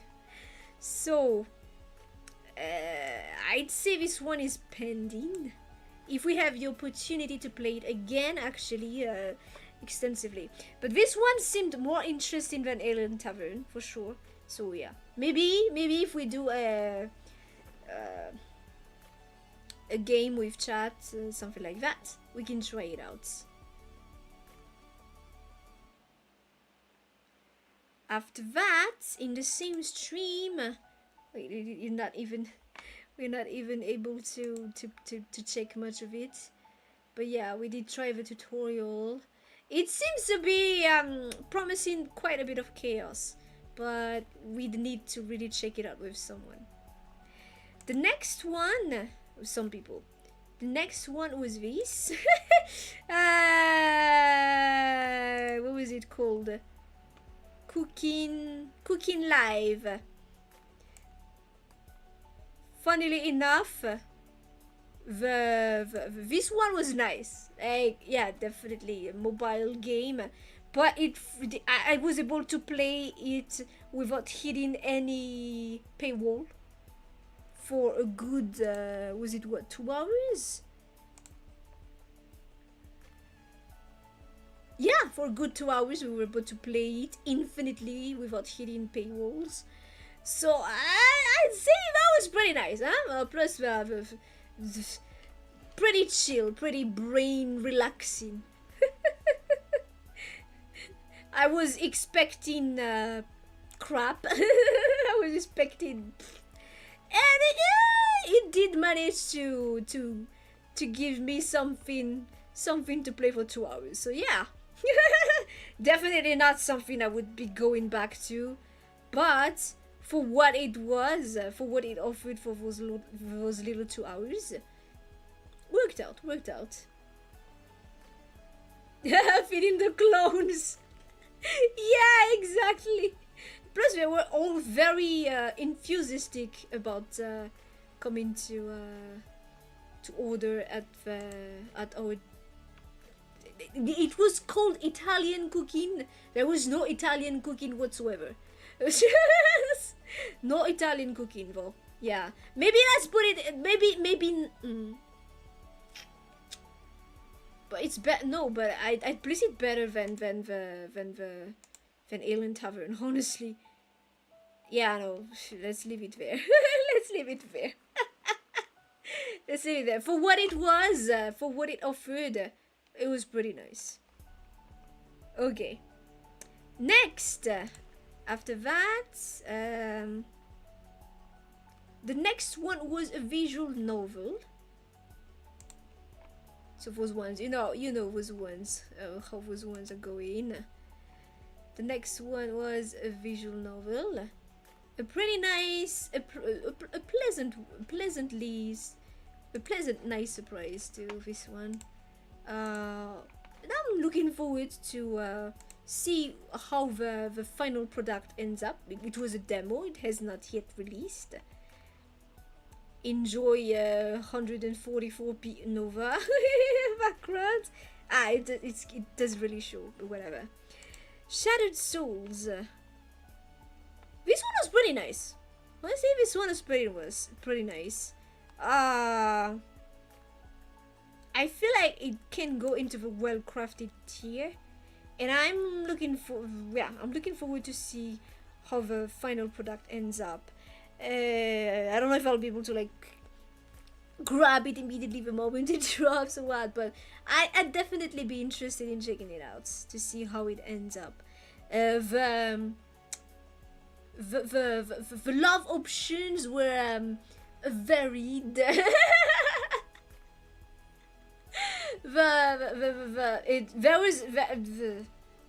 The fact that you just everyone just became her soulmate was pretty funny. Honestly, I'm looking forward to see how this ends up, because it was very promising.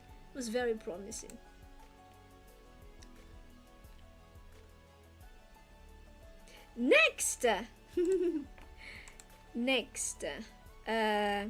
Aha! After that, we started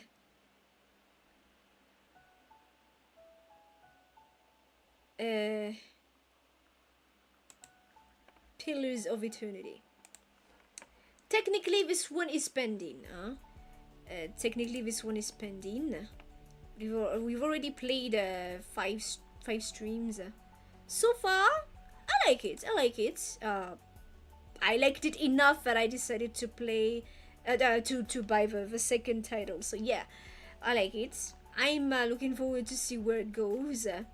I like that.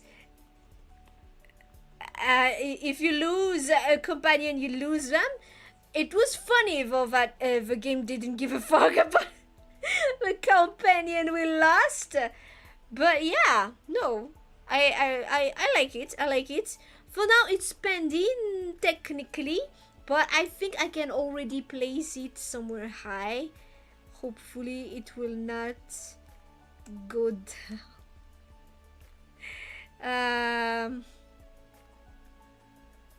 I don't know. Well crafted, pretty fun. So far, honestly, I find it pretty fun. It's not the same kind of fun as, say, a Dragon's Dogma was, or a Left 4 Dead is. It's a different kind of fun, but it's pretty fun. I hope it will not just disappoint me towards the end. Because I did take the plunge and buy the second title already, but yeah. I hope it won't throw me a bad curveball.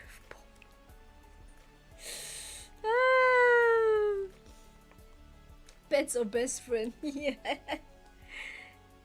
I hope it will not throw me a bad curveball, because I would be so pissed. But yeah, I did take the plunge. Next one. This one is technically also still pending, since we are still playing it, but I can definitely already give it a spot over than pending.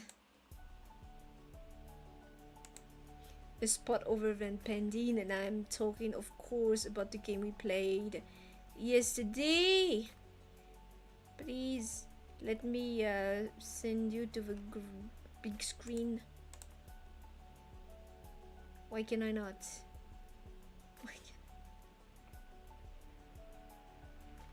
Why can I not send this to the big screen? Ah, there it is. Gridfall. Definitely pretty fun. Okay. vignette, whatever. Definitely pretty fun. I even think it would probably go to pretty good, but we'll see. We'll see. Let's put it at pretty fun for now. Since, yeah, it is pretty fun. It is pretty fun, so yeah. I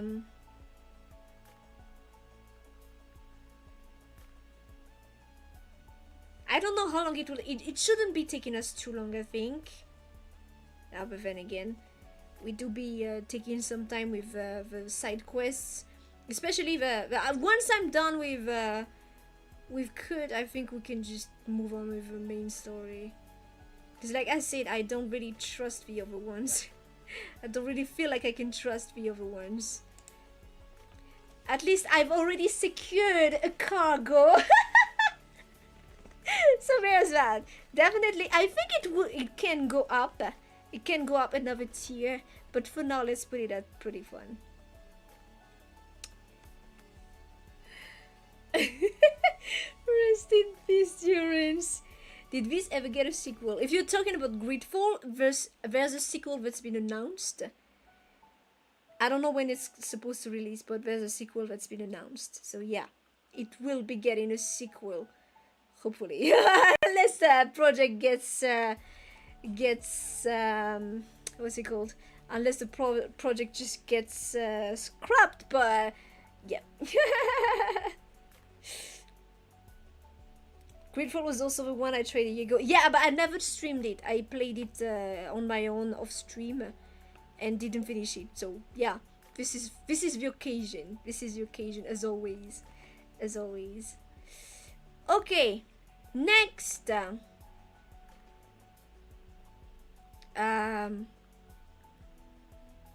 We're approaching the end, I think. More or less. Just a few more discoveries. Next one. Okay, so a three game streams again. Because it started with something that didn't work well. As always. Okay, so the next one we started with Animal Shelter 2, which well, you know, could have been at least okay tier, but kind of broke in the middle. So yeah, nope. Nope. I wanted to play longer, but I couldn't. The next one was Zoo Animal Park 2. There were animals. There was a zoo.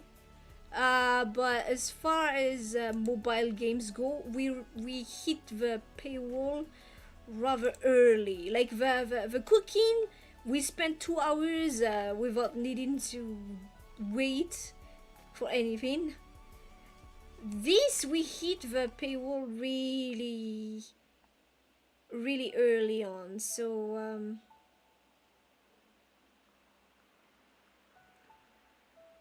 maybe we should put something that say gave up. Not gave up. Let's add a row above that says wait, what was that? Above that says, yep, mobile game. Basically. We're gonna put it there, like, what did you expect? Well, not much, and I was still kinda, okay, so this early. And then the last one was Farmer Against Potatoes, which was my very first idle game, and well, it's not for me. But that, I feel like not for me is too high. But it's not a mobile game. But it's an idle game.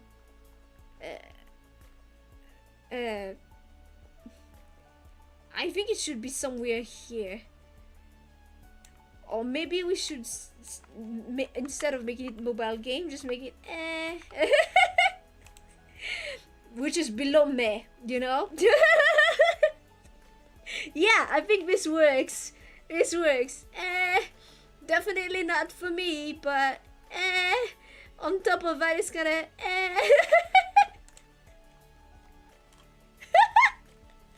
Yep, I don't get. Yeah, instead of having a ton of categories, we're gonna go in like this, or maybe we're gonna make it. Yep.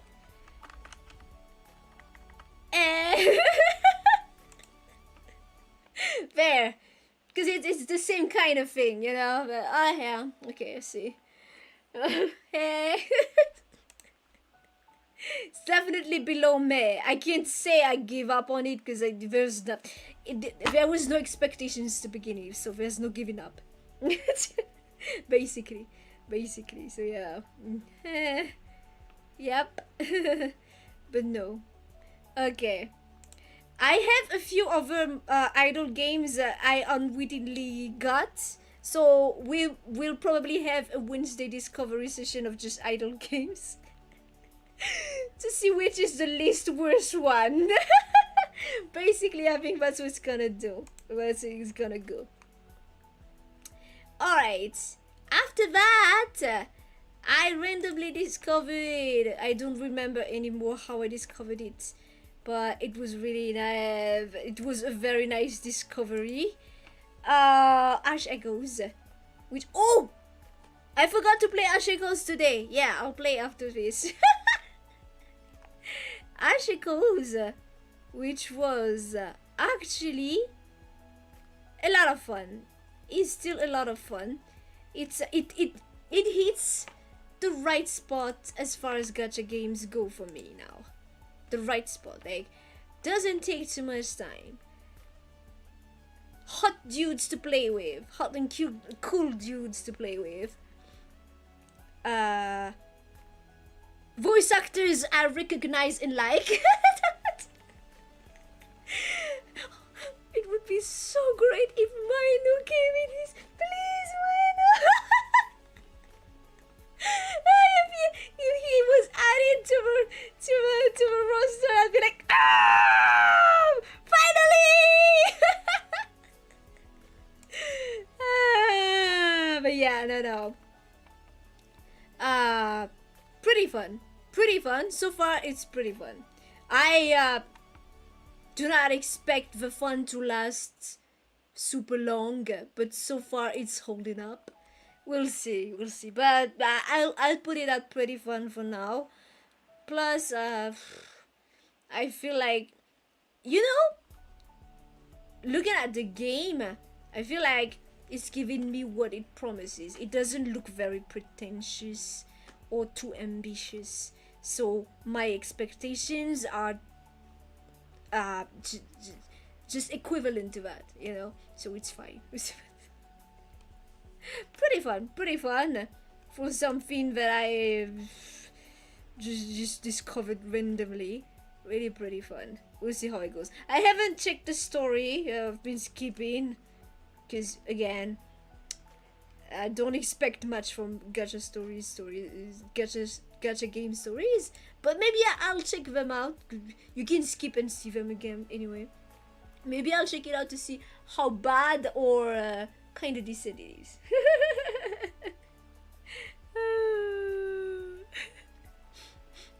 Cool. Where's the discovery of cool? Yeah. You quit already? Off. As long as you just you get what fun you can for as long as it lasts, it's fine. For now, it's still lasting for me, which we'll see. I usually don't last long in gacha games, but we'll see. I did play, for example, another game that is similar to this.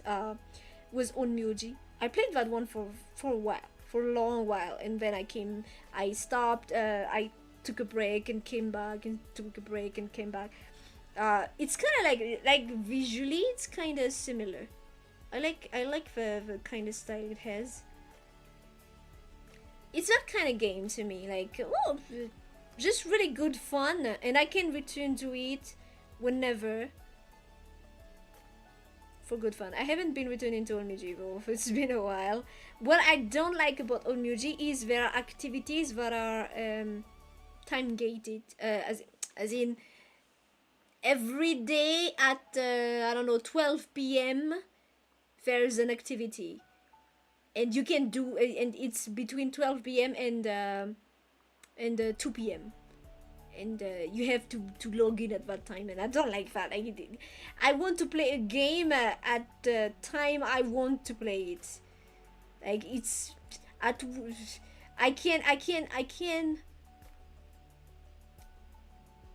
I can't play a game daily, since that's the point of these ones.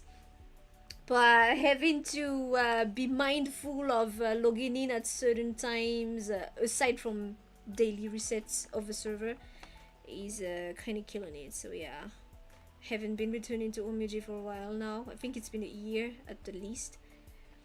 But yeah, I praise it at pretty fun, because it's really just pretty fun. Respects your time more than others, which is nice. Yeah, definitely. Onmyoji was a grind fest though. This doesn't feel like it. It feels like because I don't care about meta and being able to finish the hardest challenges or what, I can just chill, which is fine. Alright, the next one after this was another gacha. Yeah, another gacha in which we hit that paywall really fast, like even faster than the zoo animal, if I remember correctly, which is as in it was clear we weren't gonna get anything from the freebies. Were really sparse, which very regrettable.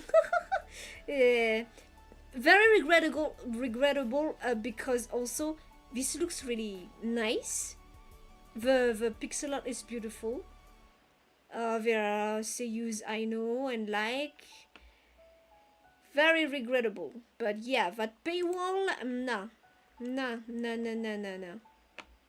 So, it has to be put into the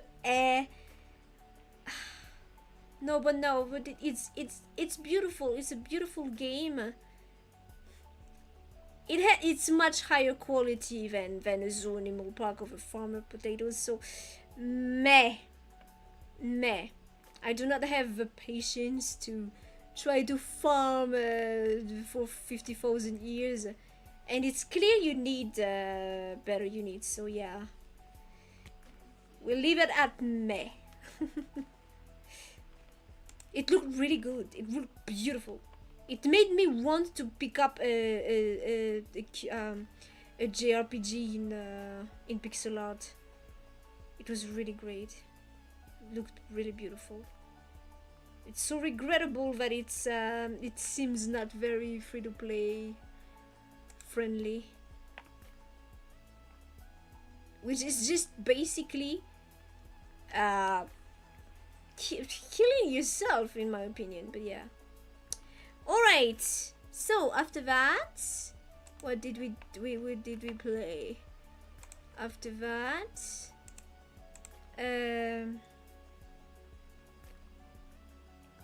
I tried to make a Christmas tree in Minecraft and well, I wouldn't say failed miserably, but wasn't able to, and therefore I'll try again this year. But that will be in December.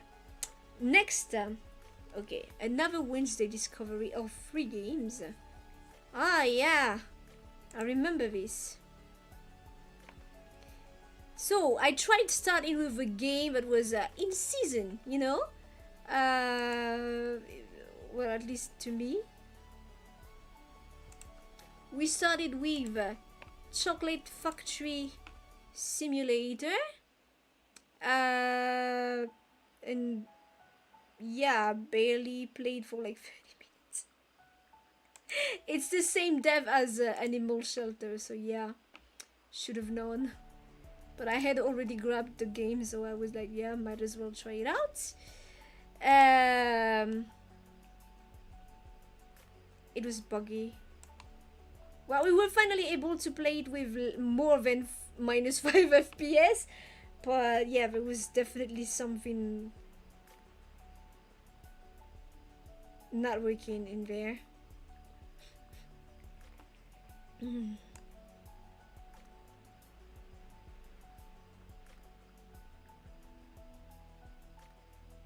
Unique concept chain, that's about all it had. Yeah, definitely.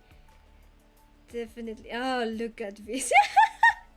The minus 5 FPS. Yeah, I feel like they aren't good at optimizing their games, because like, look at the graphics. Why would that game be hogging all of my GPU? It's ridiculous. It's ridiculous. But yeah, okay. Next one. Next one in the same stream, we went and played Espresso Tycoon Underwater Prologue. Yeah, that's a mouthful too. This one we spent a good amount of time on it. 3 hours or 2.5. Good amount of time on it. A nice little gameplay loop. Pretty chill. Yeah, I'd put it at nice. The kind of thing like, oh, you can spend some time here and just relax, you know. Live footage of you trying to play PC2. 10 point was that one. I feel that so much. Loads of EverQuest we had to like borrow someone's work PC to make it work. And then yeah, after that we tried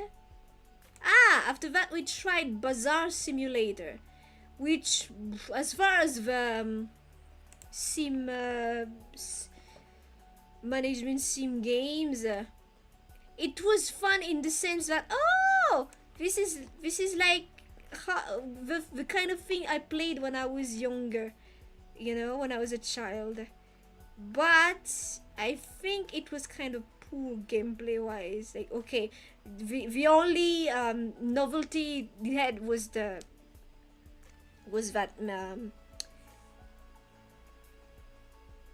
what's it called again?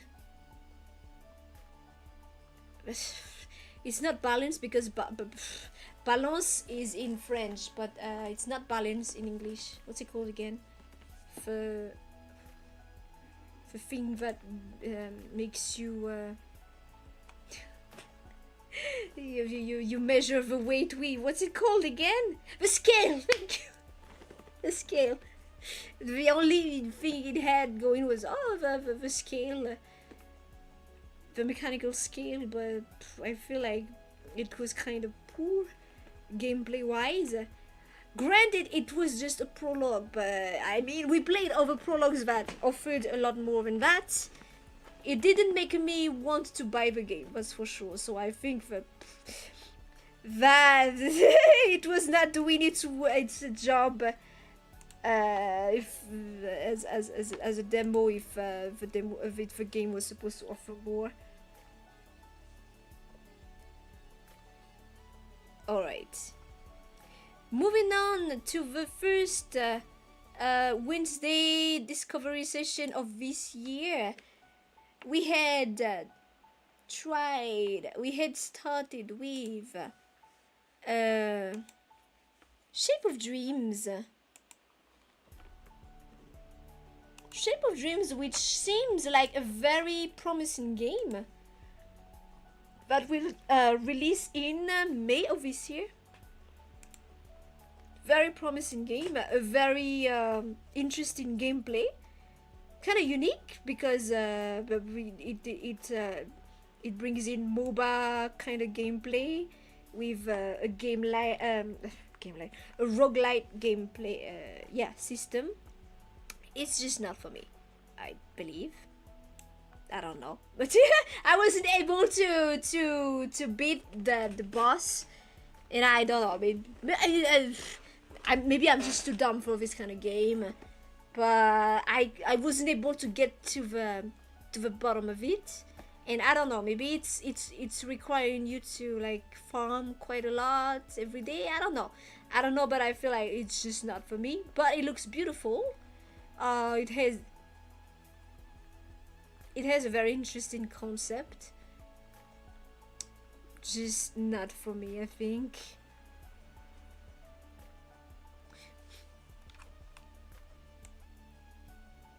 Some lights, it takes a while to get strong enough to beat a boss. Yeah, I was thinking that was probably it too, but it looked like I was not gaining any points whatsoever, so I don't know. I don't know how it... I don't know. I think maybe I'm just too dumb. I didn't understand how it worked anyway. But yeah. Next, in the same session, we had tried out Sky, which looks to be a real journey, but I feel it's just not for me, as in I can't stream it. I don't even know if in my current mindset I'd be enjoying playing this off stream. It's definitely beautiful, has a wonderful sound design, soundtrack, but just by playing it for like, I don't know, was it 30 minutes? I felt like I was going to sleep, and yeah, that won't do on a stream. But definitely worth checking out, I believe. And then the last one that day was, we ended on a high note that day, yeah, definitely. Hellmaker. Hellmaker was, I'm hesitating between pretty fun and pretty good. I'd say for me it was pretty fun, pretty fun. It was, it offered exactly what it promised and more. It was really pretty fun. A very well crafted game. Pretty fun.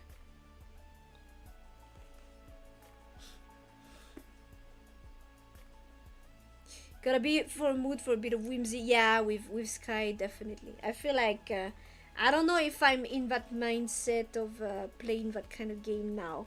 I don't know if I would have been earlier, but now I feel like yeah, no, definitely not for stream. At least I feel like, like I said, it made me sleep, made me want to sleep.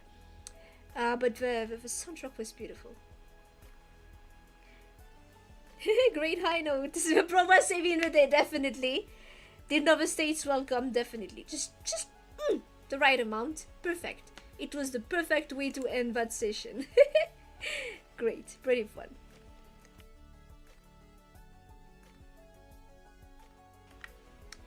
After that, let's see. Just a tiny bit more. Just a tiny bit more. The last session.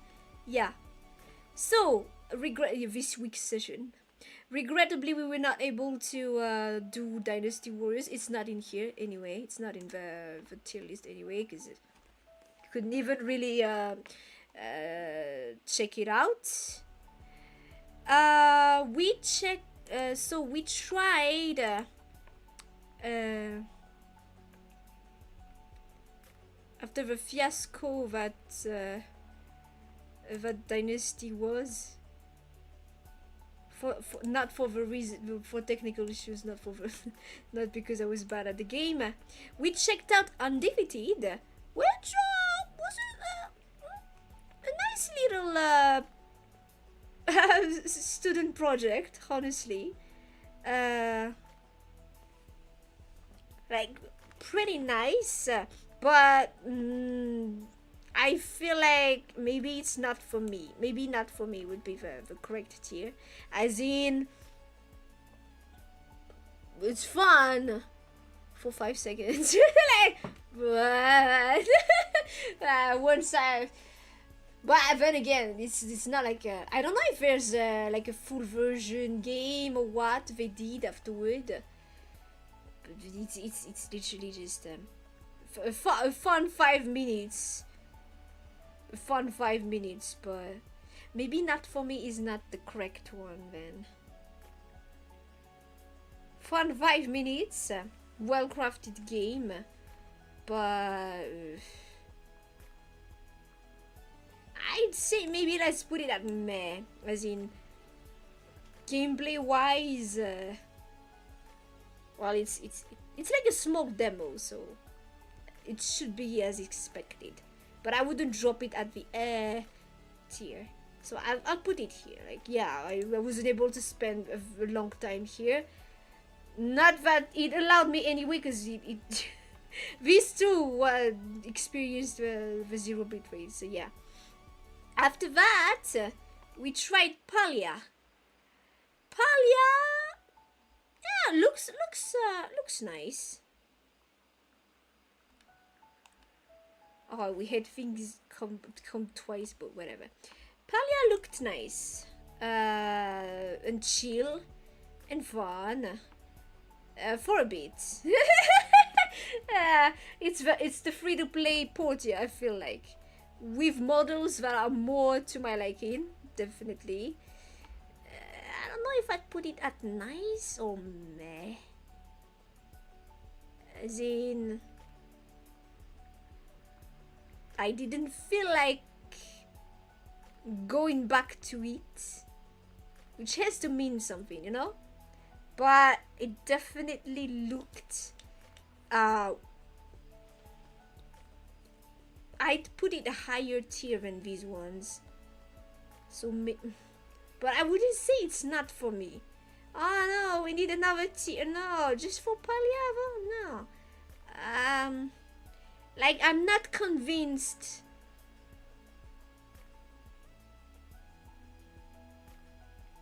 But it's not meh. It needs a bit more. But it's not technically not for me.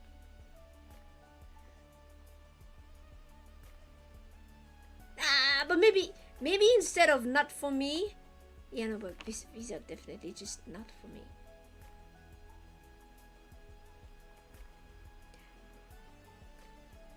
Maybe we are actually gonna add an okay tier. Above, we're gonna add an okay tier. Okay, it's okay. And we're gonna put it below, actually. Yeah, okay tier. I'd say it's kind of like, it looks nice. It has some weird control bindings, and weird systems, but it looks, yeah, okay. Looks nice, but not quite nice. So okay, I put it at okay tier. My God. Yeah, could be nice. I think could be nice. Works better than okay tier. Could be nice. Could be nice. If you're in the right mood. Because it's not that it's not for me. It's definitely up my alley. It's just, could be nice. Works.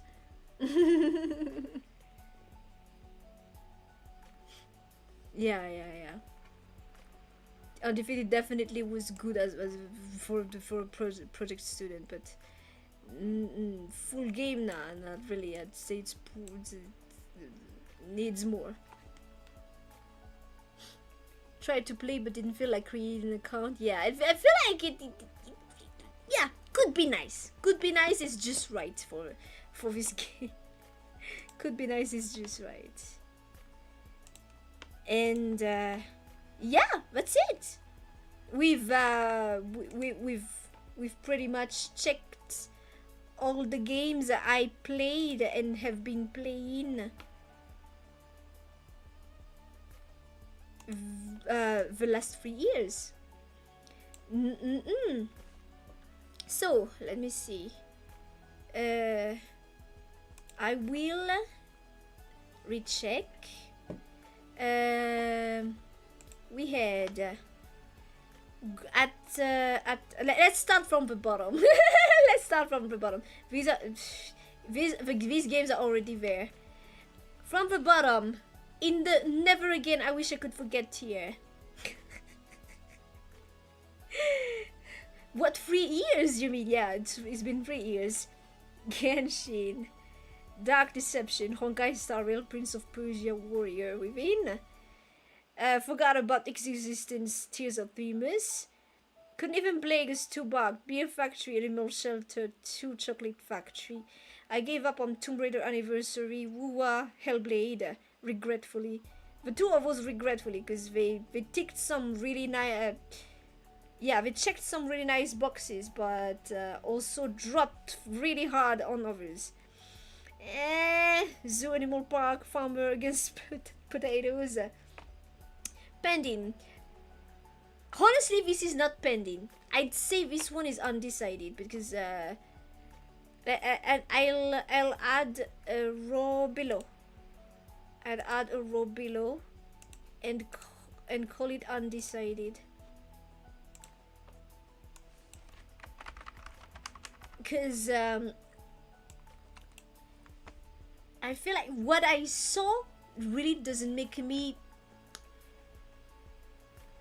take a clear stance between negative and positive. Like there it seemed to me like there was stuff like, if I think it gave me something like, I'm not sold on the writing, but the rest was fine.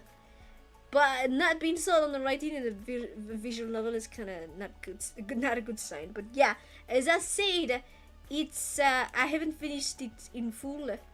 I don't know if I will. I really just bought it to show my appreciation. So yeah, I don't know. More tears than games soon. Yeah. Pending is Sekiro and the Bronzebeard Tavern, yeah. Meh, The Sims 4, we're not going back to you. Alien Tavern, very meh. What's the title of this thing? Your story, it says. Yeah, but what was it again? Sword of Convalaria, there it is. Sword of Convalaria. It was really beautiful, looked really fun, but the way it seemed very F2P unfriendly. Nope. It just drops it so hard. It's kind of sad, huh? And then we had Bazaar Simulator. Seems a bit poor as far as sim management goes. Undefeated, yeah. Solid student project, not much. Could be nice, Palia. Not for me. It's just games like, yeah, Shippy is a platformer. Final Fantasy 14. You are being kept really hard by the fact that you're an online game, and the story wasn't able to hook me, but apparently the story wasn't good then. Bloodborne and Dark Souls, because yeah. It's just a formula, but it's not working for me. Shape of Dreams, kind of the same. Sky, kind of not the mood. Nice. Prince of Persia, The Two Thrones. Yeah, no, still nice. But I feel like if I was to choose, I'd just play Shadow of Mordor or something like that. But doesn't take away from the fact that still playable. Just yeah, you can tell from some parts that yeah, it's older. Protostar Twilight. Actually, I feel like I would put this at a lower tier. Maybe could be nice. Could be nice. Could be nice, yeah. The Guild 2, Stardew Valley, TCG Card Shop Simulator, Bloody Painter, Cooking Light. Like what Cooking Light is even here. No, but I feel like that's too much. But it was better than Alien Tavern. But it couldn't be, like, it's not could be nice, but Surprise. Another tear. Nice surprise. Let's call it that. Nice surprise. But still, not too much to expect. There. So many tears, man. Espresso Tycoon, yeah. Well crafted, Doki Doki, We Were Here, Supermarket Together, Age of Empires 2, Shattered Souls, pretty fun, Left 4 Dead, Alice Madness Returns, Minecraft, Monster Hunter Rise, A Date with Death, Tokenambu Muso, Think Smallwood, Resident Evil 4 the remake, Sacred, Dragon's Dogma Dark Horizon, despite everything. Not everything, despite that curveball. The Quarry, Pillars of Eternity, Gridfall, Ash Echoes, Helltaker. Pretty good, Portia, Shadow of Mordor, and great time, Devil May Cry 5, Lords of EverQuest, Resident Evil 4, Final Fantasy 8, and Resident Evil 6. I haven't discovered any new favorites from streaming games, because these games were already games I had already played and loved, and streaming them did not change that. I did discover some nice games that I really like. I wouldn't put them at my favorite, but still nice discoveries, quite a few. So now to go back to your question, N. Is there a game that was improved or made worse by the fact that I was streaming it? I'd say streaming them made me appreciate my favorites more.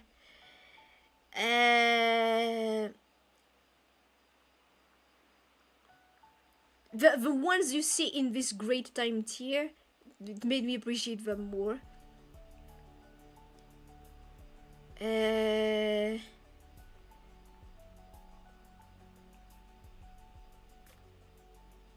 I'd say most of the time it makes me appreciate them more, but some of them like Sea Sky, for example, I don't know if I would have had a different reaction was I not streaming it.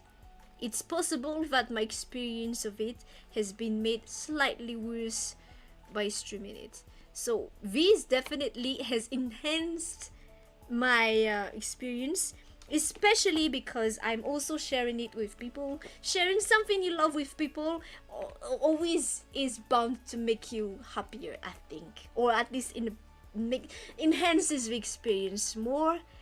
The pretty good ones were ahead and I don't know.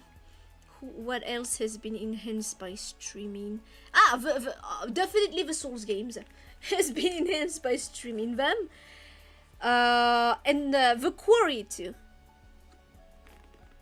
Typically, the kind of these games, like the experience of having people watching and watching along, does enhance the experience.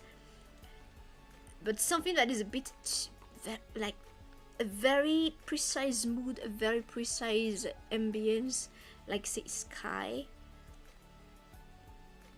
I believe might have been slightly worse. I think that's the only one that comes to mind that would have been slightly worse. But the rest, either it's I don't believe it streaming them has changed much, but definitely the ones that I really liked, it has enhanced my experience quite a bit. Yeah.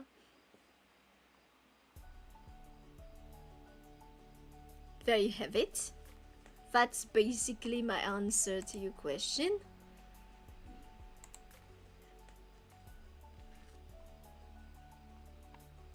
We're gonna discover a diamond one day. Boy. It doesn't necessarily have to be a diamond. Like a nice find, like the Helltaker. or the Shattered Souls is enough, I think. Easy to find good games, hard to find games you love. Yeah, definitely, definitely. That's why I'm not necessarily searching for a game I would love. I'm also kinda afraid of grabbing Baldur's Gate 3 now. Because there's so much expectations around it. I don't know. It's been in my plan, it's been in my wish list, but I don't know if I can.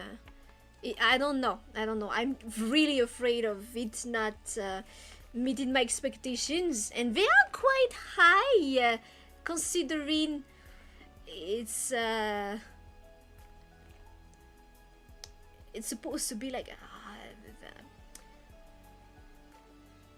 what was it?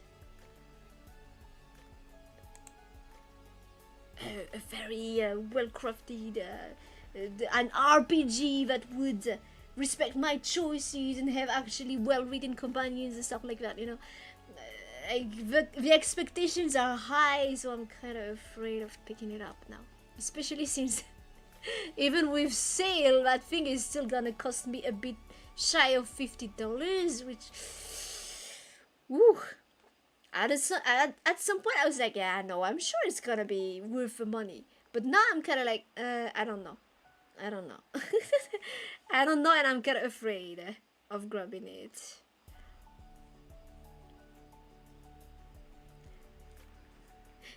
Next my time game, maybe the one. Well, I don't know. We'll see.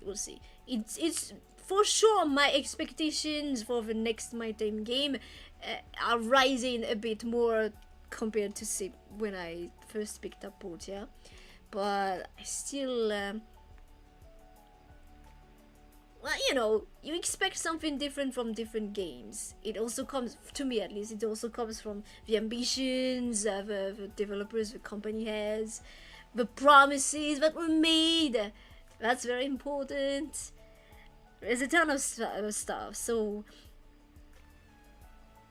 a game that might be objectively maybe less well made than another could have a higher opinion of it because it was promising less and was able to deliver that or more, as opposed to something that was promising a lot more but wasn't able to stick the landing, you know. So yeah.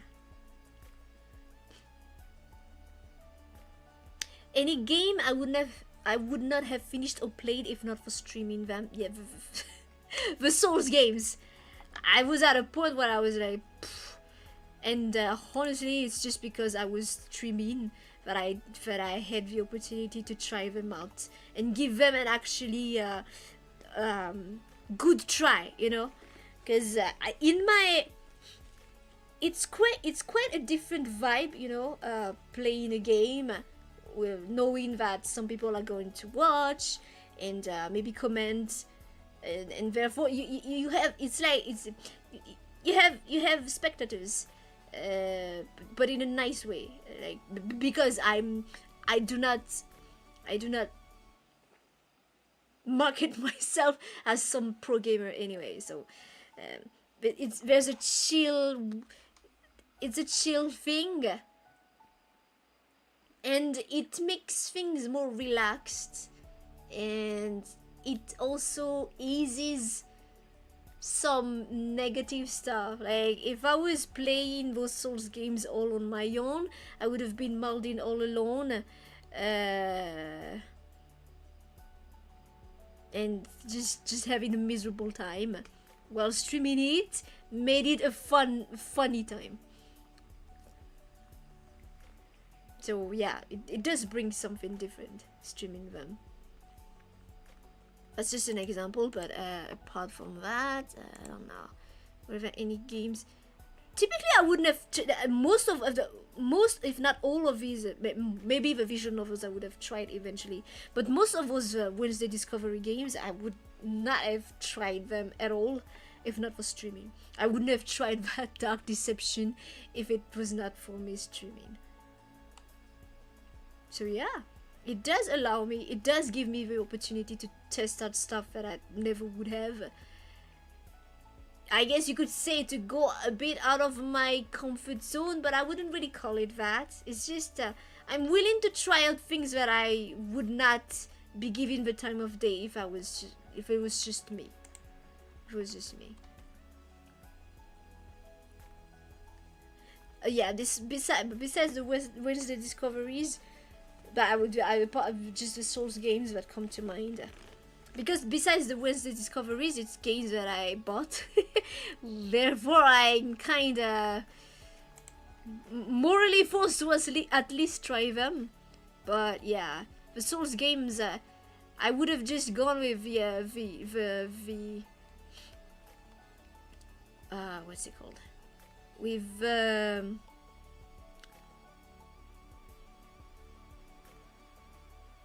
I would have just left them be, thinking, oh, bro is gonna pick them up at some point. He's gonna play them, so it won't be a waste of money. But I might not have tried them out myself anymore.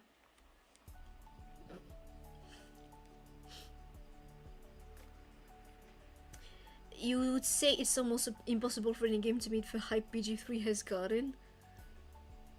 I mean, GTA 6. I think that's probably something that's gonna outdo every hype ever. Gridfall. Oh no, I would have returned to Gridfall. But it's just that streaming it allowed me to do it now. But I would have definitely finished Gridfall. No questions asked.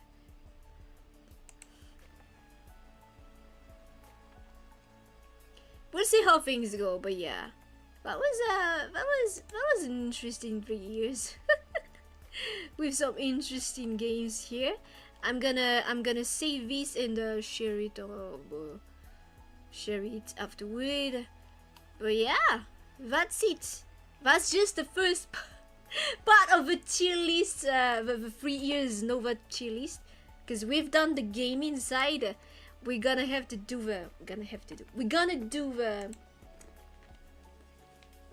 the singing side, the cover side, because we've already done the karaoke side.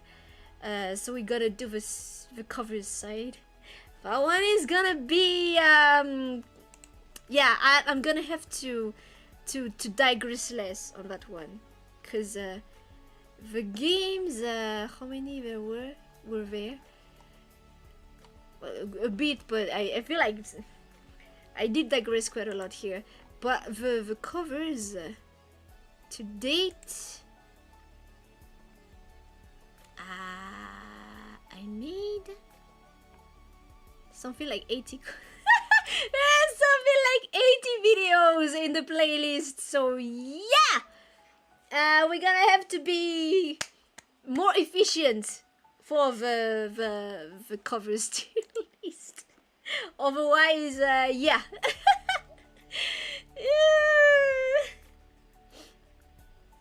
Ah, you mean to be as good as the hype suggests?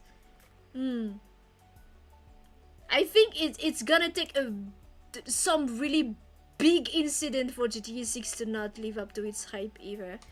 But yeah, we'll see, definitely. We need to not digress with the covers, definitely. But it's also the occasion for me to like share some anecdotes if there are any. Maybe start earlier, I don't know. I'll just try to not digress. We need to give just a bit of time to each of them. But it's gonna be a bit hard too, because I'm gonna need to like listen to them a bit to give a fair assessment on the technical side. We'll see, but it's gonna be next week, next Friday. That's what we're gonna do next Friday. We're gonna do the tier list of all my covers. And when I say covers, I am talking about everything that's in the playlist Nova's covers. So it includes all the normal covers, all the singing challenge covers, all the short one, the long ones, all the covers. everything that I have put as a single as its own entry, basically. So there's gonna be some karaoke ones that got turned into a cover entry. So yeah, it's gonna be a long one. We're gonna do it the same way. We're gonna do it chronologically. So it's gonna be a bit less than 80 because there's a few of them that are not yet released. So it's gonna be less than 80. But yeah. We're gonna take a while. But I'm gonna try to not digress too much. And I believe... yeah, well... maybe some of them I'm not gonna have to say much about. I think there's not gonna be as much tears as for the games either. Hopefully. But yeah, we'll try to be efficient. More efficient on that one. Could split it to a couple of streams. Gotta come up with the names of the categories.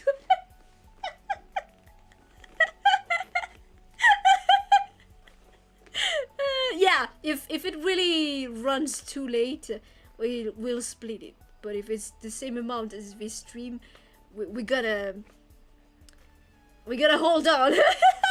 Thank you guys so much. Thank you guys so much for dropping by today and for accompanying me for this long tier list. I really appreciate it. I do hope you had a bit of fun here. I've been yapping and discussing and fangirling. But I had a nice time looking back on all of those games I played. Next time it shouldn't be as long, I believe. Although, we'll see, because we won't be doing the games we already did in this tier list. So next time, it will just be the games of the last year. So, yeah, it's Wednesday Discoveries that's gonna bloat it. We'll see how it goes. But yeah, thank you guys so much for dropping by today. I do hope you have a lovely weekend. Do take care of yourselves, and I hope to see you again next week, next time. Thank you guys, thank you very much. Take care of yourselves. Bye bye.